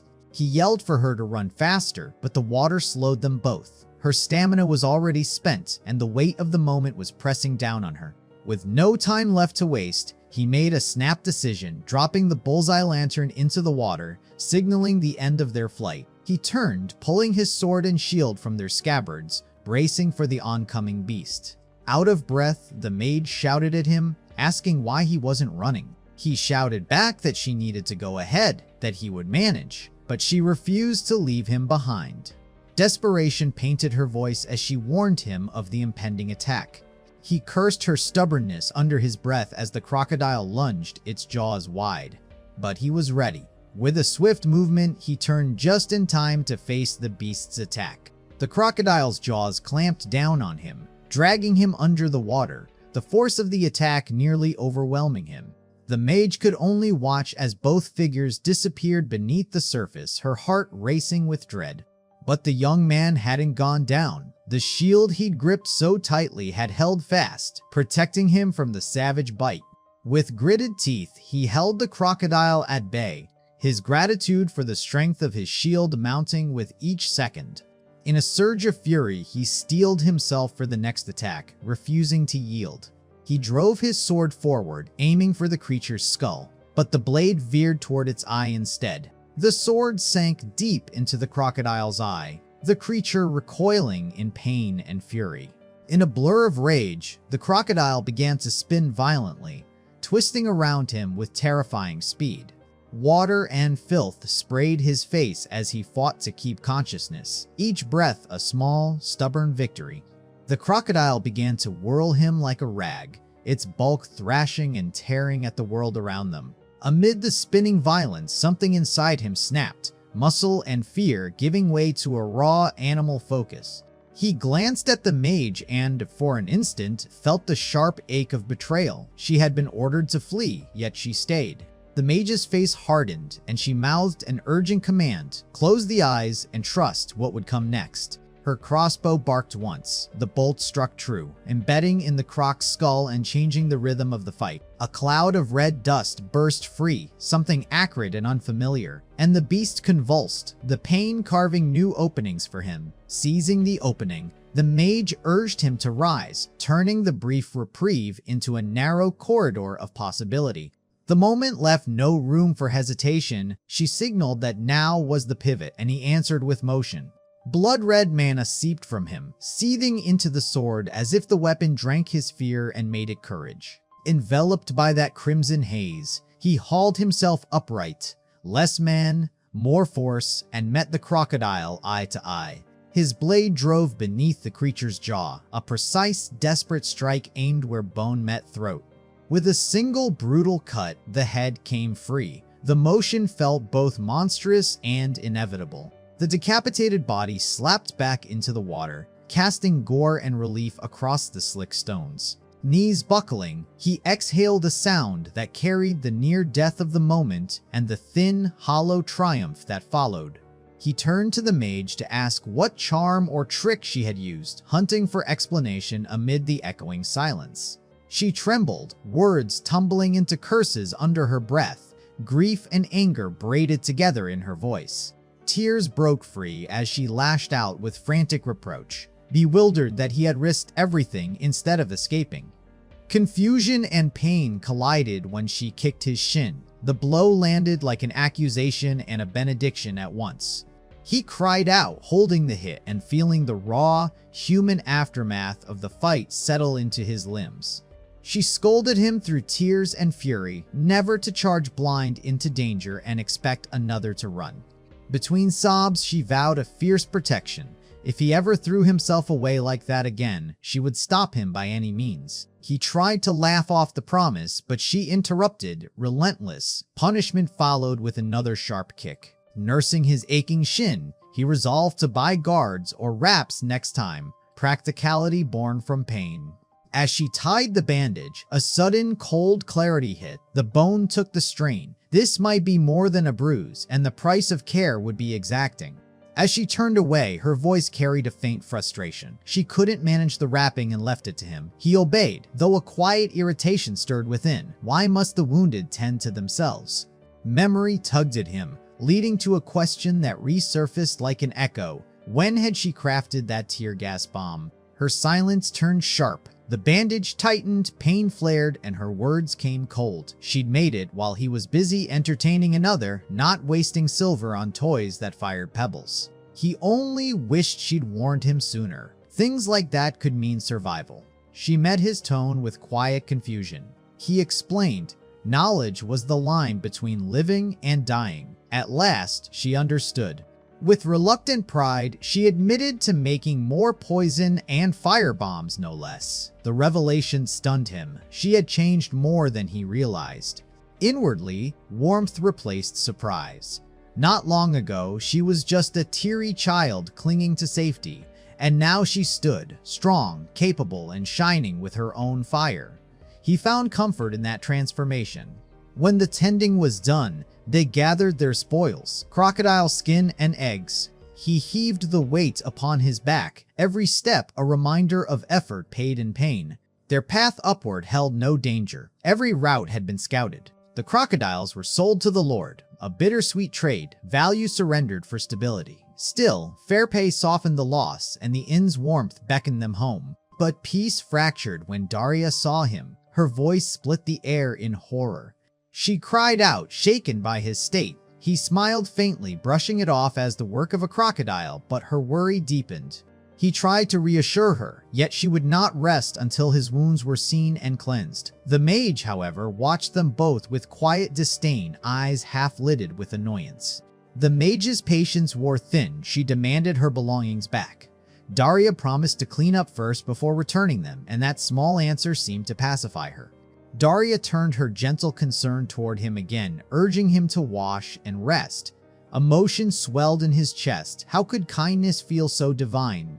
Days passed. Alone in his room, he unwrapped his bandages, flesh once torn now smooth and whole, his body mended by the quiet power of flowing blood. From across the room came small sounds, muffled, strained, and oddly human. The mage trembled in discomfort, muscles stiff and body aching. He laughed softly at the sight, though she barked for him to stop. It dawned on him, after a day of burdened walking, battle, and exhaustion, pain was inevitable. Even strength demanded its price. Rising from bed, he stretched and moved toward the door. She questioned his intent. He explained he was fetching Daria to tend her pain with a massage, seeing it as a simple act of care. Her expression soured. Why would she accept such a thing from a barmaid? The words cut sharper than she intended. Irritated, he found her bitterness cruel, yet she refused. She would not be touched by that woman. Confusion lingered in him. What brewed such contempt within her heart at the mere mention of Daria's name? Her accusation came cloaked in jealousy. Wasn't the massage just an excuse to see that woman? He denied it outright, his tone calm but weary. He urged her to stop reducing Daria to a title. She turned away, retreating to her bed with cold finality, muttering that she would sleep instead, and demanded that he leave. Irritation laced his tone as he questioned her dismissal. Didn't she understand the turmoil outside, the silent chaos gripping the city beyond those fragile walls? Her reply came without a glance, calm, unshaken. The inn was deserted, and she needed no one's protection. She believed in her own strength, even amidst the quiet dread outside. Her words carried finality. It was his decision to leave or stay. Yet his gaze drifted to the pillow beside her, sensing something concealed within. Beneath the pillow rested a crossbow, her unspoken reassurance. It all made sense then, her composure, her defiance. Fear was ordinary in a city that had watched public executions only yesterday. Respecting her will, he left her resting, though unease lingered in his chest. He claimed he was off to fetch armor, but worry shadowed his steps. Even so, he convinced himself that daylight was protection enough, that within the walls of the inn, nothing could touch her. At the armorer's, he and Daria handed over their battered gear. The blacksmiths worked briskly, promising swift repairs. When the task was done, the pair stepped out into the sunlight again. He walked with Daria along the road toward the mill. Their paths conveniently aligned, but his intent driven more by quiet gratitude than convenience. Wheat was being rationed to calm unrest, and the tavern's owner had sent Daria in his stead. Yet for her to journey so far alone through uncertain roads felt reckless. Remembering her kindness in tending his wounds, he decided to return it, not with words, but with silent company. When they reached the mill, emptiness greeted them. The place breathed unease, its silence echoing rumors, stories of sand mixed with grain, deceit blending with hunger. Daria spoke softly, grounding his thoughts. This was still a living place. Millers, tanners, and executioners shared its air. Even in isolation, life persisted. Her certainty brought ease. Guards patrolled here too, and where watchful eyes lingered, danger seldom dared to linger. He noticed the truth of her words. Armed sentries stood along the gates. Still, his mind drifted to Kingpin Ubar's men, but the sight of so many guards calmed that fear. Together they wandered into what looked like an old stable, dust and sunlight dancing over forgotten hay. Daria sank onto a haystack with a smile, delighting in its simple comfort, as if the world's cruelty had briefly forgotten her. Her playful glance beckoned him closer. Why stand when there was space beside her, when even rest could be shared? He sat, though unease lingered. Was it wise to just wait, to trust stillness when rumors whispered of deceit in every grain? His doubt returned to the millkeeper's name stories of sand in the flour.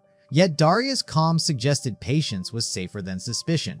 She reasoned that their watchful eyes would only provoke danger. Secrets, when cornered, often bit back. If they spied, the man might see enemies where there were none. Kicking her legs idly, she dismissed the heaviness of thought and invited play instead. A moment's escape in a world too heavy for its own breath. She blindfolded him with laughter in her tone, darting away into the maze of hay.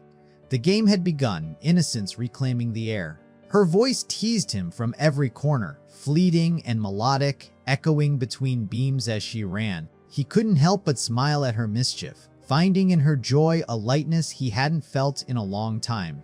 Yet beneath the game's illusion, he was aware. His heightened senses, sharpened by battle and blood, traced her every breath, every movement, even through the darkness of his covered eyes. Her steps faltered as her foot caught a loose rope. In a heartbeat, balance gave way to gravity, and she began to fall. Before the ground could claim her, his arms caught her mid-descent, an instinctive act of protection more than thought, born of habit and something deeper. Breathless, she froze in his hold, her gaze locked upon his face as if words had lost their purpose. Her palm rested upon his chest, feeling the steady rhythm beneath her trembling fingers, her own heartbeat racing in wild harmony. Concern flickered across his voice. Her reply came faint and trembling, little more than gratitude caught between breaths. He reached for his blindfold, but her hand intercepted his, halting the motion before it could lift away the veil between them. Gently, she drew his hand down to her level, the silence between them charged with a fragile intensity. Her fingers slipped between his, delicate yet certain, bridging distance with the quiet certainty of touch. She leaned closer, her breath mingling with his, the moment trembling on the edge of unspoken meaning. Though darkness still covered his eyes, sensation filled the void. Her heartbeat, her warmth, and the fleeting press of lips that left no doubt of her intent.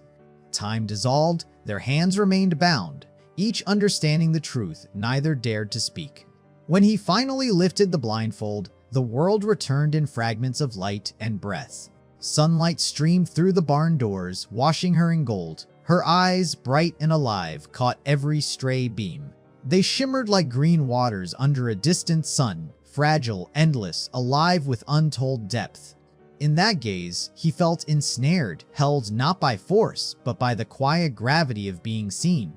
His instincts surrendered before his thoughts could protest, and his lips found hers again, guided by something older than reason.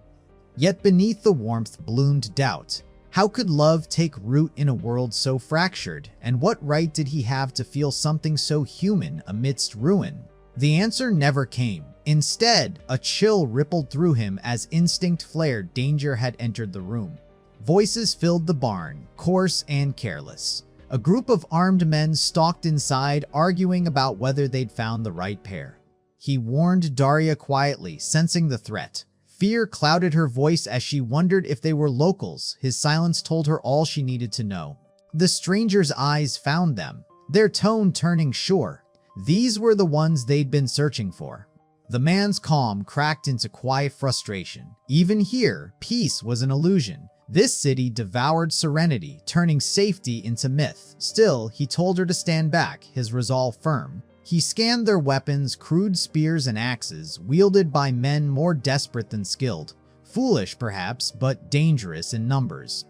Yet among the crude tools gleamed something sharper, military-forged steel. Even amateurs with such weapons could kill by accident or chance. Caution became necessity. Then, one of them leered toward Daria, remarking on her beauty, suggesting she'd serve well as a servant for some mercenary band. The words turned his blood cold. The young man drew his blade, its edge catching the dim light, and advanced toward the intruders. They shouted nervously, mocking his courage, urging him to flee and abandon both woman and weapon. A faint smirk crossed his face. Compared to the seasoned pirates he had once faced, these men were but shadows, noise without danger. His aura ignited crimson, pulsing like a living flame. The air thickened with his presence as he declared that nothing he held would be abandoned. His voice was less a threat than a warning to turn back while mercy still lingered. Their laughter broke the tension. They saw only a large man with a larger ego, blind to the bloodlust that lingered beneath his calm. He sighed inwardly, lamenting how often pride dragged fools into death's embrace. Had they listened, the ground might have stayed unstained today. Still, restraint found its place. He would not kill, only remind them of pain's lesson. A few limbs lost might yet save their lives. Before the tension snapped, a voice aged yet commanding cut through the air, urging both sides to stop. The old man's plea met mockery. The goons dismissed him with jeers, unknowing of the weight his presence carried. Laughter escaped the elder's lips, soft but eerie. Something about his face stirred recognition in the young man's mind, a familiarity cloaked in time and memory. The old man spoke of a recent execution gone wrong. A novice executioner trembling on his first day, his blade faltering where it should have been clean. Fear had betrayed the young executioner, his hand quivered, his strike failed, and what should have been swift turned into suffering. Superstition took root among the witnesses. They claimed the soul of the wrongly slain would hunt the one who botched the kill. Panic and rumor became violence. The crowd dragged the boy down and ended him where he stood. The elder's voice wavered with grim reflection. How much hatred must such a spirit hold, having died under hands not of justice but of ignorance? His words hung like prophecy. One of the goons, angered by the tale, seized the old man by the collar, mocking him as senile, claiming fear belonged to children, not men. The old man merely chuckled again, his composure undisturbed, saying he meant only to warn, not frighten. Then his gaze shifted upward, and with a trembling hand he pointed toward the air above them. All eyes followed, and there it was, a spectral skull, woven of green and violet light, floating above their heads like the whisper of vengeance made visible. The old man's voice cracked into urgency, naming it the executioner's vengeful spirit and crying out for everyone to flee to the church before it descended upon them. Panic ignited. The men who moments ago mocked him now screamed, scattering into the streets, running for salvation that might not exist. Even Daria trembled, fear clutching her voice as she begged the young man to flee with her to the safety of the church. But he remained calm, sliding his sword back into its sheath with a quiet finality that spoke of certainty rather than arrogance. Drawing her close, he murmured reassurance. The phantom was no ghost, merely a trick of magic, illusion draped in fear's colors. The old man chuckled softly, recognizing the sharpness in the young man's perception. He had seen through the illusion with effortless clarity. Watching him closely now, the elder's eyes widened in recollection. He spoke the name carried through rumors and battlefields alike, the bloodied swordsman, the phoenix of the wharf. A gentle smile crossed the elder's face as he introduced himself, voice tinged with respect. He had heard tales of this warrior's flame. Then, with quiet sincerity, he asked if the two were hurt. The young man returned the old man's gesture with a quiet smile, expressing gratitude for saving them both from an outcome that could have easily turned grim. Luke's laughter filled the silence, claiming he only acted out of concern that the foolish men might lose their lives. The young man found humor in the irony. Violence was never his intent, yet it always lingered near him. The old man's tone softened into apology, admitting his interference was driven by imagination more than necessity. He lowered his head in humility, the weight of age and courtesy merging into a quiet reverence. With his hat held respectfully, he offered a proper introduction, as though ceremony still mattered in a broken world. Extending a weathered hand, he introduced himself as Luke, an undertaker by trade, his name carrying the stillness of graves. The young man accepted the gesture, his memory piecing together the fragments. He knew this man. Recognition struck like an echo from a world half remembered. He realized then that this encounter was no coincidence. With Luke's help, the next chapter of his journey would unfold with less resistance.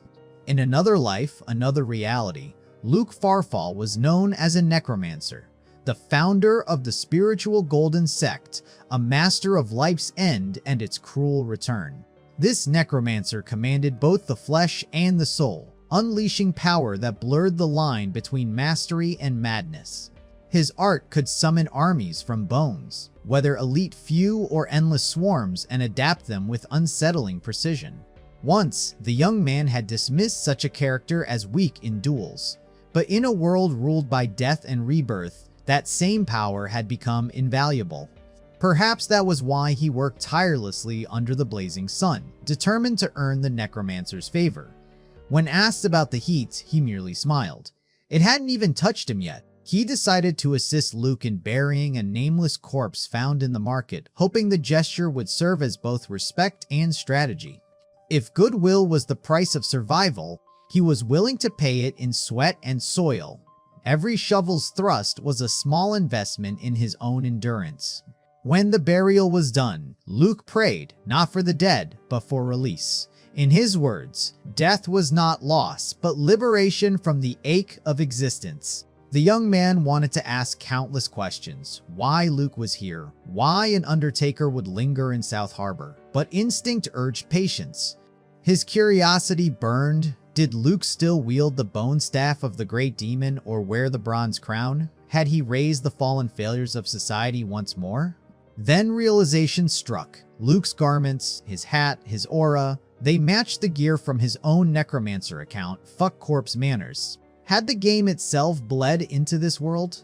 Frustration simmered beneath his composure. The truth hovered close, yet out of reach. Still, he accepted the old man's thanks with modest indifference. He remarked that he never knew an undertaker worked in South Harbor. Luke explained that his presence was tied to the nearby church, a fragile sanctuary amid chaos. Luke admitted he was the city's only undertaker now, his duty both burden and privilege. He revealed he had come from an island to the east, crossing the sea with a small band seeking safety or perhaps redemption. Urgency shadowed his words. He wished to return home, yet the lockdown chained him to this decaying city. Anxiety consumed his companions, driving them into whispers of escape through the sewers. A descent not into freedom, but into the city's rotting underbelly. Regret lingered in Luke's voice as he confessed his failure to stop those who ventured into the sewers. Every one of them had perished in the dark, and that guilt had never left him. The young man offered quiet sympathy for the loss, but Luke only thanked him and admitted that grief had sharpened his attention toward the strange rumors surrounding Phoenix. His gaze grew intent as he asked if the young man was the one who slew the beast beneath the city, the monstrous crocodile that had haunted the sewers. The young man confirmed it with silent composure. Luke's next words carried both humility and resolve. He wished to accompany him underground to search for his fallen comrades and perhaps for an escape from this walled city. Phoenix knew this request was inevitable. The old man spoke of his endurance, his experience, his lingering vitality, proof that age had not dulled his purpose. Phoenix couldn't help but wonder if fate itself was weaving all their paths into one thread. Luke explained that he still followed the doctrines of the spiritual golden sect, wielding fragments of extinction magic and even a trace of abyssal energy. Outwardly calm, Phoenix nodded in understanding. Inwardly, he could barely contain his triumph. To have someone skilled in abyssal and extinction arts meant he had found a powerful ally at last. He asked, perhaps too bluntly, if Luke could also command the undead. The question hit the air like a spark in a dry forest. Daria was aghast. Her voice trembled as she scolded him for such an offensive inquiry. Embarrassed, she bowed deeply to Luke, apologizing for Phoenix's lack of tact. She insisted his heart was kind, merely unpolished. Luke dismissed the matter with patient grace. The old man explained that such misunderstandings were common among those who first learned of the sect's teachings. Still, even he was taken aback by the young man's candor. Daria's unease deepened. She whispered that such words could have him executed if overheard by anyone from the church. Phoenix remained confused, not grasping the weight of what he'd said. Before he could protest, Daria clamped a hand over his mouth, silencing him before he invited disaster. Luke raised his palms to calm them, realizing each had misunderstood the other entirely. His tone turned gentle, almost fatherly, as he began to clarify. He explained that the will-o-wisps were not born of necromancy, but of the evil thoughts lingering in the dead, a mere spiritual flame, nothing more. His arts did not defy the laws of nature. Undead manipulation, he reminded them, violated both the church's doctrine and the very foundation of the sect itself. Phoenix finally understood, the truth cutting through his hopeful delusion. The realization stung. He had celebrated too soon. His supposed necromancer ally was bound by faith and could not raise the dead at all. The advantage he dreamed of dissolved into irony. As Luke turned toward the city's gates, he bid them farewell with calm detachment. Phoenix returned the gesture, though his mind churned with quiet frustration.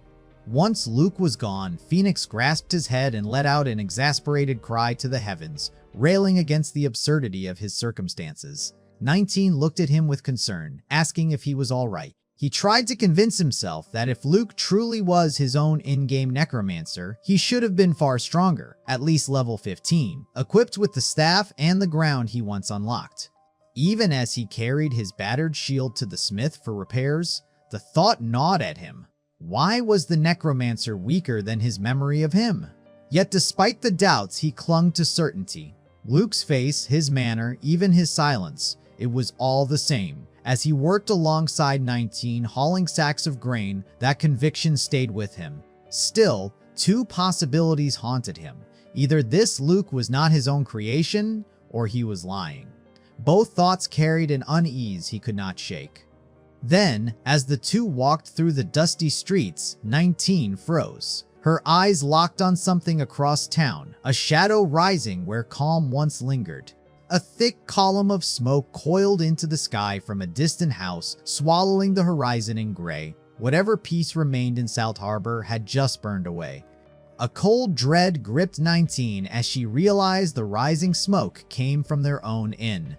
The color drained from Phoenix's face as the truth struck him like a blade. Panic overtook reason. He barked at 19 to summon the guards nearby, his voice laced with urgency, but he offered no explanation. Words failed him, instinct took over. Phoenix broke into a full sprint toward the burning inn, his mind consumed by a single desperate thought. Inside that inferno, she, 20, was still asleep, helpless, unaware, and trapped. The thought hollowed him with terror. Regret clawed through him as he ran. How could he have left her alone in a world so cruel, where life and death were traded like coin? His sword left its sheath in a blur, blood-red aura flaring around the steel. The air seemed to warp beneath its heat. The power seethed through him, intoxicating and merciless. Rage eclipsed reason, and once more, he felt his sanity slipping into the bloodstorm. As the inn came into view, its lower floor engulfed in flames, he roared in disbelief. What purpose could there be in destroying something so small, so meaningless? Among the chaos stood armored thugs at the gate, their orders sharp and cruel, an ambush disguised as tragedy. He charged through them without hesitation, his blade a streak of red fury. The world narrowed into motion and vengeance. His aura pulsed violently, painting him as both savior and monster, a being too far gone for mercy. Two attackers tried to block his swing, but their resistance lasted only a heartbeat. His blade cleaved through them, faces vanishing beneath the cut. Another fell next, the sword splitting flesh and armor alike. The ground trembled beneath the weight of brutality. Terror rippled through the remaining men. They saw not a man, but a beast wrapped in crimson flame and fled in blind panic. Through the haze of smoke and blood, a faint voice called his name. It was 20. He searched desperately through the firelight until he saw Grania, standing amidst the smoke, pointing upstairs. In one of the upper rooms, 20's trembling hands clutched a crossbow fitted with an explosive bolt. Fear made her small, but resolve kept her still. Alone and terrified, she waited, every creak of the floorboards threatening to herald her end. Her fear eased only when Phoenix's voice cut through the roar of fire, promising his return. A heartbeat later, he crashed through the door with his shield, splinters flying in all directions, a living storm breaking through the walls. The ruin he left behind meant nothing. The only thing that mattered was the woman before him, the fragile thread of life he refused to lose. Without pause or question, he seized her by the waist and charged forward, momentum carrying them both toward escape. With a final burst of force, he shattered the window and leapt through, diving into the open air as flames devoured the room behind them. Gravity was merciless. They struck the ground hard, Phoenix's cry echoing through the burning street. Pain flared but did not stop him. His blood-night body bore the impact. He rose, clutching 20 close, his voice breaking with concern as he asked if she was still alive. Phoenix held her close, his eyes scanning her face with trembling urgency, searching for any trace of pain as if the world itself depended on her answer. But as clarity returned to her, 20 tore herself free, anger flickering through her fear, furious at his recklessness, at the madness of leaping from a burning building without thought. Her voice sharpened as she questioned his sense, revealing her own act. The fire, born from her hands, had been deliberate. Phoenix's disbelief burned into outrage, the realization striking harder than any flame. He rose with fury, shouting into the night, demanding to know if she had lost her mind. But she stood firm, her trembling voice weighted with grim necessity. She had set the fire to drive away the intruders. His anger faltered. Had she not feared the blaze herself? She reminded him then of her enchanted robe, woven to resist flame. Shame crept into his tone as memory struck. He had forgotten. Their argument, half born of fear, half of care, was cut short as shadows stirred around them. The remaining goons had regrouped. Red hoods emerged through the smoke, and in their midst stood a figure that pulled at Phoenix's memory, a reflection of an old enemy, one he once knew only from the realm of games. Recognition turned to dread. He ordered 20 to retreat, his instincts tightening like armor. Something deadly was about to unfold. He knew that face, the calm among the chaos, the one he had hoped never to meet in flesh and blood. The man was no ordinary foe, but Ubar's right hand known as blood poison. Phoenix drew his sword across his palm, letting the blood awaken the power within. Blood Poison's eyes gleamed with sadistic delight as he commanded his followers to strike all at once. The promise of carnage thick in the air. The mob lunged forward, shouting taunts of death and glory. Their weapons rose like a tide meant to drown him. The first swung a thorned mace, but Phoenix's shield met the blow with a thunderous crash, absorbing the strike's full wrath. He countered in a single motion, his blade cleaving through the attacker's neck, ending the charge before it began. The dying man gasped for air as another rushed forward, only to be felled by a sharp strike from 20 swift and unhesitating. Phoenix glanced at her, a flicker of gratitude breaking through the chaos. These were no common thugs, this was a coordinated hunt. He assessed the rhythm of the fight, realizing that if he kept pushing like this, exhaustion would consume him long before the battle did. His focus shifted toward the faster enemies, but even as his mind recalibrated, Blood Poison's dagger flashed from behind, a venomous strike aimed straight for his heart.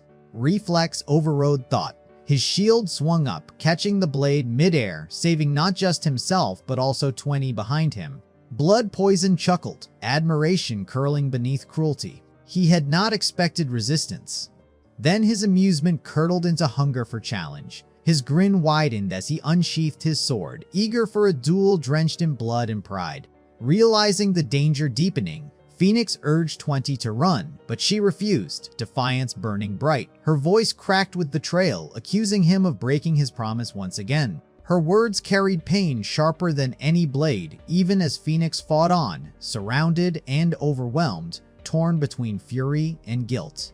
The air grew thick with violence. His blade danced through the goons, cutting through flesh and resolve alike. He shouted back that their quarrel had no place here, not now.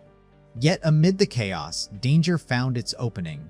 A blade flashing from below, slicing toward his exposed neck with lethal precision. The strike came without warning, too swift, too close. The blade carved across Phoenix's neck before he could even react, and the sting of mortality burned through him like fire. His hand instinctively reached for the wound, tracing the edge of the gash. It wasn't fatal yet, but the realization that his enemies had breached his guard gnawed at his pride more than the pain itself. 20's face turned pale with worry, her voice trembling as she tried to reach him. Phoenix forced out a reply, insisting he was fine, though his body betrayed him. The wound had begun to darken. His words faltered into silence as the discoloration spread, the veins near his neck blackening like ink under skin. It wasn't just a wound, it was poison. A curse slipped through his fading breath, aimed at the poison master who approached with a cruel familiarity. The man was as maddening here as he had been in the world of games. Phoenix raised his shield again, but each breath came shorter than the last. The poison clawed through his lungs, suffocating him from within. His strength waned by the second, nausea, vertigo, and despair twisting together until even the ground beneath him seemed to sway. Through blurred vision, he could just make out the smirk on Blood Poison's face. The man mocked the futility of resistance, claiming even the strongest body couldn't outlast venom. Yet Phoenix's fading focus clung not to his pain, but to 20's safety. She was already moving, hurling a gas bomb toward Blood Poison's feet in desperate defiance. The Poison Master's instincts caught on immediately. He recognized the scent, the color. The smoke carried paralysis, not death. His amusement deepened as he looked toward her, recalling rumors of a young woman accompanying the bloodied swordsman, a mere porter, or so the stories claimed. The insult struck her like a slap. Fury overtook fear as she shouted her truth into the chaos. She was no porter, but a mage who fought her own battles. Phoenix's vision dimmed to shadows, but other senses sharpened. Sound, heat, the pulse of life and poison coursing through him like warring rivers. He could feel it all, the venom threading through his veins, burning away the life that clung to him. Awareness became agony. Blood Poison's mocking tone carried through the haze. He promised to spare 20's life, not out of mercy, but because his true target was Phoenix, the bloodied swordsman himself. But she refused to stand aside. Determination steadied her trembling hands as she reloaded her crossbow, preparing another bomb, her resolve shining brighter than her fear. He sneered at her courage, mistaking it for stupidity, mocking the futility of dying for someone else's cause. Their words fractured as Phoenix dropped to his knees, blood spilling from his mouth. The sound alone shattered 20's composure, terror overtaking anger. Summoning what little control he had left, Phoenix forced his blood magic to life, gathering the toxins within and purging them out through sheer will. The pain was unbearable, but the poison receded partially. He tried to steady his mind, searching for a next move, but the moment was stolen from him. A kick landed squarely on his face, sending him crashing back. Blood Poison loomed over him, his boot the weapon. The blow had come too fast, too cruel, leaving Phoenix sprawled and breathless on the ground. 20 could only watch, frozen in helpless horror, as the man who had once seemed invincible was thrown like a rag doll. But that was what he wanted for her to flee. Even while drowning in pain, he silently begged her to run, to leave him behind before the inevitable end arrived. Facing death, fear never came. Only disappointment. Not for dying, but for who he would die to. A lesser man, not the true monster he'd meant to face. And so, beneath the cruel sky, the once mighty knight, the bloodied swordsman feared by many, fell to a mere subordinate, a nameless shadow in the grand design. Tragedy, it seemed, had no sense of dignity. Phoenix's strength faltered, but 20 refused to accept defeat. Desperation fueled her trembling hands as she scrambled to reload her crossbow, her defiance burning brighter than her fear. Across from her, Blood Poison raised his blade high, the poison steel gleaming with intent, a strike meant to end what little life Phoenix had left. Yet before the blade could fall, a cry cut through the chaos. 20's voice cracked with pain and fury, vowing not to let another life be lost under her watch. Her scream carried her backward into memory. The past surged forward like a wound reopening. She saw herself again, kneeling beside her dying master, his blood pooling beneath trembling hands. He had looked at her not with fear, but with peace, already embracing the end. His last words had been a burden and a prophecy. Only she, the last descendant of Radakarlin, could bring an end to the madness consuming their world. The vision shattered, and the present roared back. 3 bursts of energy shot from 20's crossbow, each one laced with raw, awakened power, striking straight toward Blood Poison. Phoenix stared in disbelief. How was she doing this? Had her wand somehow returned to her hands?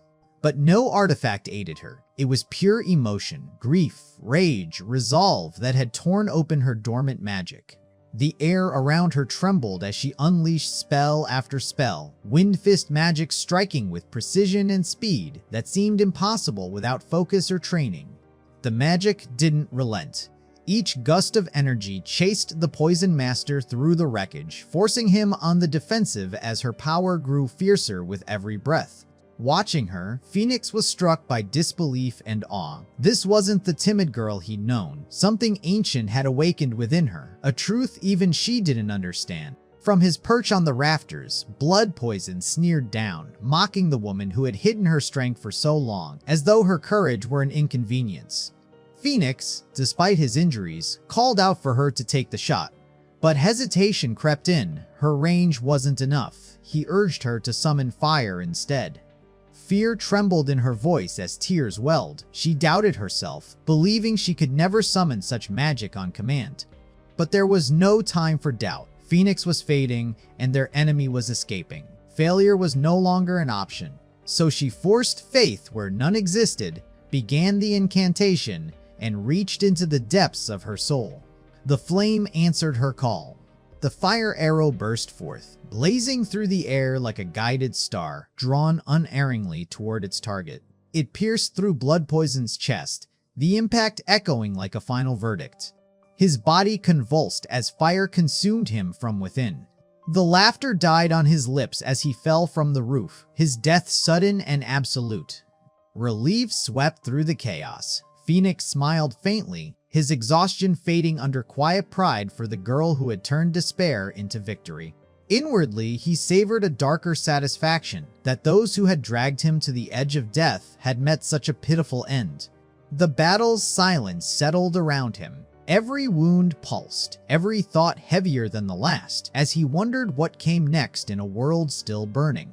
But before he could drift into reflection, 20's trembling voice broke the moment. She was trying to speak, stammering as if struggling to understand herself. Her crossbow slipped from her grasp as she stared at her hands, mana flowing from her palms like liquid light. Disbelief filled her eyes as she whispered the question she couldn't comprehend. Was this all just a dream? Her voice trembled as she kept asking, unable to fully believe her own senses. After a decade of suppression, the long-lost magic now surged through her veins, freeing her in a way she had only dreamed of. Phoenix, bloodied yet smiling, reassured her with quiet pride. The world had not conjured a dream, and her triumph was real, earned through persistence and resilience. Thanks to 19 and her team, the flames were swiftly contained, though the second floor had been half devoured by fire. Miraculously, the structure held, a fragile reminder of survival. Together, Phoenix and the others gathered the fallen fighters and innocents alike. 40 souls lost to a single day of violence, a grim testament to the cost of chaos. The innkeeper had escaped with his life, but all trapped within perished, leaving the weight of grief and horror lingering in the smoke-filled air. Yet, in a quiet grace, the innkeeper bore no resentment toward 20. Instead, he acknowledged the fire as a shield, a barrier that had prevented the mercenaries from claiming more lives. The tragedy deepened when Phoenix reflected on the town's guards. Their incompetence, their indifference, a stark contrast to the suffering around them. In a town of 10,000, 10 serious crimes unfolded in a single day: robbery, murder, and violation. Ubar's shadow pressed down, and Phoenix's jaw tightened in bitter realization of the world's cruelty. Amid the turmoil, 20 remained immersed in meditation, a serene island of focus in a sea of chaos. Phoenix watched, bewildered. How could she remain so absorbed, so untouched by the suffering that roamed around her? He dismissed the thought, reminding himself that she was a child, finally tasting freedom after years of deprivation. The world's pain mattered little when one's own desires had finally awakened. As he moved through the aftermath, tending to the wounded, a familiar voice called out to him. It was Grania, flanked by a subordinate. Her eyes betrayed surprise at the state of Phoenix, astonished that he could stand after such grievous injury. Phoenix downplayed the severity, calling his neck wound a mere scratch, shifting concern instead toward the well-being of others. Grania's subordinate, Anton, had suffered grievous injury, potentially losing use of an arm, another cruel reminder of the day's cost. Climbing onto Phoenix in frustration, Grania scolded him for his indifference, unable to comprehend his stoic response amidst such suffering.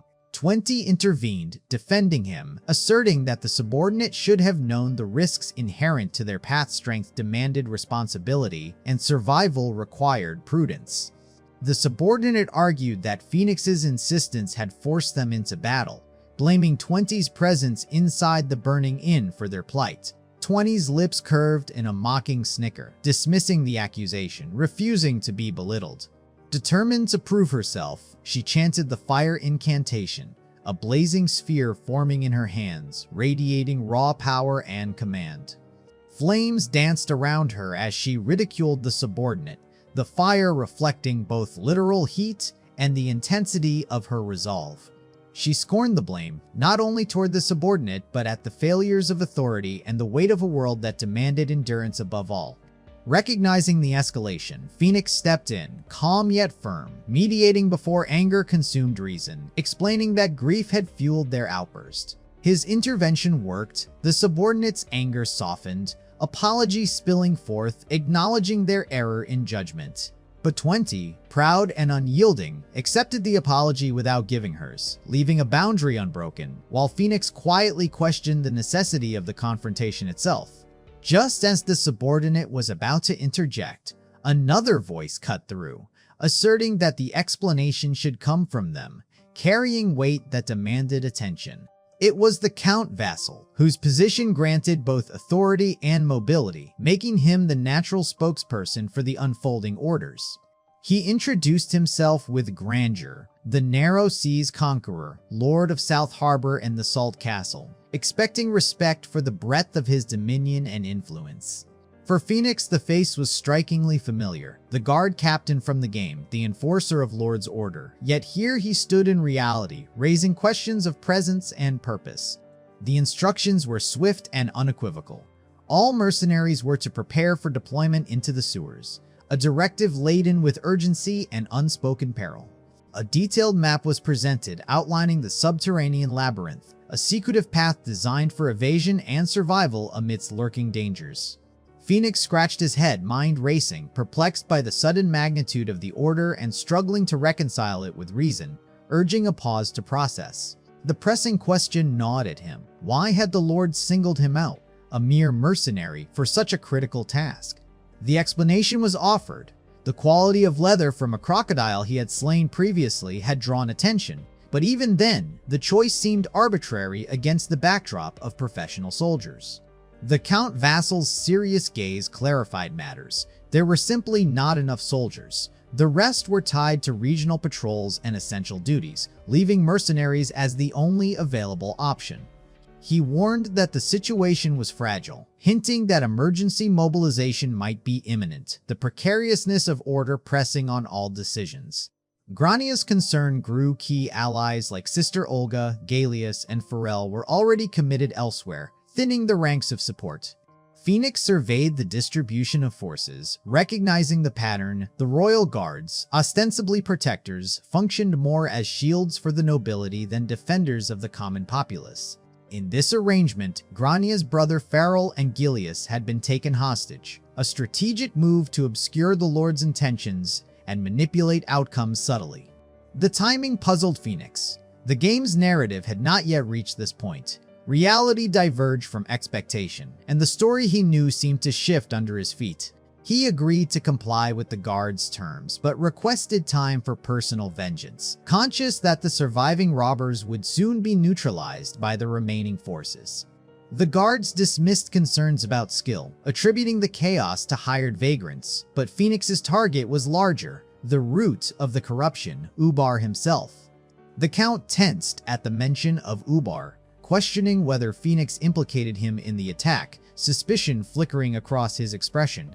Phoenix reasoned that it was plausible, citing the recent slayings of Ubar's subordinates, including the feared blood poison, whose body lay among the casualties.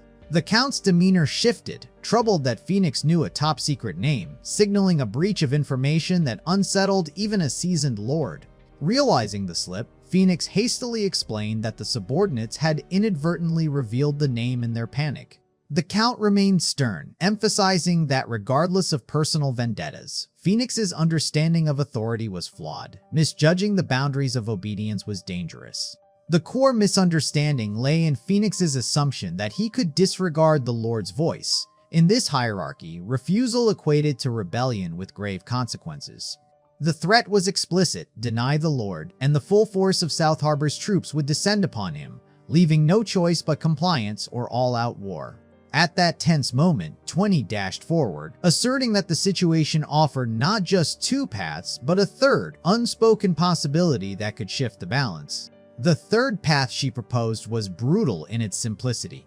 Kill the Count where he stood and let the sewers carry his remains to whatever monsters waited below.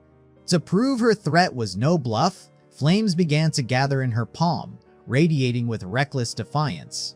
Grania intervened, her voice trembling between reason and fear, urging restraint before chaos consumed them all.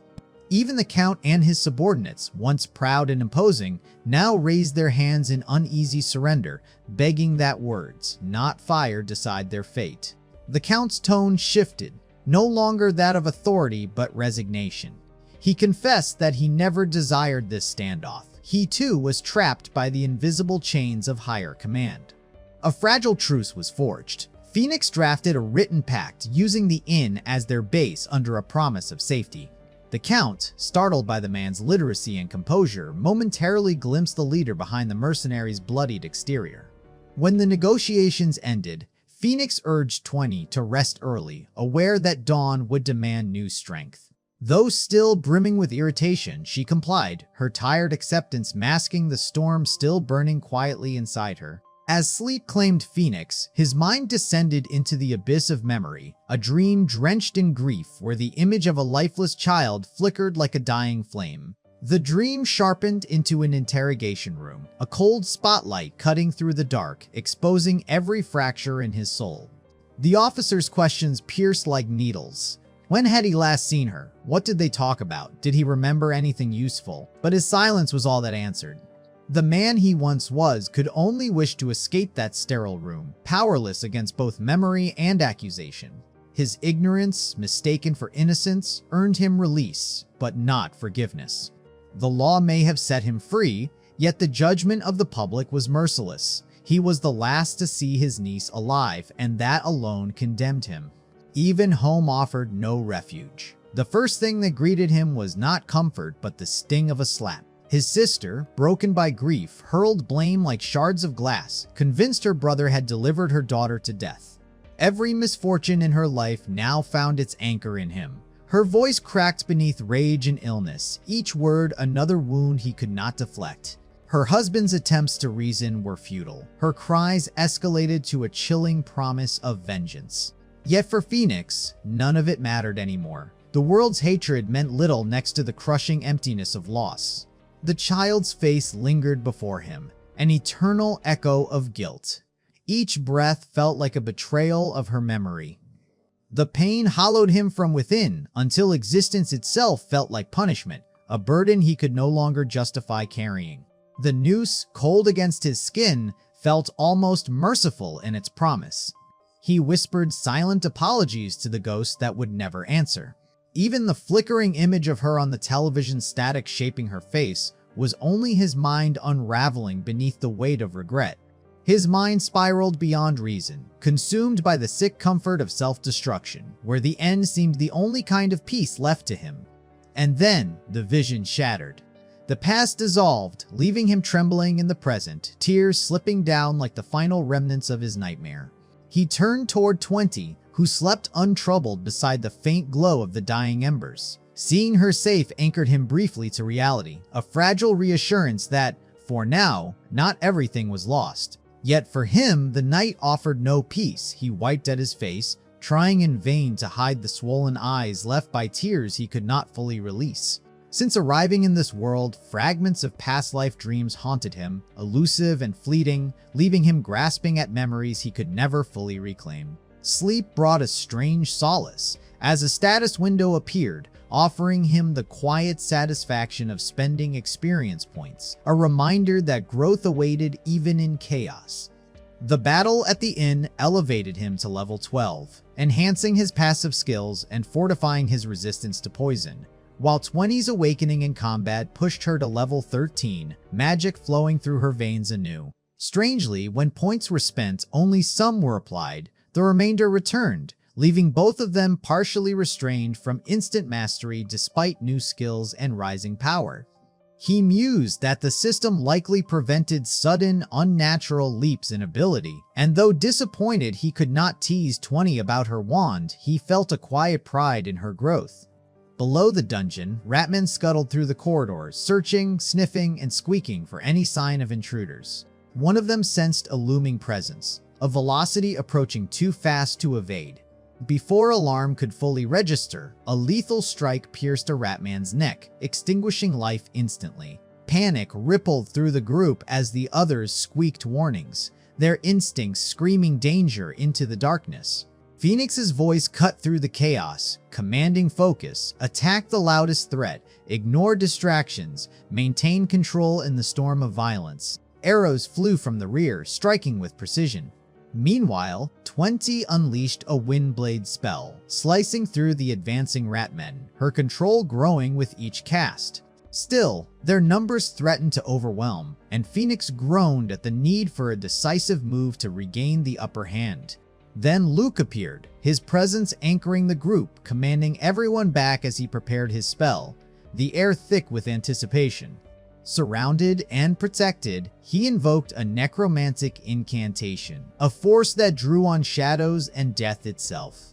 The dark abyss scream erupted, hundreds of spectral skulls screaming into the night, a torrent of arcane terror descending upon the Ratmen. Caught in the ethereal onslaught, the Ratmen were hurled back, giving the party precious moments to regain footing. The spell also tore minuscule lacerations across their bodies, blood flowing as nature itself exacted punishment. Phoenix exhaled slowly, relief softening the edges of exhaustion, commanding the party to press on now that the immediate threat had been quelled. They advanced deeper into the sewer dungeon, 20's magic cutting down lingering threats with a growing fluidity that both impressed and unnerved him. By the fourth floor, the party found the secret passage outlined in the map, Phoenix noted, half in irritation that 20's mana was being spent recklessly. Yet he restrained intervention, reasoning that the dungeon offered no necessity for conflict, resolving instead to address matters at the inn, a decision that left Ellen startled and wary. Luke, observing the quiet tension, inquired if Phoenix and 20 were at odds, sensing an unspoken friction in the air. Phoenix's thoughts drifted to the morning's clash, when 20 had railed at him for inviting Luke without permission, and chided his unsettling fascination with corpses, a reminder of the small but persistent strains in their fragile camaraderie. Not wishing to confess that the morning scuffle had sparked the current tension, Phoenix dismissed it as a minor argument, leaving the true cause unspoken. Luke's tone softened, somber and quiet, urging Phoenix to treat his companions with care, recognizing the fragility behind their strength.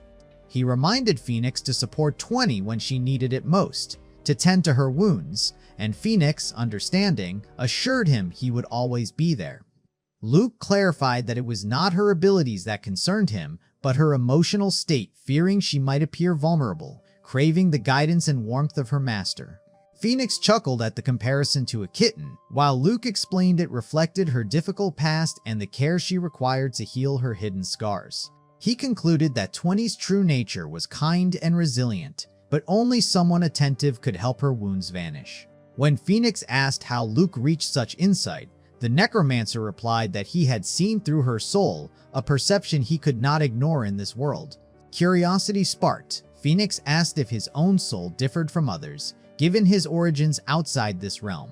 Examining it, Luke glimpsed the image of Phoenix's past as a level 100 Blood Knight, recognizing the hardships etched into his essence. Luke noted Phoenix's noble bloodline and exceptional talent in blood manipulation, leaving Phoenix quietly grateful for the acknowledgement. 20, however, remained unconvinced of Luke's intentions, muttering faint curses under her breath. After a brief respite to regain stamina, the group pressed onward deeper into the dungeon, each step heavy but necessary. Fatigue weighed on Phoenix as he paused, reflecting that 3 hours of fruitless searching had passed with no trace of their quarry. He swept his torchlight across the corridors, deducing that the Ratmen had been eradicated near the entrance behind them. Suddenly, a black, glimmering liquid lunged from the shadows, and Phoenix's reflexes barely allowed him to dodge its strike. The substance splashed onto the ground, prompting 20 to scream in confusion, alarm lacing her voice as panic surged. Luke, drawing on his experience, identified the threat as a dart-type slime, warning everyone to evade its grasp at all costs. As 20 tried to flee, she stumbled over her own footing, leaving her vulnerable while the group shouted that a flaming arrow would be effective. Frozen in shock, 20 could not act, and Grania leapt forward, using her shield to intercept the slime's assault. Even with her strength, the massive slime proved overpowering, forcing Grania backward across the floor with brutal force. She fell heavily, and Luke lunged to catch her, preventing further injury. Seizing the moment, Luke chanted necromancy spells, a green aura enveloping him as he directed it at the slime to contain its movements. With the combined effort of Grania's sword and the necromantic aura, the slime was confined, and Phoenix urged 20 to take her flaming arrow shot. Overwhelmed by the creature's immense size, 20 froze, paralyzed by fear, unable to act.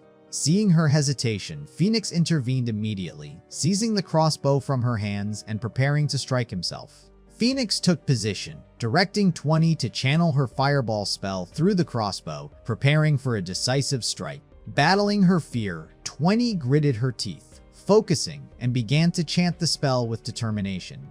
Meanwhile, Luke struggled to fend off the relentless advance of the slimes, his concentration stretched thin.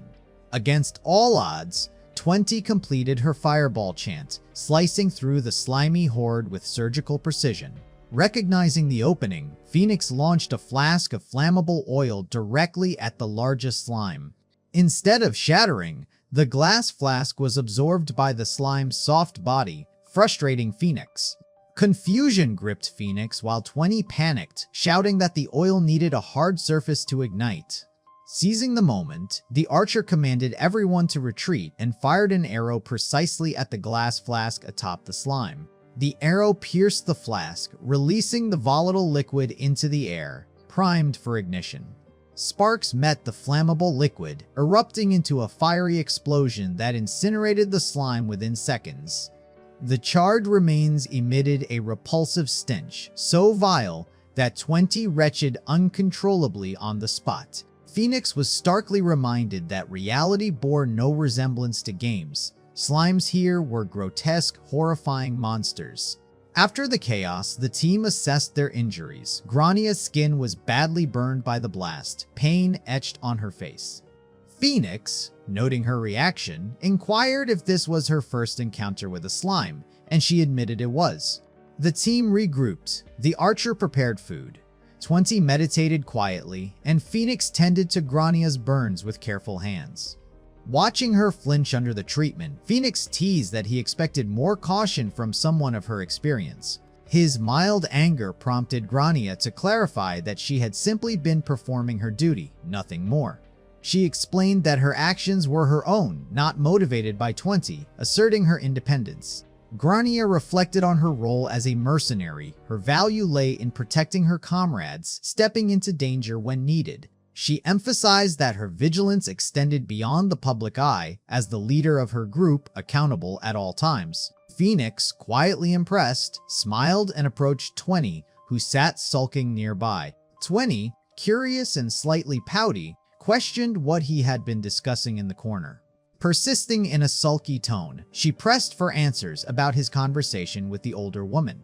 Concerned that Grania might overhear 20 calling her old lady, Phoenix glanced around and gently urged 20 to be respectful, but she refused until he explained. Resigned, Phoenix revealed that he had been thanking Grania for protecting him at the inn, and here, in the dungeon, eliciting 20's surprised query on why such gratitude was necessary. Phoenix admitted that his gratitude to Grania had to be expressed through 20, knowing she would never thank her. 20 fell silent, and Phoenix urged that if she could not respect, she should at least remain quiet. He continued, reflecting on the danger of such recklessness, how her brash attitude could one day lead her to an untimely death at the hands of someone ungrateful. Their banter flared back and forth until Phoenix's patience snapped, leaving 20 silent, and the conversation concluded, though the tension lingered in the air. Unbeknownst to him, the words spoken in that moment would haunt Phoenix for the rest of his life, a regret buried deep. The weight of that lingering regret was yet to come. For now, there was only the dungeon and the next challenge ahead. With a brief rest concluded, Phoenix and the team resumed their cautious descent deeper into the sewers, shadows stretching long in the torchlight. Studying the map, Phoenix identified the approximate location of a hidden stairway, a secret path that would lead directly to the 4th floor. Following the Lord's map, he guided the party toward a wall that concealed the entrance, their footsteps echoing against cold stone. The supposed secret passage lay buried under rubble. Phoenix murmured to himself, questioning if the wall had collapsed of its own weight, a long sigh escaping him. These ancient tunnels had survived countless years, their decay inevitable without maintenance, and now their crumbling presented a tangible obstacle. Neglect had allowed the passageways to fragment, each stone threatening collapse, a silent testament to time's unrelenting passage.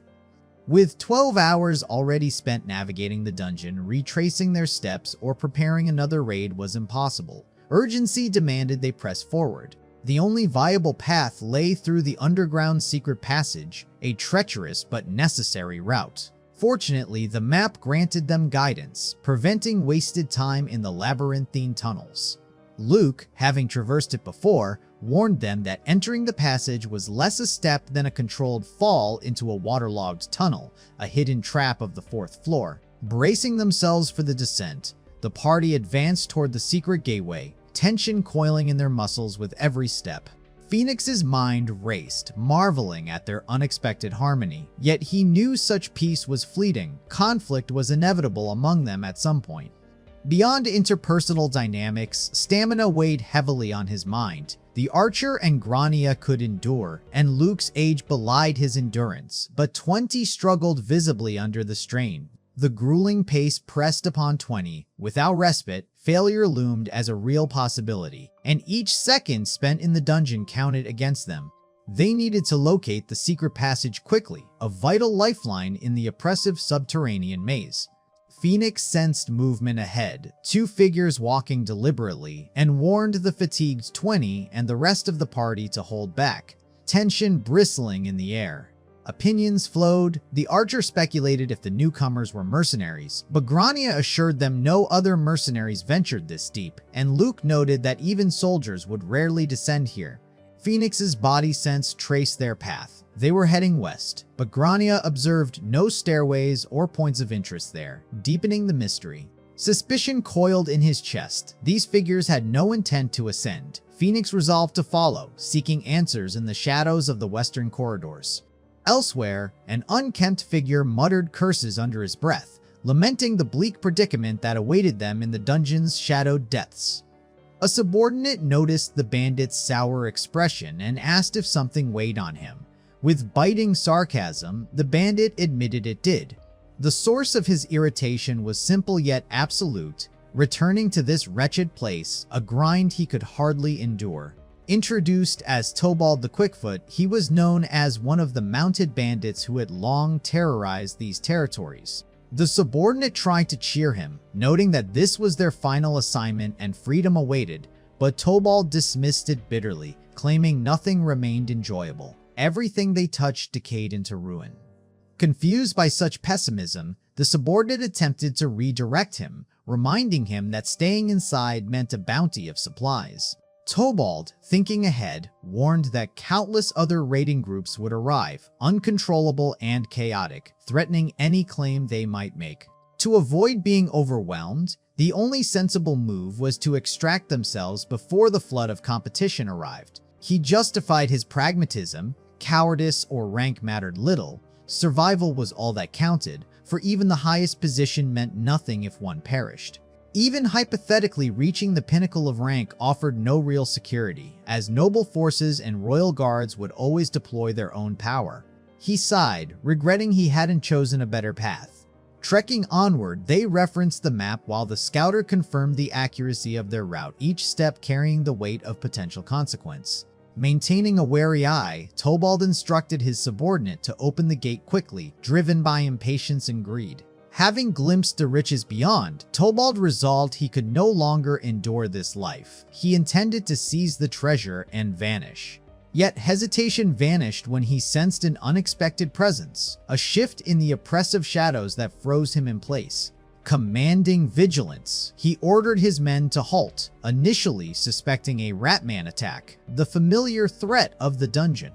But intuition warned him otherwise. This intelligence was higher, more deliberate. He instructed the men to extinguish their torches, plunging the corridor into darkness. Obediently, the subordinates discarded their torches. The flames snuffed out instantly, leaving only shadow and tension. From his belt, Tobald produced a glowing vial, drinking it in a single motion, the potion's power surging through him. Eyes now luminous with the potion's green glow, he positioned himself ahead of his men, a sentinel against the unseen. The vial, a potion of night vision, granted him perfect clarity even in complete darkness, illuminating the corridor in unnatural green. The world transformed into shades of fluorescent detail, shadows sharpened, footsteps and movements revealing themselves to his enhanced sight. Counting the footprints and their size, he deduced that 3 individuals approached, each step carrying unknown intent.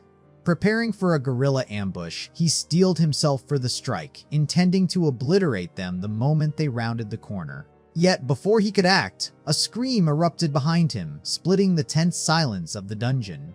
One subordinate had been struck in the chest by a piercing arrow, blood flowing violently from nose and mouth, life slipping away in a cruel instant. Tobald wavered, losing balance, collapsing to the ground as death claimed him. An execution delivered by the unseen archer of Phoenix's party. Sensing the bandit group under attack from behind, they shifted formation, but a flammable glass ball landed dangerously close, igniting the tension.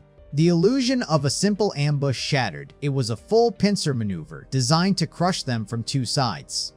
The glass ball hit the hard ground, erupting into flames that clawed at the air and the unsuspecting bandits. Heat shattered the fragile sphere, spreading fire in all directions, forcing the bandits to defend against the consuming blaze.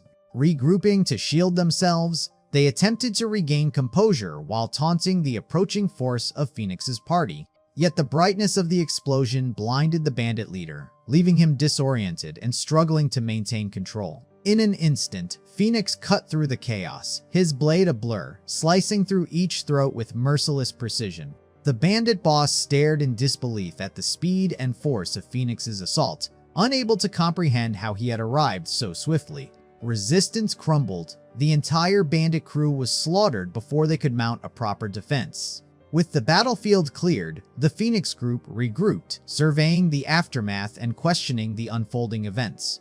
Phoenix glanced at the archer's wound, concern flickering, though she refused aid, insisting she was unharmed. She redirected attention, noting that Grania was interrogating the lone survivor, uncertain what truths might be extracted. Luke, driven by curiosity, pressed Phoenix to explain how he had discerned their true identities. Phoenix remained inscrutable.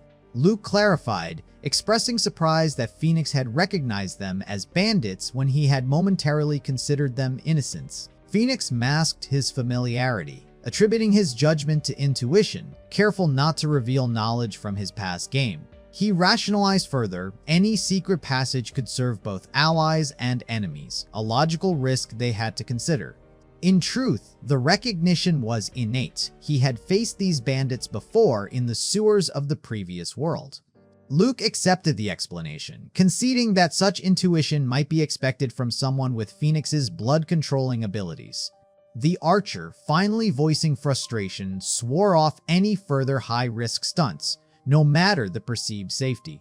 She criticized the plan, denouncing the removal of their gear and the use of a diversion to provoke a pincer attack. Surprisingly, 20 sided with the archer, acknowledging the peril and breaking from her usual deference to Phoenix. Phoenix, caught off guard, watched as 20 held her ground, insisting the bandits weren't worth such dangerous gambits.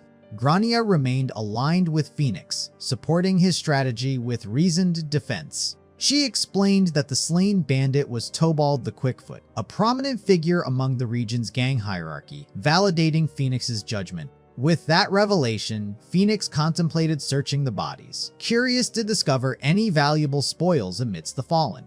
20's gaze lingered on the cape the bandit leader wore, sensing the hum of mana. It was no ordinary garment, but a magical tool radiating potent energy.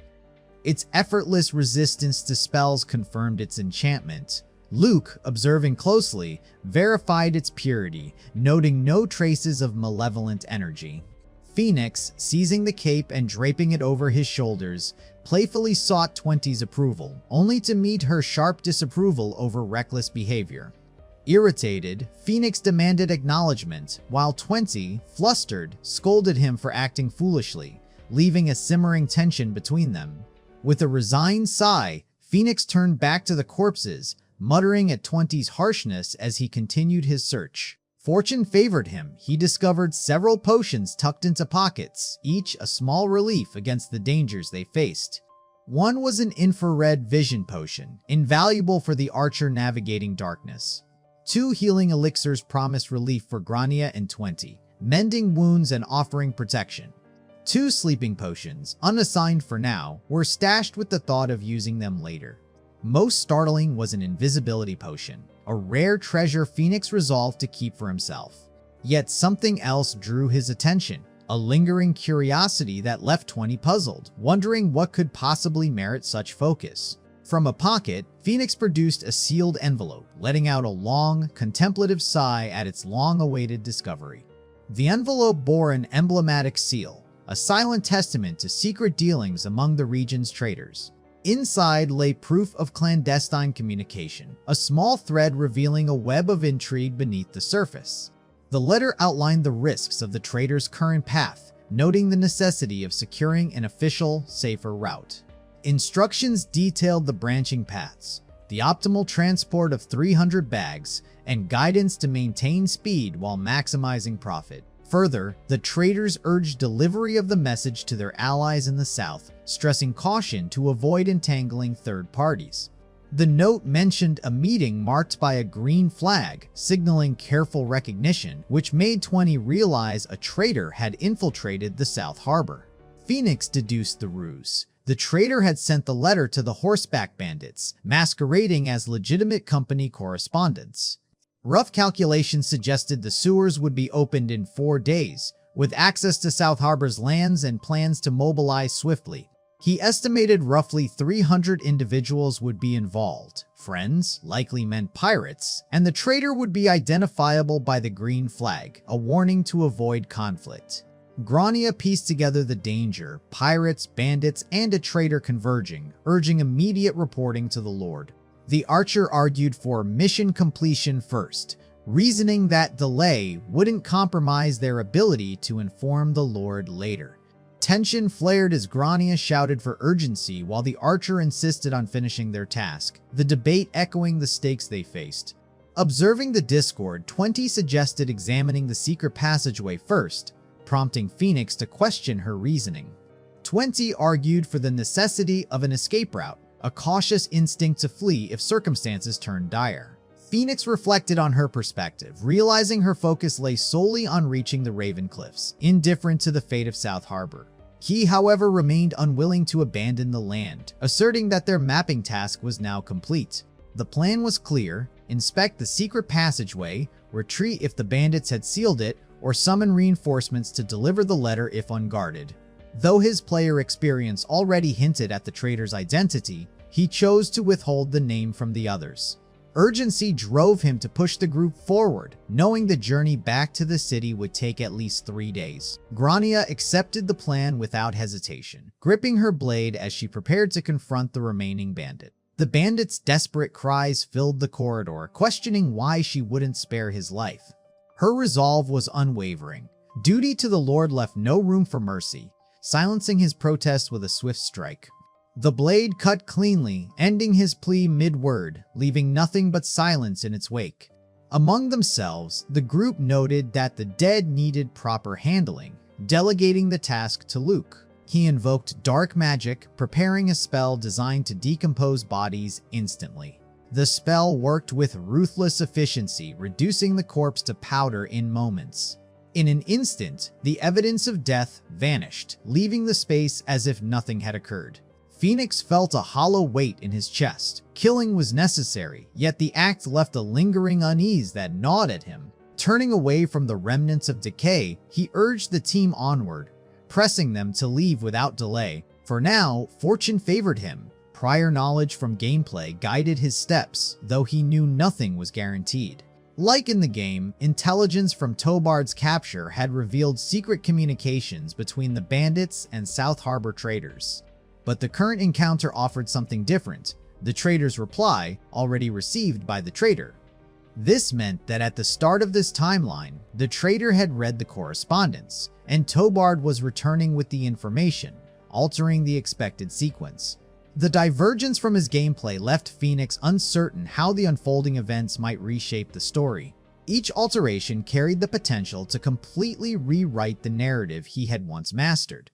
Any substantial changes threatened to strip him of the advantage granted by foreknowledge of the future. For Phoenix, time was a resource he could not afford to squander. Every moment counted. Amid these weighty contemplations, the archer loosed another arrow at a lurking monster in the dungeon, a precise act of survival against chaos. The monstrous caterpillar lunged, its grotesque form cut cleanly by the archer's arrow, its life extinguished in an instant. Phoenix inspected the body, confirming its death, yet 20 recoiled, her stomach churning despite countless previous horrors. Overcome by disgust, she bolted, unable to tolerate the sight any longer. Phoenix laughed uproariously, incredulous that she feared both slime and caterpillars. 20 snapped at him to be quiet, her annoyance palpable. Collecting himself, he urged the group to move forward, though 20 continued to hurl insults, refusing to let him off easy. The path ahead offered no respite. A crossroads emerged, challenging their coordination once more. Inevitably, his companions argued, one urging right, the other insisting on left, their directions pulled by instinct rather than logic. Phoenix relied on his acute sense of orientation, noting that the right led north and the left south. Their goal lay to the north, so right it was. Grania's suspicion flared at his uncanny certainty. Phoenix deflected, claiming only a modestly sharper sense of direction than most. Still unconvinced, she pressed further, while the archer sniffed the ground, detecting subtle clues. Following her intuition, the archer agreed to the right path. Grania's curiosity was piqued, questioning the basis for the choice. The archer noted the soil's relative dryness and slope, hinting at the correct path, though she admitted a hint of bias in her observation. Phoenix seized the moment to echo her reasoning, but 20 remained unconvinced, refusing to be swayed by coincidence. She accused him of taking his bloodbending powers to extremes, suggesting that his foresight bordered on prophecy rather than skill. 20 insisted his abilities defied ordinary prediction, surpassing even the limits of fortune-telling. Phoenix bit his tongue, realizing he might have revealed too much, stirring suspicion among his companions. He tried to claim mere luck, but 20 dismissed the excuse, citing his uncanny ability to identify poisons days in advance. Frustration mounted within Phoenix, her certainty that he concealed something gnawed at him, threatening to unravel his composure. Grania intervened, pragmatically asserting that labels mattered little now, they needed to move without delay. 20's pride flared, railing against Grania's authority over her time and choices. Grania, sensing her misstep, quickly apologized, yet 20's curses continued unabated, escalating the tension. Phoenix seized 20 by the cheeks, compelling her silence with an unyielding grip. Freed, she erupted in indignation, questioning his actions. Phoenix, exasperated, reminded her of their prior agreement regarding respect. 20 countered, insisting she had kept her promise not to call anyone old maid, a word that sent an involuntary shiver through Grania. Phoenix's anger spiked as he demanded she moderate her tone, while 20 defiantly rejected his authority. Grania watched anxiously, unsure if the insult targeted her, and the archer remained silent. Phoenix softened his tone, urging that respect be given to earn respect, a lesson he hoped would anchor her impulsiveness. Sensing her temper flare again, he carefully backtracked, clarifying that the fault was not hers, but cautioning against disrespecting others. Attempting encouragement, he acknowledged the positive changes he had seen in her, quietly commending her diligence and effort. Promising more recognition later, he emphasized the need to hurry, planning to answer all her questions once they reached the safety of their inn. Pretending to remain upset, she turned away, claiming compliments would not sway her, yet admitted openness with everyone else. The group shifted focus to Luke, signaling readiness to move and avoid delay.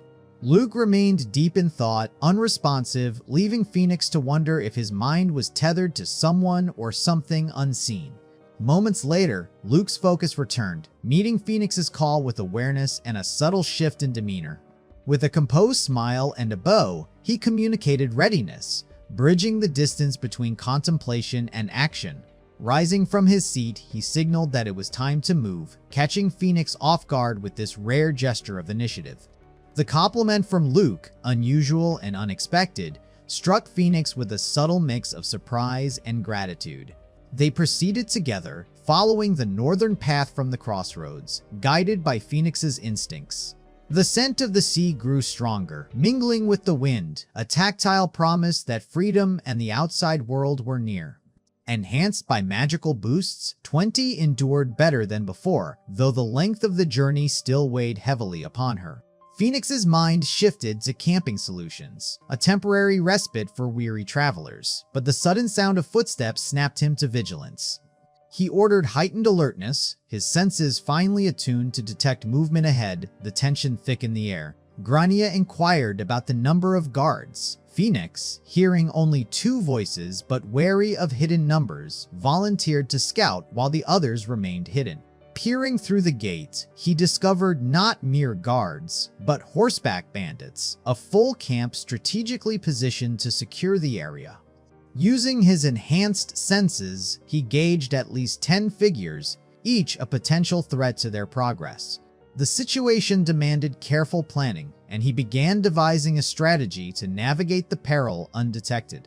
One sleepy bandit near the gate yawned loudly, his guard faltering as vigilance waned. A pungent, unexpected odor drifted into the campsite, a subtle weapon in their hands. Confusion spread as one guard reacted, while another remained oblivious, caught in a sensory mismatch. Drawn toward the bonfire by curiosity and assumption, the bandits diverted their attention, leaving gaps in their vigilance. Seizing the moment, Phoenix guided the group past the distracted guards, slipping away into the shadows undetected. In truth, gratitude should have been his first thought for Bard. Without that timely gift of invisibility, their escape would have been impossible. Returning inside, Phoenix shared the developments outside. The archer cautioned about the dangers of narrow terrain, while Grania weighed the potential for substantial loot if they pressed on. With a sudden insight, Phoenix presented the invisibility potion, offering it to the group as a tool for undetected movement. 20 recognized the brilliance of the plan, understanding that the potion could allow them to slip past danger unseen. Before proceeding, she paused to rummage through her bag, asking the others to wait briefly. Producing a small pouch of crude, paralyzing powder, she explained it was unrefined but could serve in emergencies. Phoenix held the powder, probing for the intended strategy, trying to anticipate the tactical application. 20, exasperated by his apparent blindness to the obvious, finally relented and explained her plan. With the plan understood, they approached the gate where the bandit guards were stationed, tension thick in the air. Phoenix slipped past the sentries under the veil of invisibility, moving with deliberate quiet, each step measured to avoid detection. Using his stealth skills, he crept into the camp while the bandits slept, blending with shadows and anticipation. Suddenly, the horses screamed, a jolt of uncertainty cutting through his focus. Yet the commotion drew the bandits' attention away, tending to their animals, inadvertently clearing his path further. Observing the chaos, one guard muttered about insect bites, the other sighed at the triviality of their work, their focus scattered. Hidden and unseen, Phoenix exhaled in relief, grateful for the distraction that granted them space to act. Following 20's instructions, he cast the paralyzing powder onto the bonfire, initiating the first phase of their diversion. The powder ignited, smoke rising and spreading rapidly, its noxious fumes beginning to take effect. He waited, the paralysis slowly seeping through the camp, ready to signal the others inside to advance once it took hold. 2 bandits approached, confused by the strange smell, their curiosity and fear mounting as they searched for its source. Upon returning, the scene froze them in shock, the unexpected presence of Phoenix leaving them speechless. Panic erupted, screams cutting through the night as the bandits confronted a figure they could not comprehend. In their terrified eyes, Phoenix's stance became monstrous, an apparition of fear and uncertainty. Weapons were drawn, the camp bracing for an invisible threat whose presence now began to shimmer as the potion's effect waned. Phoenix himself was stunned, questioning how time had slipped by so quickly in the tension-filled moments. Ironically, the invisibility meant to conceal him only amplified attention, turning him from hidden predator into the center of every gaze. The clash erupted with Phoenix swinging his broadsword, cutting a guard cleanly across the chest, the force of his strikes echoing in the confined space. Without hesitation, he discarded the body, wiping the blood in a single fluid motion, a grim rhythm to his relentless pace. The remaining guards recoiled at his ferocity, calling out for archers and retreating the hand-to-hand fighters, fear spreading like wildfire. He briefly questioned the potency of the paralyzing potion, perhaps weakened by its unrefined form, but urgency demanded he hold their attention. Any escape could summon reinforcements. His concern proved fleeting as more figures appeared through the doorway, unannounced and formidable. Mounted bandits entered, axes in hand, suggesting a different breed of foes, yet distinctions mattered little. Survival demanded their total elimination. Clarity replaced hesitation. The only path forward was to strike, to extinguish the threat entirely. Anger coursed through him, an unrelenting heat, a desire to erase every remaining obstacle before him. Blood-red energy radiated from him, a visceral war cry escaping as he charged headlong into the fray, a force of nature incarnate. The bandits scattered, but one fell instantly to an arrow piercing the shoulder, a precise and lethal intervention. The archer's skill claimed another life, while the surviving bandits scrambled into defensive formation, wary now of long-range threats. Awareness struck them it was no lone attacker, an entire party had emerged from the secret passage, turning the tide into chaos. Shouts of confusion rose, commanders scrambling to identify the source of the breach. Phoenix interrupted the disorder with brutal efficiency, leaping to deliver a decisive kick to the chest of the nearest guard, cutting short any resistance. The bandit leader trembled at the carnage, disbelief twisting his features. What kind of monster had provoked such devastation? He fell backward, crawling in panic, struggling to comprehend how his trained men could perish so swiftly. Gradually, the paralyzing poison began to take hold, freezing some in place, but desperation kept others moving, crawling toward tenuous safety. The bandits' futile struggle continued, a slow, crawling attempt to flee the inevitable. Phoenix, unyielding, became the specter they feared, hunting each survivor with merciless precision. One man's desperate prayers were swallowed by the darkness of his fate as Phoenix's blade found its mark with ruthless inevitability. The blade pierced the neck, extinguishing life instantly, a grim punctuation to the chaos. Finally, a breath of relief passed through him as the paralyzing potion began to work fully, its slow effect rendering the remaining opposition inert. The battle subsided, the air heavy with smoke and the remnants of struggle, yet victory had been secured through their combined skill. Every member of the group had performed with precision and courage, turning the tide against overwhelming odds. For a fleeting moment, amidst the echoes of combat, there was a quiet acknowledgement of survival, effort, and the brutal clarity of the choices made. With no losses among their own, Phoenix allowed himself to deem the assault a success, the grim tally of bodies unable to tarnish that small measure of victory. Yet beneath the carnage, a disquieting sensation lingered. He felt an unexpected clarity, almost a perverse refreshment from the violence he had wrought. As night's chill clung to him, he approached the bonfire, letting its warmth seep into his bones, grounding him after the storm of battle. Observing his unusual demeanor, 20 approached cautiously, concern knitting her brow. She probed gently, seeking to know if he truly felt well after the exertion and exposure to lingering magic. Phoenix reassured her, explaining the magic residue was fading, a soft sigh escaping him. 20 lamented the dangers of dabbling in forces beyond training. Tenderly, she touched his hand, checking for subtle effects, yet he insisted he felt entirely normal. Undeterred, she persisted, questioning dizziness or nausea, prompting Phoenix to raise his voice in firm protest of her worry. She demanded a promise that he would report any unease, and he assuaged her, confirming he felt nothing now, though he would heed her caution. While Phoenix and 20 bantered quietly at the edge of the fire, the archer's attention caught irregularities among the horseshoe tracks, signaling an emerging threat. Alerting them to the danger, she revealed that despite their thorough slaughter, one enemy had escaped, likely to rally reinforcements. The image of incoming reinforcements, relentless and swift like hunting hounds, imposed an urgent weight on the group. Luke sought guidance, but Phoenix, scanning the situation, stressed that immediate support and strategy were paramount before confrontation. His eyes swept the surroundings, catching a promising sight horses hidden near the trees, a possible means to escape the encroaching threat. Luke suggested using the horses to ride out, a practical solution to a mounting problem. Clearing the area with care, they claimed the horses, preparing for a rapid departure.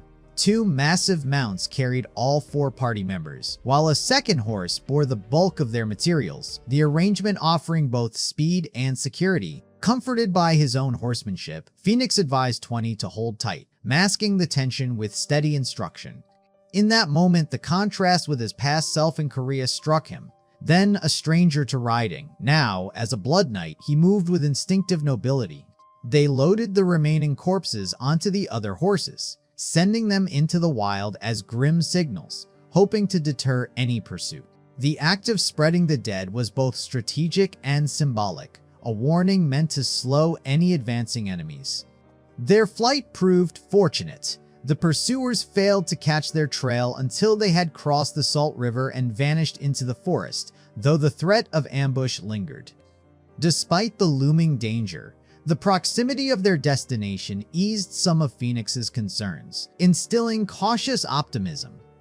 Yet as the castle came into view, an instinctive prickling of his senses warned him of imminent danger, sharp and uncompromising. Noticing his tension, 20 asked, and Phoenix revealed that he had just detected someone following them, a silent threat closing in. His intuition proved accurate.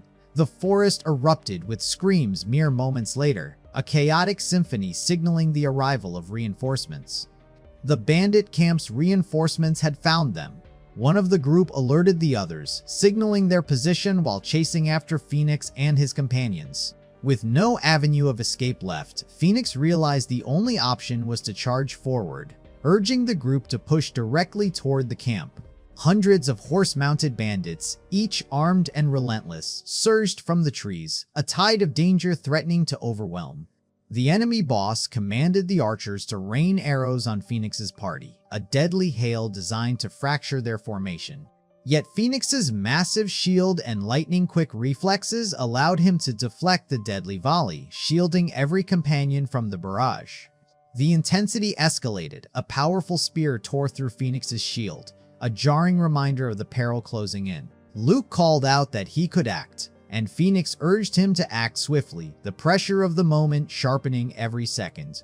Luke unleashed his spell, a ghostly scream summoning skulls that erupted violently, scattering the enemy and slowing their advance. The skulls crashed among the forces, exploding upon impact, buying precious seconds as the party tried to regroup. The reinforcements adapted quickly, recognizing the presence of magic and instructing their ranks to evade the spectral onslaught. One of the leaders hurled a massive spear toward the group, an unrelenting threat cutting through the air. The spear struck Grania's horse in the neck, blood spilling, the animal collapsing under the force of the blow. Grania tumbled violently to the ground as the horse fell, and Phoenix's voice rang out with immediate worry and alarm. Recognizing the chaos escalating beyond control, Phoenix began to pivot, assessing the immediate threat. Handing the reins to 20, he leapt from the horse, determined to shield Grania from the impending danger. Though she protested the recklessness, he instructed her to focus only on escape, trusting her to handle the horse as he faced the onslaught. Seizing a fallen spear, Phoenix braced himself, ready to confront the approaching horde alone if necessary. The bandit who had struck Grania celebrated, announcing the first casualty and anticipating the elimination of the remaining 3 party members. As he pointed toward the other fleeing members, a massive spear tore through his chest, hurled with lethal precision. Phoenix's strike, blood aura flaring, sent the assailant writhing to the ground, a brutal display of raw, unrestrained power. The odds were staggering, swarming enemies like a relentless pack, but Phoenix's resolve remained unbroken. Refusing to let his friends be harmed first, he inhaled deeply, gathering strength and steeling himself for the battle to come. Mentally armored, he taunted the remaining foes, challenging anyone with courage to face him as he readied his body and mind for the fight. Phoenix lifted his sword, muscles coiling, drawing a massive arc behind his head in preparation for a devastating strike. The force of his swing was devastating, cleaving a horse clean in two, the ground trembling beneath the impact. The fallen animal collapsed to its knees, dragging the rider helplessly with it. A brief moment of grim satisfaction passed as he acknowledged the two downed enemies, scanning the battlefield for the next target. No time was wasted. A bandit hurled a massive spear in his direction, intent on ending him. Phoenix absorbed the blow, but the sheer force forced a gush of blood from his mouth, a harsh reminder of the danger. His shield bore the brunt, shattering into countless fragments under the impact, leaving him exposed. The bandit leader's laughter echoed across the battlefield, a mocking acknowledgement of Phoenix's resilience. Anger flared his shield, worth a fortune, now destroyed. He seized the fallen spear and readied it as a weapon. Channeling every ounce of his bloodsword's power, he unleashed a crushing vertical slash aimed straight at the leader. The leader evaded, striking Phoenix's shoulder with the hilt, pain radiating through him, yet the fight pressed on. Bloodied and relentless, Phoenix cut down each bandit one by one, leaving no room for mercy. After a relentless slaughter, he paused briefly, gasping for air, muscles trembling, yet still upright despite the punishment. Dizzy and aching, he marveled at his own endurance, each strike against him chipping away at his body and reason. Frustration gnawed at him. Why must he endure this cycle of violence when he was no mindless berserker? Reason abandoned him entirely. A monstrous war cry tore from his throat, raw and unbridled. The bandits, intoxicated by his fury, gawked at him as if facing a living ogre. Their commander ordered a surrounding flank, intent on his destruction. Through the haze of blood and chaos, he sought Grania, frozen to the roadside, hoping desperately that she still drew breath. The situation worsened by the second. Every path to safety seemed obscured by relentless foes. Then, a faint sensation. A figure moving swiftly from behind reached his awareness, a glimmer of hope amidst despair. A lone sword arced through the battlefield, striking down a bandit with precise lethality. Reinforcements surged in, cutting through the chaos from the city outskirts, their approach disciplined and deadly. Behind the masks stood the royal cavalry, dispatched by the Lord of South Pearl Harbor, their presence a harbinger of power and intent. Phoenix scrutinized their features, confirming the formidable presence before him. Encased in nearly impenetrable armor, with towering visors and 3-meter spears, they exuded authority and deadly precision. His intuition proved correct. The Knights of the Royal Cavalry had arrived, a force capable of turning the tide. With the battlefield finally quiet, Phoenix's blood aura slowly dissipated into the air, leaving only the lingering weight of exhaustion and relief. A knight clad in lion-patterned armor regarded him with a familiarity that felt almost uncanny, hinting at connections he could not yet place. Acknowledging the implied question, he confirmed their origin from South Harbor, comforted to know his companions had already been seen ahead, unharmed and safe. The head knight gestured for him to mount, but his first concern remained with his comrade, ensuring she was still alive before moving forward. Confirming her safety, Phoenix carefully lifted Grania onto his horse, their brief reunion tempered by the urgency surrounding them. The head knight delegated the task of selecting horses to a subordinate, ensuring the logistics of their escape were orderly. The subordinate instructed Phoenix and Grania to ride behind him, guiding them to safety through the aftermath of the battlefield. With all bandits neutralized, the knight commander ordered his troops to disassemble their positions and return to their posts, discipline restored. As they marched, the soldiers held their nation's flag high, a symbol of order amidst chaos. Their encampment appeared along a pond's edge, hundreds of tents dotting the landscape, a small bastion of calm after the storm.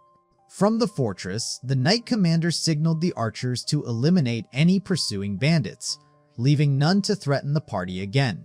The remaining bandits, under a sudden rain of shadowy attacks, scrambled in panic, realizing their efforts were futile.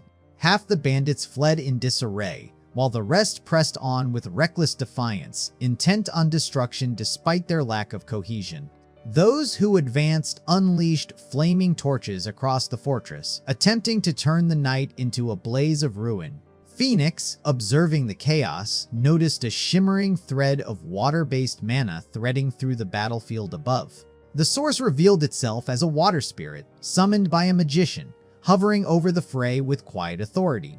The spirit's power manifested as rain, dousing the fires consuming the barracks, erasing the destruction before it could fully take hold. Soldiers raised their voices in joyous relief, understanding that divine favor had intervened to save them from annihilation. The pirates howled in frustration, their meticulous plan undone by forces beyond their control. With their strategy shattered, the pirate leaders ordered a full retreat, abandoning both fire and vengeance. Phoenix collapsed onto his back, a long, trembling exhale marking the end of the nightmare and the first breath of true relief in hours. His respite was brief, interrupted by Elle's voice calling out to him sharply, slicing through the quiet. She arrived with the rest of the party, eyes blazing with anger at his lone charge, a mix of fear and reproach in every word. Inspecting his wounds, Elle's concern was palpable, but Phoenix reassured her, the pain temporary, his resolve unbroken. The archers had escorted the injured Grania to the priest's tent for healing, while Elle tended to Phoenix with a potion, leaving him grateful simply to be alive, humbled by the brush with death. As Phoenix shared a quiet moment of reflection with his friends, the lion-masked knight approached, offering congratulations for his courage and skill amidst the chaos of battle. Phoenix expressed his gratitude, insisting that his survival owed everything to Sir Randall, who had intervened at the crucial moment, leaving Randall slightly bemused at the honorific. Randall hurried to clarify, humbly rejecting the title, insisting he was merely a soldier, not a knight, and that no formal address was necessary. Observing Randall's armor and horse, Phoenix felt a twinge of confusion. How could a simple soldier command such protection? He suspected ties to a noble family, though he quickly let the thought go. Brushing aside any further speculation, Randall gestured for Phoenix and his group to follow, the urgency of the moment cutting through idle curiosity. The anticipation that had been quietly building crystallized. The Lord of the Land had summoned them, a summons impossible to ignore. Randall led Phoenix and his companions toward the Lord, the path heavy with unspoken expectation and the weight of the battlefield just past. As they advanced, the archer's soft, hesitant voice reached him, a quiet pause amid the tension. With humility, she expressed her thanks for Phoenix's insistence on rescuing Grania from the field, her gratitude carrying a mix of relief and admiration. Phoenix brushed aside the sentimentality, stating the act had been obvious, eliciting a faint blush of embarrassment from the archer at his blunt sincerity. Elle, noticing the reaction, pointed subtly toward a distant direction, drawing attention to something significant overhead. A royal banner fluttered above, marking the presence of nobility within the barracks ahead, signaling both authority and protection. The sight triggered memories of his prior experience in the game, connecting the real landscape with the digital world he had navigated. He recalled that this location fell under the Prince of Prince Garrison in the Dark World game, historically a safe haven for reinforcements. As they neared the lair, Phoenix remembered that in-game the prince was usually absent upon arrival, and the quest normally involved delivering a letter to the proud Sir Liam. But the reality diverged. For a noble to mobilize troops hundreds of kilometers from the capital, the prince himself must be present on the battlefield. There he stood, unmistakable, surrounded by soldiers, adorned in golden lion-faced armor and cape, a symbol of both authority and martial power. Entering the tent, a voice questioned his purpose, a quiet tension signaling the threshold of authority. Removing his helmet, the soldier revealed himself as Sir Anchor, the rightful owner of the tent, confirming the gravity of the moment. Phoenix, taking in Anchor's presence, questioned his comrades, needing assurance of his authenticity. The reply confirmed the legend, heightening the awe of those present. The archer, nerves raw, appealed to the prince's mercy, acknowledging Phoenix's ignorance of the strict customs of this land. The prince, stern yet inquisitive, demanded an explanation. Why had the mercenaries and bandits singled them out? Phoenix explained they were targeted because they carried a letter from the Lord of South Harbor, acting as messengers, their mission putting them squarely in harm's way. A nearby soldier, taken aback, asked if the Count had been aware of their presence, the political stakes becoming more apparent. Phoenix admitted uncertainty regarding the Count's awareness, speculating that nearby reinforcements under Sir Langbold might have been involved. Another knight stepped forward, shield raised, inquiring if Phoenix understood his identity, the tension in his stance demanding clarity. Piecing together fragments from books and whispered tales, Phoenix recalled rumors of Sir Langbold, a mage of remarkable skill, and suspected he now stood before him. The knight pressed further, implying that Phoenix must also be aware of the garrison's master, testing the depth of his knowledge. Phoenix admitted to having only a vague notion, and the knight's expression softened into a smile, acknowledging the partial insight. Suddenly, a Ka knight appeared from the shadows, calling Phoenix an insolent fool, brandishing a massive sword aimed at his neck. The soldier's voice rang with authority, declaring Phoenix suspicious and worthy of restraint for questioning, the steel edge gleaming with intent. In that tense moment, Phoenix blamed himself, realizing that his knowledge of the battlefield and game lore might make others suspect him as a spy. Authority intervened after repeated requests. The threatening knight reluctantly lowered his blade, the tension dissipating under the weight of command. The figure in golden lion mask armor asserted that no competent soldier from his own land would be sent as a mere spy, revealing himself as the commander Phoenix had seen earlier. With the knight quieted, the commander turned his gaze to Phoenix, asking his name, a measured curiosity in his tone. When pressed for a surname, Phoenix hesitated uneasily, admitting he had none, signaling a lack of noble lineage. Lacking a family name, he identified as a mercenary, a revelation that seemed to intrigue the commander. The commander pondered deeply. How could a nameless mercenary wield such mastery of blood control, slicing through cavalry with precision and skill beyond amateur capabilities? Turning to his subordinates, he reasoned that no kingdom would waste a soldier of such caliber as a spy. Phoenix's value was far too great.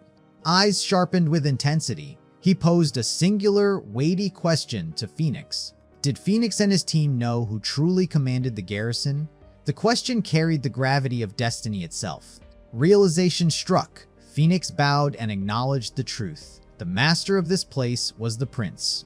The revelation drew a booming laugh from the prince, a sound that dispelled tension and welcomed them into his presence. With warmth and authority, the prince formally greeted Phoenix and his companions, sealing their acceptance. He revealed his title, third son of the majestic King Lionel of Millenor, a declaration that compelled every listener to kneel in respect. Phoenix recognized him immediately.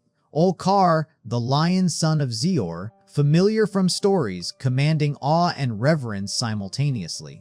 Under immense pressure, Phoenix expressed his gratitude for the honor of meeting such a distinguished figure. Unlike the harsh and cruel world he had known in the game, Olkar embodied the majesty of armor and the courage of a born leader. Beyond bravery, Olkar possessed striking beauty and a soothing voice, qualities that commanded attention without effort. Yet the most captivating aspect was his smile, radiant and enchanting, drawing all eyes as though he were lifted from the pages of a storybook. Volker urged Phoenix and his companions to lift their heads, eager to hear the full account of their journey, each word a thread in the tapestry of events he longed to understand. Yet beneath the courtesy lay an ominous reflection. In the game, this same figure would later bear the terrifying title, the King of Slaughter, a name that sent shivers down Phoenix's spine. The King of Slaughter, Olkar, appeared in Chapter 6 of the Dark World game, a boss whose presence was as legendary as it was dreaded. In the real world, encountering Olkar for the first time in the game had left Phoenix unsettled, but it was the oppressive, blood-soaked aura of the palace that truly haunted him. In a quiet, uneasy contemplation, he wondered if removing Prince Olkar now might erase all future horrors. If the absence of the prince would prevent the slaughter he had witnessed.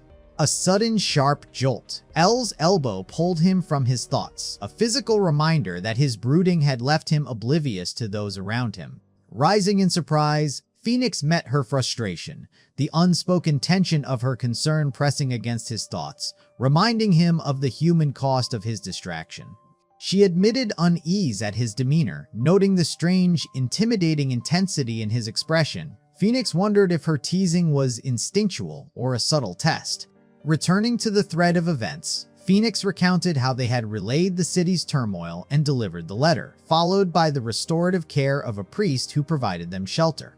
Experiencing divine power firsthand left him in awe, sparking reflection on whether a priest's presence might be essential for any party traversing such perilous terrain.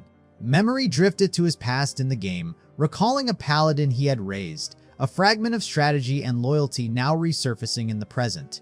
Back in reality, Phoenix urged Elle to rest, mindful that the others were asleep and needed peace, the night still heavy with the weight of battle. Finding her restless, he led her outside, the cool night air framing the quiet tension. Seeking the source of her unease, she admitted a simple, stubborn refusal to sleep. She remarked on his calmness amid the aftermath of carnage, a taunt that drew a flicker of anger from Phoenix, reflecting the fragile boundary between humor and tension. His frustration mounted, a protective irritation rising as he scolded her for carelessness in speech, mindful of Luke's silent presence nearby. Elle dismissed his warning lightly, speaking of the necromancer's magic with a shiver, sensing the decay within its essence. Phoenix replayed moments of Luke's spellcasting, perplexed by the absence of the corruption she described, a disconnect between perception and reality stirring thought. Confusion colored Elle's voice as she questioned how one could wield such potent blood magic with precision and purity, the mystery deepening around Luke's power. With a sigh, she resolved to leave it, unwilling to be bound by the land or its rulers. Phoenix inwardly wondered if anything could ever satisfy her. She criticized the prince's demeanor, seeing arrogance and pride etched into his visage, a reflection of the rigid hierarchy she despised. Anger simmered as she judged royalty's presumed superiority, speaking as though the world's injustices were embodied in his presence. Phoenix quietly found humor in the irony. Sensing his subtle amusement, Elle asked if he had spoken out of turn. Phoenix deflected, attributing it to the wind, a gentle attempt to ease the tension. Reflecting on the encounter, Elle questioned Phoenix about his decision to reject the prince's offer, the weight of unclaimed opportunity lingering in the night. The offer in question had been an invitation to join the prince's ranks, a promise of care and recognition for his skill, a choice fraught with consequence and loyalty. Phoenix's refusal carried both pragmatism and quiet defiance, a decision marking the delicate balance between survival, freedom, and the allure of royal favor. He declined the prince's offer with careful politeness, weaving a roundabout excuse, unwilling to serve someone whose hands would one day command genocide. Unable to reveal the true weight of his hesitation, he offered Elle a lie, citing his youth as reason enough, which left her astonished at how young he truly was. Shifting the conversation, he asked what Elle would do if faced with a similar offer. She rejected it outright, unwilling to answer to a man so prideful. Their banter continued, a delicate dance of teasing and mock anger, each urging the other to sleep while savoring the quiet companionship that bridged the tension. Unseen, Luke listened silently to every exchange, feigning sleep while absorbing the nuances of their conversation. Dawn arrived with serene blue skies over the young prince's camp, the flag flying proudly as a new day began. Phoenix had already prepared himself, donned his gear, and was moving with purpose, a quiet determination guiding his steps. Overnight, he had leveled up, the memory of near death on the battlefield still vivid, marking his growth from level 12 to a new stage of skill and awareness. The rapid progression felt strange, almost unreal compared to the grueling fights against Ratman, Tobard, and the horseback bandits, yet the intensity of survival justified it. He reflected on the past 2 days of near-impossible combat, understanding that Elle's level remained stagnant for now, though she would inevitably catch up. He allocated points with precision, enhancing dexterity and magic power, while reserving the remainder for rank 2 skills to be unlocked at level 15. His morning began with formal greetings to the Royal Highness, meeting expectations and receiving praise for his punctuality. With clarity of purpose, he revealed his decision to assign roles to the mercenaries, shaping the structure of their upcoming engagement. ALBY. The name given to him carried no meaning, yet it had become an inseparable part of his identity. He never understood why such a tender name was bestowed upon him. Love had never touched his life. He had never known the comfort of familial care. Orphans of circumstance, he had no parents, siblings, or kin to anchor him to the world. His earliest memory was of pain, being beaten mercilessly by an angry merchant. The punishment came for petty theft, stealing food to survive, and left a permanent mark on his understanding of life. Survival had demanded cunning, begging, pilfering, and fleeing from those who sought to harm him, each day a precarious balance. Eventually, he became part of a gang of thieves, drifting into a life shaped by necessity rather than choice. Days passed in monotony until a single encounter shifted the trajectory of his existence.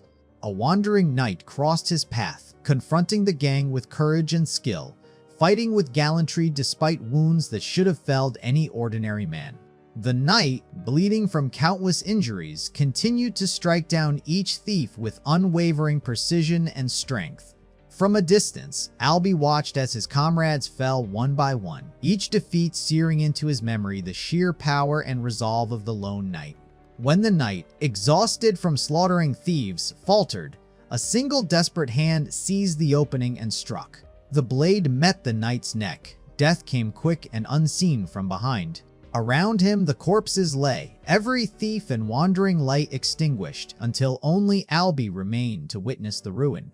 He donned the dead knight's armor and cloak, assuming the outward shape of a wandering knight as if clothing could command identity. Not made a knight by birth, he sharpened horse and blade until habit and skill welded the role to his bones. Reputation swelled into numbers. The band grew until its ranks passed 1,000. The name Wandering Knight felt small and belittling, a label that no longer matched the hunger inside him. He crowned himself noble indeed, if not by right, knighting followers to forge legitimacy from pretense. Thus, the infamous Baron Albane was born, an identity baptized in arrogance and pillage. Hidden in the brush, a scout warned Lord Albie that the prince himself meant to annihilate them. A messenger reported cavalry lurking at the water's edge as sunset bled away, poised to cross under darkness. Council erupted, ambushes, feints, and fear of reinforcements from South Harbor, each plan a flimsy counter to mounting dread. Albie sighed, calling the warnings a diversion meant to draw attention while another force slipped through elsewhere. He dispatched a rider to the pirate Aldo, suspecting the enemy might aim for the beach. A second messenger was ordered to thicken tunnel patrols against an eastern distraction and a stealthy incursion. A man, puzzled, asked why they doubled guards when the tunnels were already watched. Rising in fury, he demanded that any suspicious figure be pursued and seized at once, threatening savage retribution for delay. At his command, the men scattered, fear and fear setting the pace for action. When the bustle faded, he sighed in contempt, imagining a territory of his own where crude fools would not derail him. The beach scout returned in a panic, frantic cries tearing through the quiet like a new omen. The scout reported the cavalry had already crossed the river. Movement now favored the enemy. Arrows had rained from the far bank, carving a deadly path that let cavalry and infantry surge across. Rage snapped, he smashed the messenger's skull, making punishment grotesque and final. The headless body fell. Its sight emptied the men of courage, leaving them shaken and small. He roared orders. No more standing idle, duty, action, or ruin awaited. He rallied every available soldier, summoning the troops with urgency, preparing them for the oncoming storm of battle. Rage simmered beneath his calm exterior, contemplating how to deal with these reckless adversaries with measured precision. Night fell as the mercenaries rode through churning waters, each stroke a tense rhythm against the river's relentless pull. El clung tightly to him, bracing against waves that tossed their boat as if testing their resolve. The river crossing was a last-minute addition, diverging from the original plan of the game imposed by the audacious Liam. Surprisingly, Prince Alcar had embraced the plan, approving the alteration with unexpected enthusiasm. Though pirates and bandits coordinated loosely, alliances were fragile. Outer Bay and Reedfields remained under partial, uneasy control. The prince identified the coast and its adjacent waters as the weakest point of South Harbor's defenses. He selected 9 individuals, including scouts and couriers, for a covert Plan B, moving through the coastal approaches. Meanwhile, the main army would strike via the Salt River in Plan A, drawing attention away from the covert operation, each maneuver dependent on the other's success. The consequences of failure loomed like an unspoken curse over the strategy, a reminder of the thin margin between victory and catastrophe. Phoenix felt a quiet relief upon reaching solid ground, grateful for the partial success after hours of navigating treacherous waters. Yet progress felt painfully slow. The river journey highlighted the efficiency they had lost by not riding the horses, a stark contrast to land travel. The archer grimaced as she tried to remove an arrow lodged in her arm, the enemy's reach still threatening them even in transit. Knights nearby succumbed to the risks, voices of caution echoing that the mission was veering toward impossibility. Wounded and grounded, one knight admitted futility, recognizing that further movement could only invite disaster. Entrusting the mission to Lord Randall, he urged survival above all, releasing the rest of the vanguard to press onward. Randall accepted the responsibility with heavy anxiety, the weight of duty pressing on his shoulders. Phoenix's eyes swept the enemy boats. Realizing the night was fraught with peril, survival seemed improbable for any injured soldier. 60 to 70 foes pressed close, a relentless tide with magical support from LA. Survival might be possible, though odds remained grim. LA lent a subtle enhancement to his weapon, a fragile buffer against overwhelming odds. He glanced at Ellie one final time, the weight of the impending confrontation clear in his eyes. No words were needed. She understood the gravity instantly, steeling herself for the chaos to come, ready to follow him into danger. Accepting the perilous reality, Phoenix agreed. The thought of fleeing felt insane, yet it carried undeniable logic. Understanding that survival, not combat, was the path forward, they left the night behind, moving silently through danger with determination. Phoenix understood that the only path forward led through the sewer's hidden passage. Knowing bandits would have fortified it, breaking through meant yet another fight. The archer's condition worsened. Blood loss weakened her, making it urgent to retreat for treatment once possible. As they pressed on, Phoenix's blood sense flared, detecting numerous presences nearby, forcing him to halt the group abruptly. But the presences were not alive, scattered corpses littered the ground, a grim testament to recent carnage. Elle shuddered at the horror, questioning whether all the fallen were mere bandits. Phoenix noted that some were indeed barbarians from the west, mingled among them. When Ellie asked how he recognized them, Phoenix reflected that the barbarians' distinct attire marked them across the vast plains beyond the warring lands. Amid the sea of bodies, one figure struggled to breathe, 2 arrows lodged painfully in his frame, clinging to life. Phoenix immediately recognized the survivor by his hat. Even in agony, the man queried whether Phoenix was a bandit. Thanks to the trickster's power, Phoenix responded flawlessly across the language barrier, clarifying that he was a mercenary on a mission to protect the city. Another soldier urged moving on, insisting survival outweighed saving the dying, but Phoenix lingered, asking for just a minute. He inquired about the hat's origin, seeking its true lineage. Pride lit the man's face as he revealed it belonged to an elder, laughing with satisfaction that someone finally recognized its worth. He himself had been the Hatanka of the tribe. The revelation struck Phoenix with disbelief. The dying man could not possibly be the Hatanka he knew. The name belonged to someone else. Before he could ponder further, a shout erupted from behind, splitting the night and drawing all eyes. Phoenix and Randall spun around, astonished and annoyed at the reckless interruption in the midst of a battlefield. The interruption confirmed Phoenix's suspicion. The man before him was not the Hatanka he expected. Standing there was a towering, muscular figure, tattoos snaking across his skin, a massive mace in hand, exuding a palpable blood-red aura. This was the Hatanka he had known from the game, the true warrior of legend. He bellowed in an alien tongue. Though unintelligible, the force behind it radiated unmistakable war intent. Sir Randall reacted immediately, ordering a volley of arrows at the imposing figure. As the arrow streaked forward, one of the Hatanka's shoulder tattoos vibrated, discharging purple lightning energy. The energy coalesced into a shield, deflecting the arrows effortlessly, turning them harmlessly aside. Both the archer and Sir Randall stared, disbelief etched across their faces at the display of raw power. Phoenix's memory from the game clicked. The Wind Curtain tattoo was a skill designed to repel non-magical projectiles.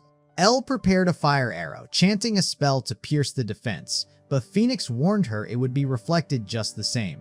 The arrow collided not with a tattoo, but with the sheer might of the barbarian's mace, confirming the overwhelming force before them. Phoenix urgently warned his party that the barbarian was charging, the ground trembling under each step of the unstoppable figure. Studying the body tattoos, frame, and face, Phoenix recognized this as another of his in-game creations, though its strength far exceeded what he had imagined.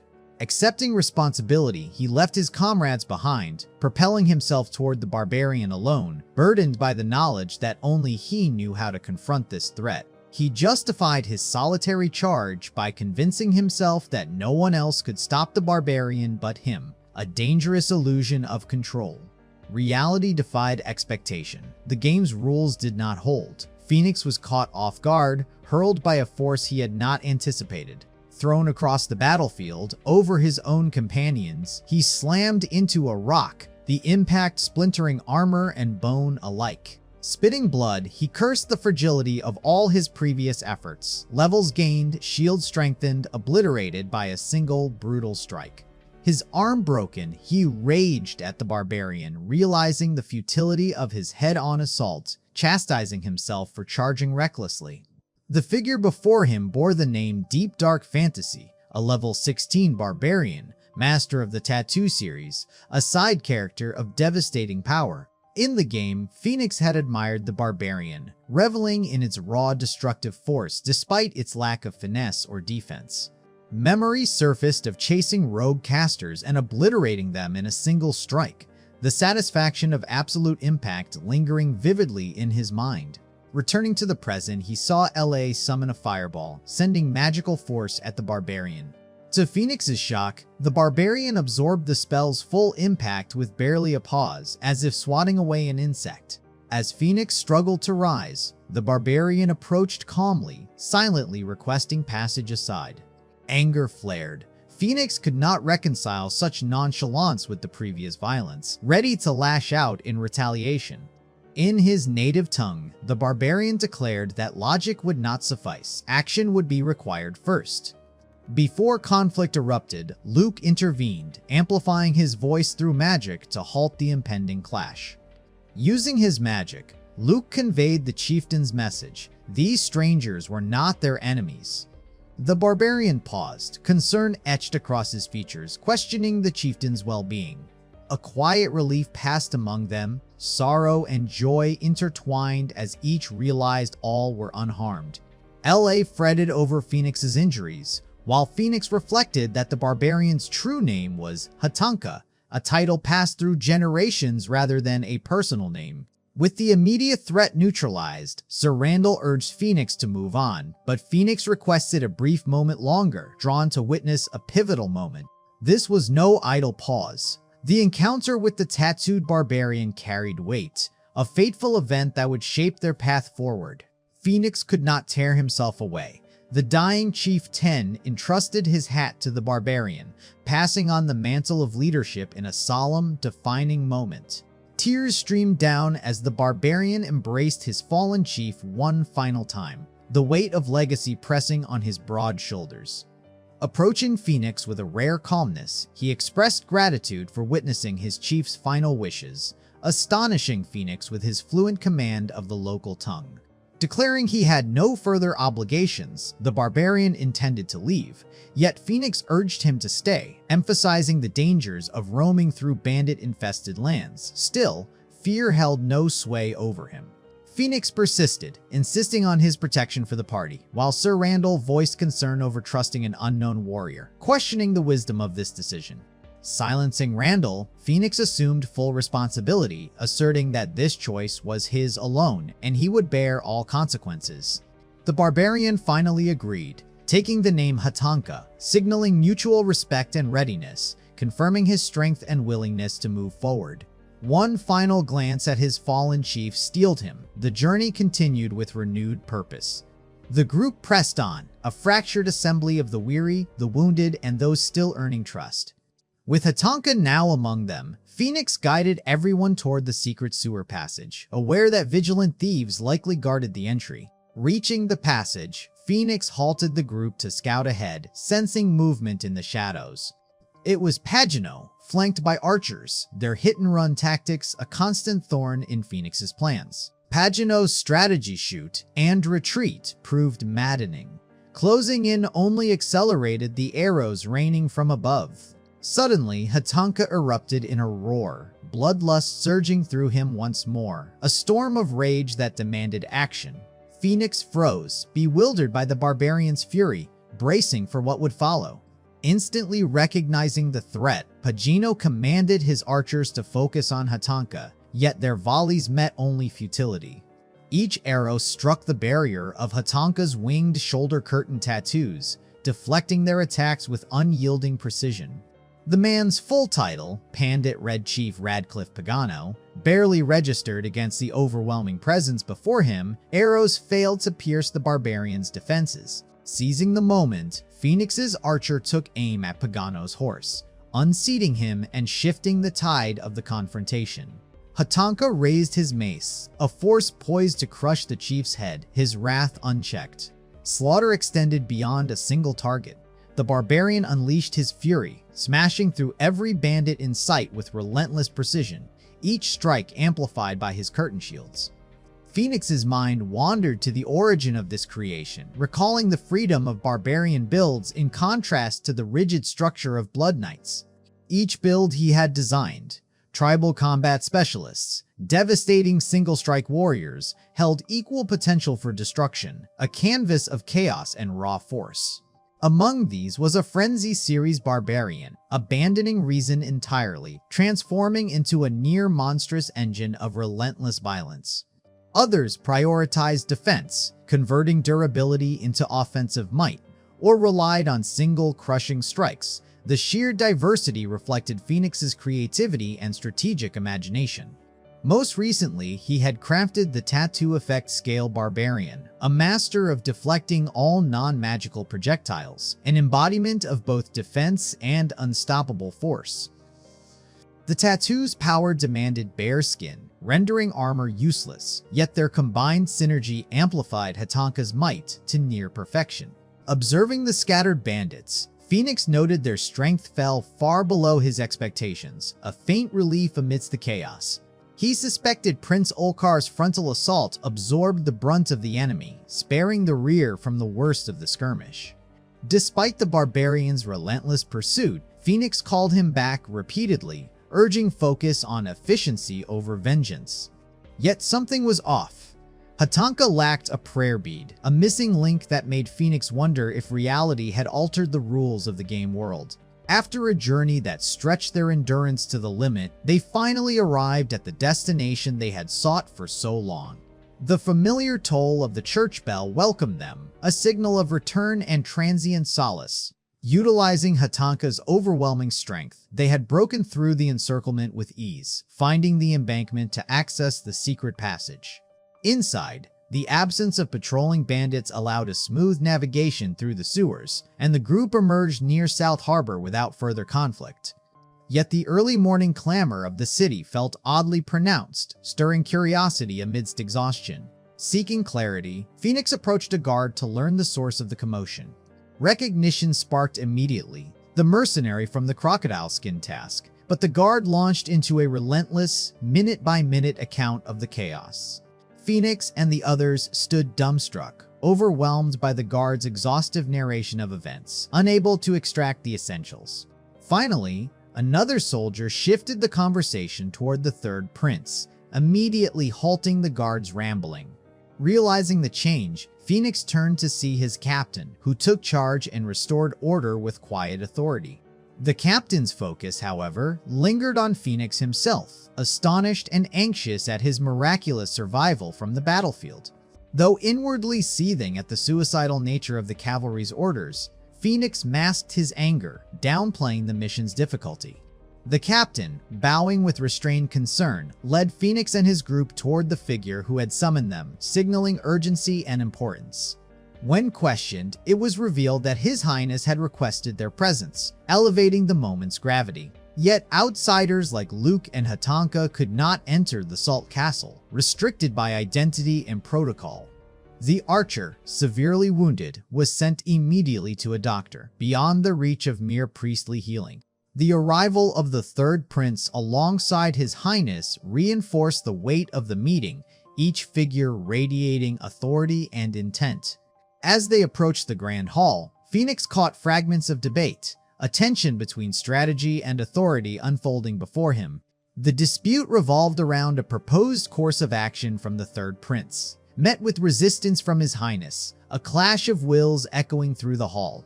Phoenix's admiration grew witnessing the third prince breach the encirclement unscathed against overwhelming enemies, highlighted his prowess and cunning. The third prince's temper flared, insisting that rigid adherence to protocol would not suffice. What the battlefield demanded was logic and courage equal to his own, capable of decisive action. His Highness countered calmly, arguing that new recruits would inevitably conform to orthodox ways, and hearing this, the third prince found himself without a retort, silent under reasoned judgment. The captain reported the mercenaries' arrival, prompting a rare, delighted smile from the Highness, a brief warmth in the midst of political gravity. Rising from his chair, the Highness proclaimed the arrival of the proud heroes of South Harbor, announcing their achievements to all assembled. The king embraced Phoenix with unexpected familiarity, leaving him bewildered, recalling the recent insults that had branded him a scum mercenary. He commanded that gold be bestowed generously upon the group, recognizing feats that even the third prince had not accomplished, a rare acknowledgement of merit. In the moment of need, people may trust the gallant prince, yet reliability demanded a hero who acted, not just inspired, someone like Phoenix. Tales would echo of his bravery, leading a handful of cavalry through the encirclement alone. Even the third prince's accomplishments paled beside such audacity, astonishing Phoenix. Observing the third prince, Phoenix marveled at how a small elite team had been orchestrated to sweep the encirclement unscathed, a testament to precise leadership. The king praised Phoenix's group, noting that even navigating the underground tunnels without injury demonstrated wisdom and courage that decisively benefited the battlefield. Phoenix bristled, angered by the king's claims of no harm, questioning whether the old man was mocking the prince or spinning nonsense. The third prince, alongside his elite, raised a hand to halt the king, a silent command to temper words and maintain decorum. With sharp irony, the prince applauded Phoenix's group, acknowledging their bravery and cleverness while cutting the king's commentary short.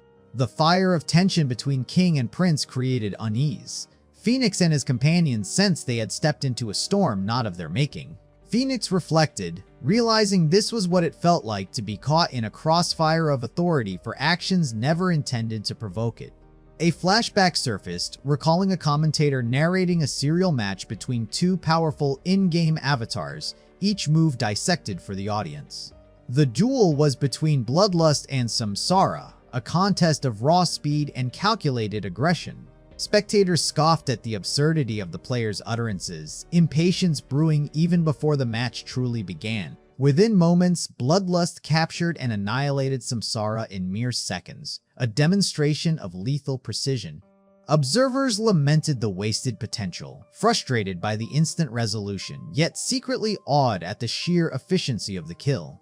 Samsara's defeat left the audience murmuring in amazement, acknowledging Bloodlust's prowess as almost unnaturally formidable. The narrator invited the audience to witness a new hero's arrival, framing the choice between alliance and conflict in stark, immediate terms. Vi sat with gleeful confidence, certain of his dominance over the match, yet a shadow of doubt crept when contemplating the alt account. That doubt stemmed from a single, unsettling revelation that chilled him momentarily. It was Luke, appearing in full regalia as the Necromancer of Death, staff in hand, power radiating, an opponent far beyond ordinary reckoning. Just as the tension of imagined battle gripped him, Phoenix's eyes snapped open, the dream dissolving into the dim light of reality. Staring at the ceiling, he wrestled with fragments of the vision. Its characters, the sudden presence of Luke, the mysterious announcer questions that lingered like smoke in his mind. Phoenix and his companions returned late to the inn, which had been repaired after the recent chaos, only for him to discover his level had unexpectedly risen to 14. While the level up was a momentary relief, unease gnawed at him, a reminder that progress had not followed the familiar paths of experience points. He recalled becoming level Jawan just the day before, retracing the enemies felled on the return to South Harbor, but the effort alone could not justify this sudden advancement. The only explanation left was the quest. Return the delivering letter had concluded, the system rewarding him far beyond mortal calculation, blurring the line between merit and chance. Once again, the chasm between game logic and reality became evident. The future could not be predicted, no formula could dictate outcomes. Deaths, powers, responses. They all unfolded sooner, faster, and differently than any simulation had prepared him for. Ellie had gained her strength far earlier than the game had suggested, reshaping expectations with startling immediacy. Replies that did not exist in the game arrived in reality, unexpected and tangible, confirming the world's chaotic freedom from scripted rules. Even the third prince's effortless breakthrough through pirates and thieves shattered any assumption Phoenix had carried from years of gameplay. Developments unfolded in ways utterly unanticipated, reminding him that mastery in a simulation offered no true foresight in life. Rewards, doubled beyond initial promises, reinforced the lesson. Unlike a game, reality was mutable, subject to the whims of circumstance. He considered that wealth from the Lord might influence his experience gains, yet intuition hinted at a deeper system, one that valued milestones over individual deeds. Perhaps this world measured achievement by thresholds, markers of progression rather than mere deeds, an invisible metric guiding growth. Recognizing the futility of overthinking, he chose gratitude, embracing the simple, grounding joy of leveling up. His attention drifted to Ellie, still slumbering in the attic despite the long hours that had passed. Was exhaustion so absolute? Daria brought him a modest meal, her concern evident, questioning his anxious demeanor, though Phoenix insisted he awaited no one. The dinner was rich, a syruped baked steak paired with milk and curry, and Phoenix savored the hearty nourishment, offering thanks for her care. The taste lifted his spirits. He thanked Daria for the meal, and she responded simply with a smile, a quiet warmth that eased the evening's weight. Minutes later, he noticed her silence, seated nearby, and the awkwardness of eating in her presence prickled at him. She explained that watching him eat was enough. Her contentment did not require her own meal, a small, disarming gesture of affection. Phoenix swallowed hard, unease creeping back as he reflected on the unintended consequences of his actions and the impressions he had created. His role as a wandering foreigner, having sent Asfar to request the noble's favor, had positioned him as benefactor in Daria's eyes, and the thought unsettled him. From her perspective, it was easy to misconstrue every dangerous mission, every small mercy, as acts performed solely for her, a misalignment between intention and perception. Every action he took to protect the inn stemmed from a quiet sense of duty. The home it gave him deserved defense, not applause or Daria's admiration. Daria asked about his plans after eating, and Phoenix admitted his body still felt stiff, a need for a little more rest before resuming the day. With hopeful eyes, Daria invited him to her room for tea, framing it as a quiet moment of conversation amidst exhaustion.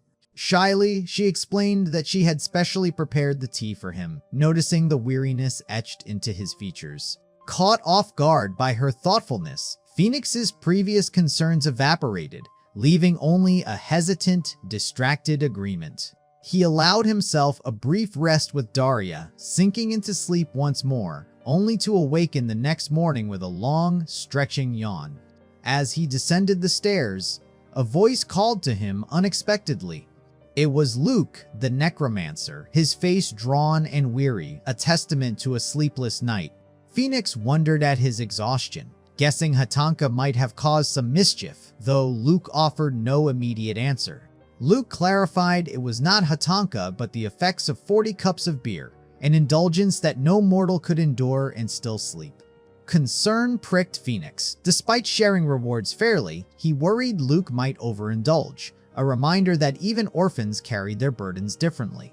Luke asked again if Phoenix truly understood why he had stayed awake, but Phoenix remained oblivious, puzzling over the cause.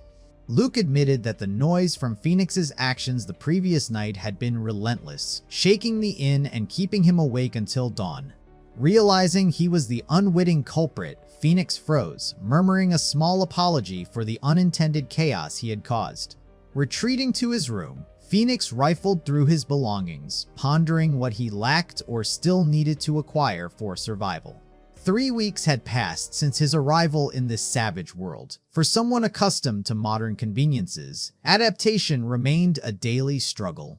Countless events had unfolded in that short span, including the recent delivery of his newly reinforced metal shield, a small but tangible reassurance, battles with pirates, the brutal normalization of death, witnessing crowds cheer executions in the market square, desensitizing all present to the finality of life. An attack by a monstrous crocodile, which he turned into opportunity by selling its skin, demonstrating survival through ingenuity. His former self would have carried deep, lasting trauma from such experiences alone, yet he endured, adapting in ways the modern mind could scarcely anticipate. Some horrors were explainable, rationalized by necessity, but one incident defied understanding entirely. The cold-blooded taking of a life, a murder he committed with deliberate intent, marked a moral boundary he had crossed. Looking back, the absurdity struck him. In just 3 weeks, he had ended the lives of over 100 individuals, each act deliberate and unflinching. Yet, despite this, he felt a hypocritical tension within himself, lamenting his inability to fully adapt while clinging to notions of moral superiority. A strange thrill stirred within him, a subtle exhilaration from taking life that made him question the edges of his own morality, as if he were a predator testing its instincts.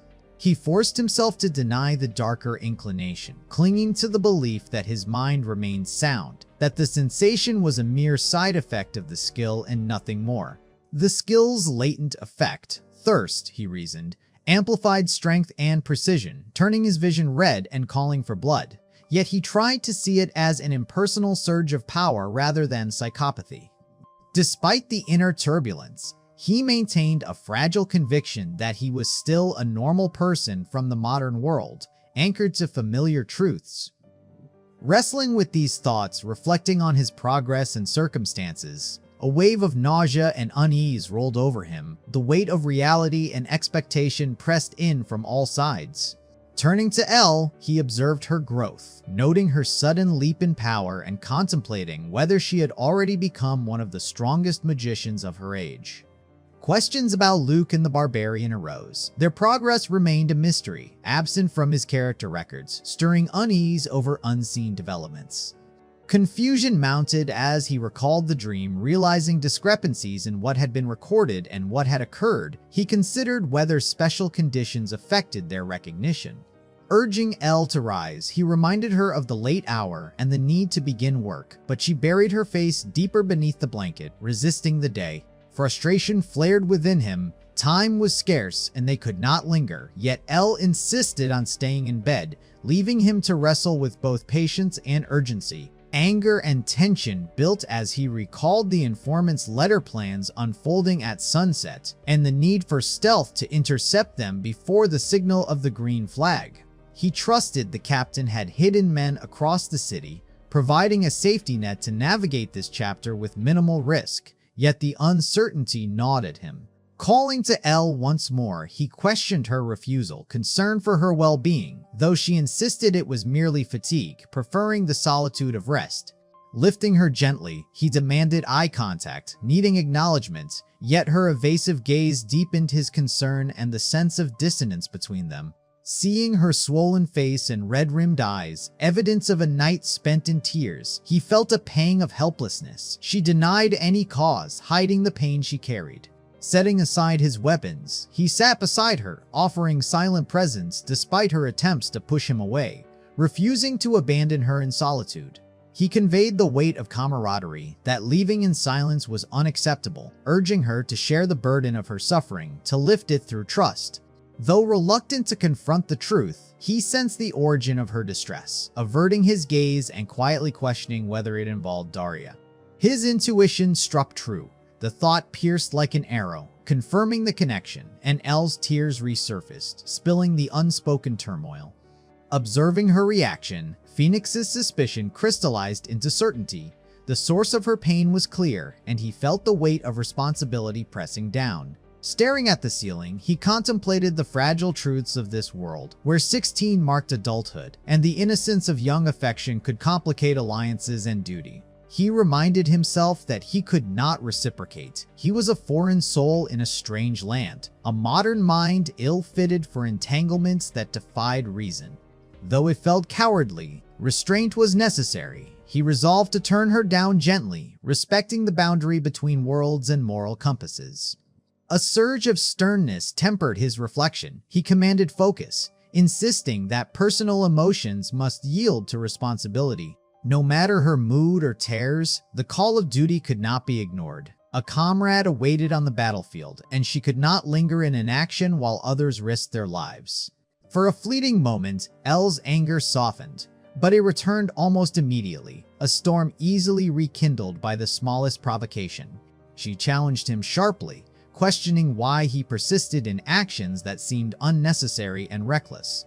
Phoenix carried the weight of duty and a heroic resolve, but she was unbound by such principles, unburdened by his compulsion to act. With the request completed and the informant's evidence delivered, rationality would suggest there was no reason to dive back into battle. Elle accused him of enjoying the recognition, of feeding on the prince's and count's praise, of embracing the identity of a hero, the so-called Bloody Knight. She reminded him of their prior agreements: earn the gold, pursue opportunities northward, but he had abandoned that plan, plunging back into peril. Phoenix explained that circumstances had shifted. With the prince's presence, their action could save the city, a goal far greater than gold. Elle retorted that risking life for a few coins was absurd, and he denied that profit motivated him, grounding his purpose in duty, not gain. She raised her voice, accusing him of valuing heroic feelings over the safety of his comrades, blind to the danger his beliefs imposed on others. Silence fell over Phoenix. No words could adequately counter the torrent of emotion she directed at him. Hidden behind a face, he asked himself if Elle truly believed he disregarded their lives. Her response suggested that, at least emotionally, she did. He reasoned that her words were sharpened by anger, aimed to wound rather than reflect reality. She spoke without restraint, her emotional lances bypassing logic, striking at the very core of his patience.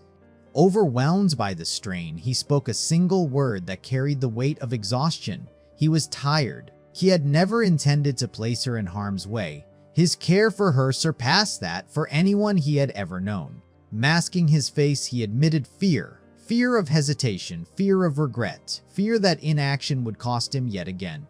Though he understood her feelings, he dreaded hearing them voiced, knowing how much they would wound him. Fatigue gnawed at him, not just physical but emotional, a weariness born of shielding her and enduring her self-centeredness. Elle, quiet and hesitant, asked what she had done to provoke such intensity. Phoenix enumerated her offenses, ignoring him, mocking him, treating him like a fool more often than she realized. She tried to defend herself, claiming he had been the one to sour the mood, that her actions were mild in comparison. His anger ebbed into apathy, his voice stripped of heat as he noted her habitual retreat into meditation, a shield against consequence. She gripped the bedsheets with frustration, protesting that he had no right to berate her so. He countered, asking why he could not respond when she flung words freely. She insisted she had treated him differently, questioning his reaction. Phoenix admitted that his patience had frayed, worn thin by the constant negotiation of her moods and the weight of responsibilities pressing against him. Phoenix averted his gaze, deciding he could no longer contend with Elle's insistence. He would go, leaving the choice to her, yet she cried that her voice was not yet spent. He was resolved. Time could not wait, and others depended on him, pulling him toward obligations he could not delay. His new allies, Grania and Arnaldo, the archer, were already on their way, ready to join him. Elle was stunned, unable to comprehend how he could replace comrades with such immediacy, as if loyalty was a transient thing. Her voice trembled, asking how he could abandon her so swiftly, forgetting the first bonds they had forged together. She had been his first choice, his original companion in adventure, the first to share in his struggles and triumphs. Tears ran freely as she sniffled, mourning what she felt he had discarded while he remained silent, unmoving yet heavy with thought. Phoenix realized the fault lay with him. His protective, almost familial affection had sown confusion, blurring the line between care and misinterpretation. His kindness, aware of her feelings, had become a subtle poison, inflicting unintentional pain despite his best intentions. To prevent further hurt, he stepped away quietly. His presence, though meant for comfort, could only deepen her anguish. Dawn broke, carrying the cacophony of cursing and disbelief from those who could not fathom the chaos that had unfolded overnight. Phoenix arrived, tension sharp in his posture, insisting on passage to speak with someone, yet the operation had already failed. The informant had not moved even 3 hours after sunset. Leaked information from the guard's captain had undermined the plan entirely. He chastised himself, naive to expect absolute obedience from a captain whose first duty was to protect the Count.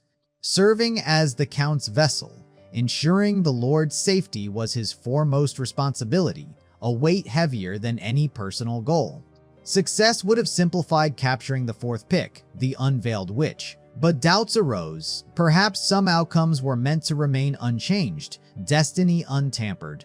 Dejected, he turned toward the inn, a shadow of defeat lingering, when Farrell appeared, breaking through his reverie. Farrell, Grania's younger brother, greeted him, remarking on the long absence since their last meeting. Farrell and Julius, still with the personal guard, had kept him at a distance as Grania returned, maintaining a semblance of control over his presence. Suddenly, clarity struck. The personal guard was who he needed to consult. He questioned Farrell about his role. Farrell explained he filled in patrols and menial tasks, surprising Phoenix that guards of such rank undertook these mundane duties. Phoenix wondered whether this assignment was genuine or a test, a cautious measure against the newcomer. At that moment, Luke's voice erupted, demanding attention and breaking the fleeting calm. Luke demanded to know Elle's whereabouts, surprised and alarmed at her absence from the room. Daria, concerned, explained that after Phoenix and Luke departed with the mercenaries, Elle had also slipped away. Luke's voice cut sharply through the chaos, demanding Elle's whereabouts. Daria, trembling, admitted she did not know, assuming Elle was merely following Phoenix and Luke. Meanwhile, Phoenix's composure teetered on the edge of collapse. Yet it was less a loss of control and more the resurfacing of deep trauma from a past life, a reflexive agony he could not contain. Memories of his niece vanishing in Seoul surged violently, mirroring the fear of Elle disappearing before him now. His mind screamed in loops. She's gone, vanished, with whom, taken by whom? The uncertainty gnawed at him relentlessly. He slipped into another flashback, recalling a simple moment bringing a corn dog to his little niece, a memory now warped by fear and guilt. Ji-won had asked why he was staring, confused by his own silence, while he struggled to respond to the ordinary tenderness of the moment. He had stood frozen, caught in his own mind, feeling absurdly inadequate in the simplest of familial interactions. Phoenix recognized it as a fragment of imagination, a recreation of a day at the amusement park with Ji-won, yet now infused with dread. In this distorted reflection, Phoenix could not control the scene. He imagined himself scolding Ji-won for talking back, a cruel echo of authority. Ji-won, taking the corn dog, had settled on a bench, savoring its sweetness, a quiet innocence he could scarcely grasp in the present panic. His gaze fell on her left knee, a small scar, subtle but striking, and he was suddenly drawn into nostalgia he did not understand. He questioned the injury, puzzled by its origin, while Jiwon looked at him, baffled by his sudden introspection. She explained it was a spear wound, healed by a potion he had administered, leaving him shocked at the collision of memory and reality. The mention of a spear and potion confused him entirely. Fragments of his mind struggled to reconcile the terms. Panic rose as he frantically demanded clarity. How did this wound occur? What potion was she speaking of? Jiwon, bewildered, asked who Jiwon was, leaving Phoenix even further disoriented in the fragmented recollection. A sudden, piercing ringing erupted in his ears, drowning out thought and sound alike. The noise escalated until it was unbearable, his head pulsing with pain, fracturing his hold on the present. Desperate, he screamed internally, questioning the source of the siren and the pain, as voices began calling his name. Luke's repeated calls pierced the haze, grounding him, pulling him from the suffocating spiral of memory. Luke urged him to focus, insisting that finding Elle was immediate, a responsibility Phoenix could not evade. He seized the clarity, acknowledging the urgency and committing to act. Racing toward the barracks, he coordinated a search request, with Luke assigning areas for him to investigate, his concern sharp and unrelenting. Phoenix noted the unusual intensity of Luke's vigilance. Originally sent to retrieve a countryman's body, his consideration for Elle seemed almost inexplicable. Yet before any other concern, Phoenix knew he had to locate her himself and maintain calm, mindful that Elle was a skilled battle mage, far beyond ordinary magic users. For now, Elle was not in immediate danger. Her departure from the inn was voluntary, confirming she had not been abducted.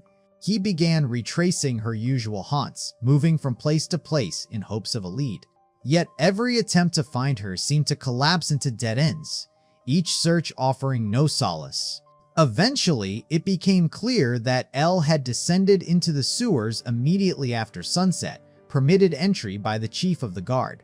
The chief, puzzled by Phoenix's concern, insisted it was ordinary. Elle, a trained mage, had navigated the sewers repeatedly before. But Phoenix knew this was different. She had moved ahead while the operation stalled, and though he should have intercepted her, he had not. The question of why gnawed at him. Angered by Phoenix's impatience, the chief reminded him sharply that guards were protectors, not babysitters, warning that such behavior could cost him dearly. Fully enraged now, Phoenix conceded that he would leave, but he swore that if anything befell Elle, no authority would escape his judgment. Turning to Luke, he signaled readiness. They were venturing into the sewers themselves. The chief, realizing Phoenix's defiance, chased after them, asserting that the Whistle Inn's protection was the guard's responsibility. Phoenix stopped, incredulous that the very people meant to safeguard citizens would be treated as hostages in the name of duty. The chief reminded him of his authority, threatening imprisonment for anyone aiding a criminal. Phoenix, unmoved, acknowledged the consequences but resolved that he alone would bear them, refusing to cede control. It was remarkable to observers that a mere mercenary dared such defiance against the chief, challenging entrenched authority. He sought an alternative, something more dependable than the guard, a spark of initiative that could actually make a difference. Considering drastic measures, Phoenix asked Luke if the third prince could intervene. Luke had no certainty. Undeterred, Phoenix resolved to seek the prince's aid, aware that in doing so, he might become the prince's knight, a prior warning echoing in his mind. Relying on the prince seemed far better than trusting the guards, though asking Grania or others for help was too risky. They lacked knowledge of the dangers ahead. Luke advised moving quickly. If Elle had entered the sewers, she was likely heading for the secret passage leading out, leaving no time for external aid. Phoenix suggested including the barbarian in their search, but Luke hesitated, wary of trusting someone so unfamiliar.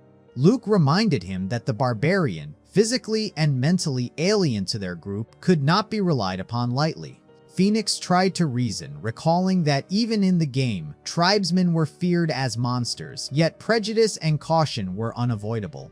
Additionally, the barbarian was still incapacitated from alcohol, rendering him unreliable. Better to wait and discuss compensation later. Agreeing to simply gather supplies and search the sewers, Phoenix felt a surge of gratitude that Luke had chosen to assist him. With supplies in hand and the dungeon-like sewers before them, Luke listened for any sound of movement, but Phoenix detected nothing at all. Watching Luke strain to locate Elle, a thought struck Phoenix. Could this concern stem from him seeing her as a granddaughter or some child of his own? Luke, puzzled, clarified that he had neither married nor had children, silently questioning the relevance of Phoenix's inquiry. Phoenix reasoned that despite their brief acquaintance, Luke's worry for Elle carried the tenderness of familial care, as if she were a granddaughter. A subtle, knowing smile formed on Luke's face as he grasped the meaning behind Phoenix's words. Yet Luke admitted that even a biological granddaughter might not evoke such concern. Elle's value lay in her rare, extraordinary soul. She was not meant to be lost in the chaos of this world, and Phoenix, reflecting, wondered if all hero figures bore this mix of care and foresight. The sudden thunder of footsteps shattered the reflective moment, alerting Phoenix to imminent danger ahead. Urging Luke to ready his weapons, Phoenix sensed a long, grueling battle unfolding before them. The attackers revealed themselves as walking merfolk, an inverted, nightmarish version, with human bodies and fish-like heads. Charging his blood magic, Phoenix questioned why these creatures appeared here, expecting them to be elsewhere, under the priest's control. It became clear the area had deviated from the normal course of events, twisting reality and unleashing the monsters in aggression. With resolve, Phoenix infused his sword with blood magic and surged toward the horde, meeting the assault head-on. The strike was swift and decisive. Each monster fell under his blade in an instant. Then a familiar chant pierced the air, ancient magic resonating dangerously close. A jet of water erupted from a hand, flowing toward Phoenix with terrifying precision. He barely managed to block the torrent, his shield quivering under the force. Regaining his stance, Phoenix's eyes widened in disbelief at the caster's identity. It was a golden muley, a rare named monster scarcely seen even in the game, inexplicably appearing in Chapter 2. Using the water as a diversion, the remaining merfolk lunged, mouths open, ready to strike. Phoenix reacted just in time, plunging his sword into one attacker to buy a moment's survival. Pain and fury surged through him. Each attack felt personal, each strike a demand for retribution. Tightening his grip, he swept his sword horizontally, cleaving through the monsters with a violent, controlled rage. Luke's urgent warning cut through the clamor. Something loomed behind him. Phoenix glimpsed the caster, conjuring an immense ice shard, weaving magic to amplify its destructive power. A chilling smile marked her final gesture, and with a shattering explosion, the battle escalated into chaos. Sensing the impending explosion, Phoenix urged Luke to take cover, the instinct to protect surging through him. Yet the blast struck with such ferocity that no precaution could shield them fully. After the chaos subsided, a murky puddle in the sewers began to churn and bubble unnaturally. Phoenix emerged from the thick, muddy water, the sudden depth sparing him from the worst of the explosion's force. Mud-slick and disoriented, he flung his bag from the sludge, reclaiming what he could. His sword followed, a lifeline in the submerged chaos. Pausing within a small formation, he drew in ragged breaths, trying to comprehend the disaster that had just unfolded. Miraculously, he had survived the Golden Muley's blast, yet the sewer's walls and floors gave way, collapsing inward in a thunderous roar. A torrent of muddy water surged, sweeping both Luke and Phoenix away, dragging them into the dark, churning depths. Struggling to stay afloat, Phoenix sensed an unseen presence trailing him, the echo of something pursuing through the tunnels. Even when surfacing, no monster appeared. The haunting certainty of being followed pressed against him like a phantom.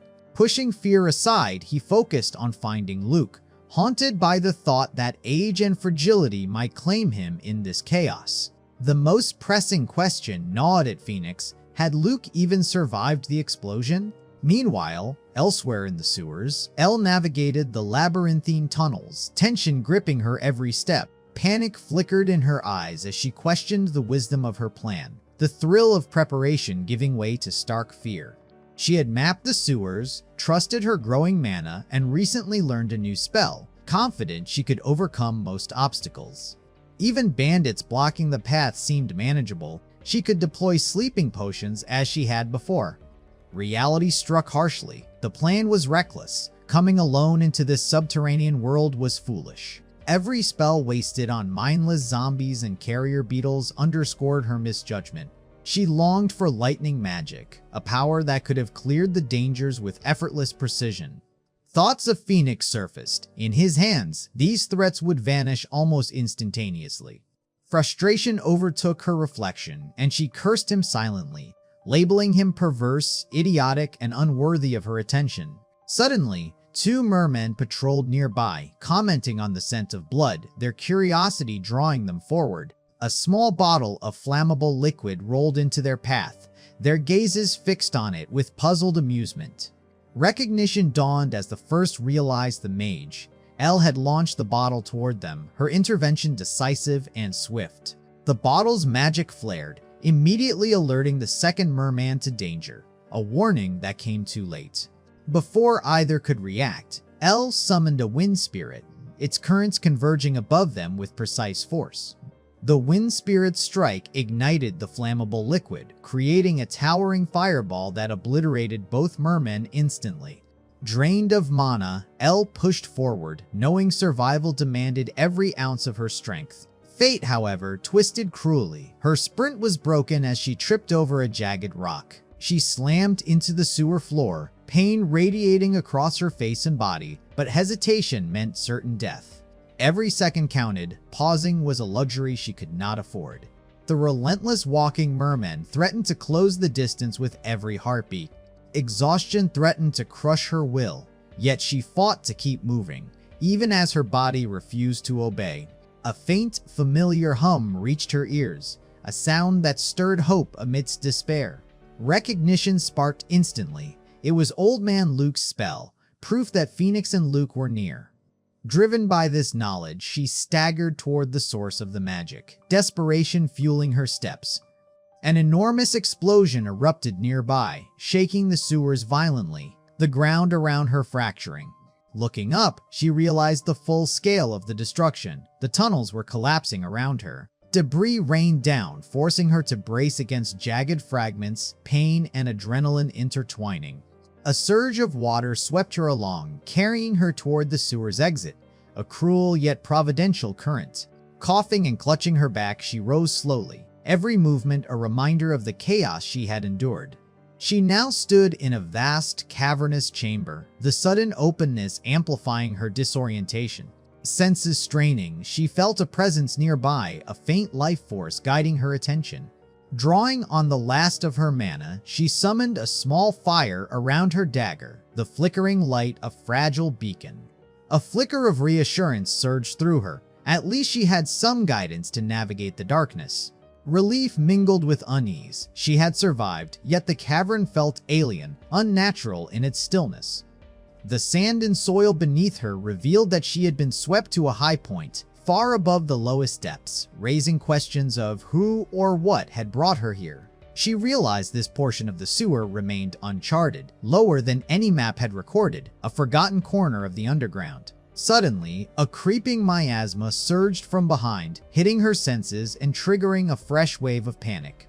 She turned cautiously, eyes scanning the shadows, every instinct tense for the source of the disturbance. Prepared for sudden attack, she conjured a small fire spell, ready to unleash it at the first hint of danger. Moments passed in silence. Nothing approached, and the tension lingered like a held breath. Doubt crept in. Had she mistaken a benign sensation for something sinister? With a wary exhale, she dispelled the fire, questioning her own perception in the oppressive stillness. Then a voice cut through the quiet, calling her name, calm yet urgent, anchoring her to reality. Emerging from the shadows, Luke approached, torch in hand, a broad smile masking the exhaustion of the search. Yet beneath the relief, a flicker of unease struck her. Something about his expression hinted at mischief or danger. Phoenix, following closely, recognized the area as the rotting cabin, far deeper than the mapped sewer depths, grateful his spear torch still guided their path. A strange tension hung over the scene. The difficulty level felt unusually high, and the appearance of mermen linked to pirate groups only reinforced the sense that the story itself had been warped by their actions. His gaze caught a glimmer buried in the soil, an unexpected anomaly that made his pulse quicken. It was Elle's crossbow, abandoned and out of place, a silent testament to the peril she had faced. The pathway ahead told a story. Elle had passed this way. Something had forced her to discard the weapon, evidence of struggle etched into the ground. Continuing, he stumbled upon a small archway, a threshold leading into a cavern vast and foreboding. A wave of recognition hit him. The cavern was Altair, an infamous high-risk, high-reward event hidden deep within the rotting cabin, a challenge only the most confident dared attempt.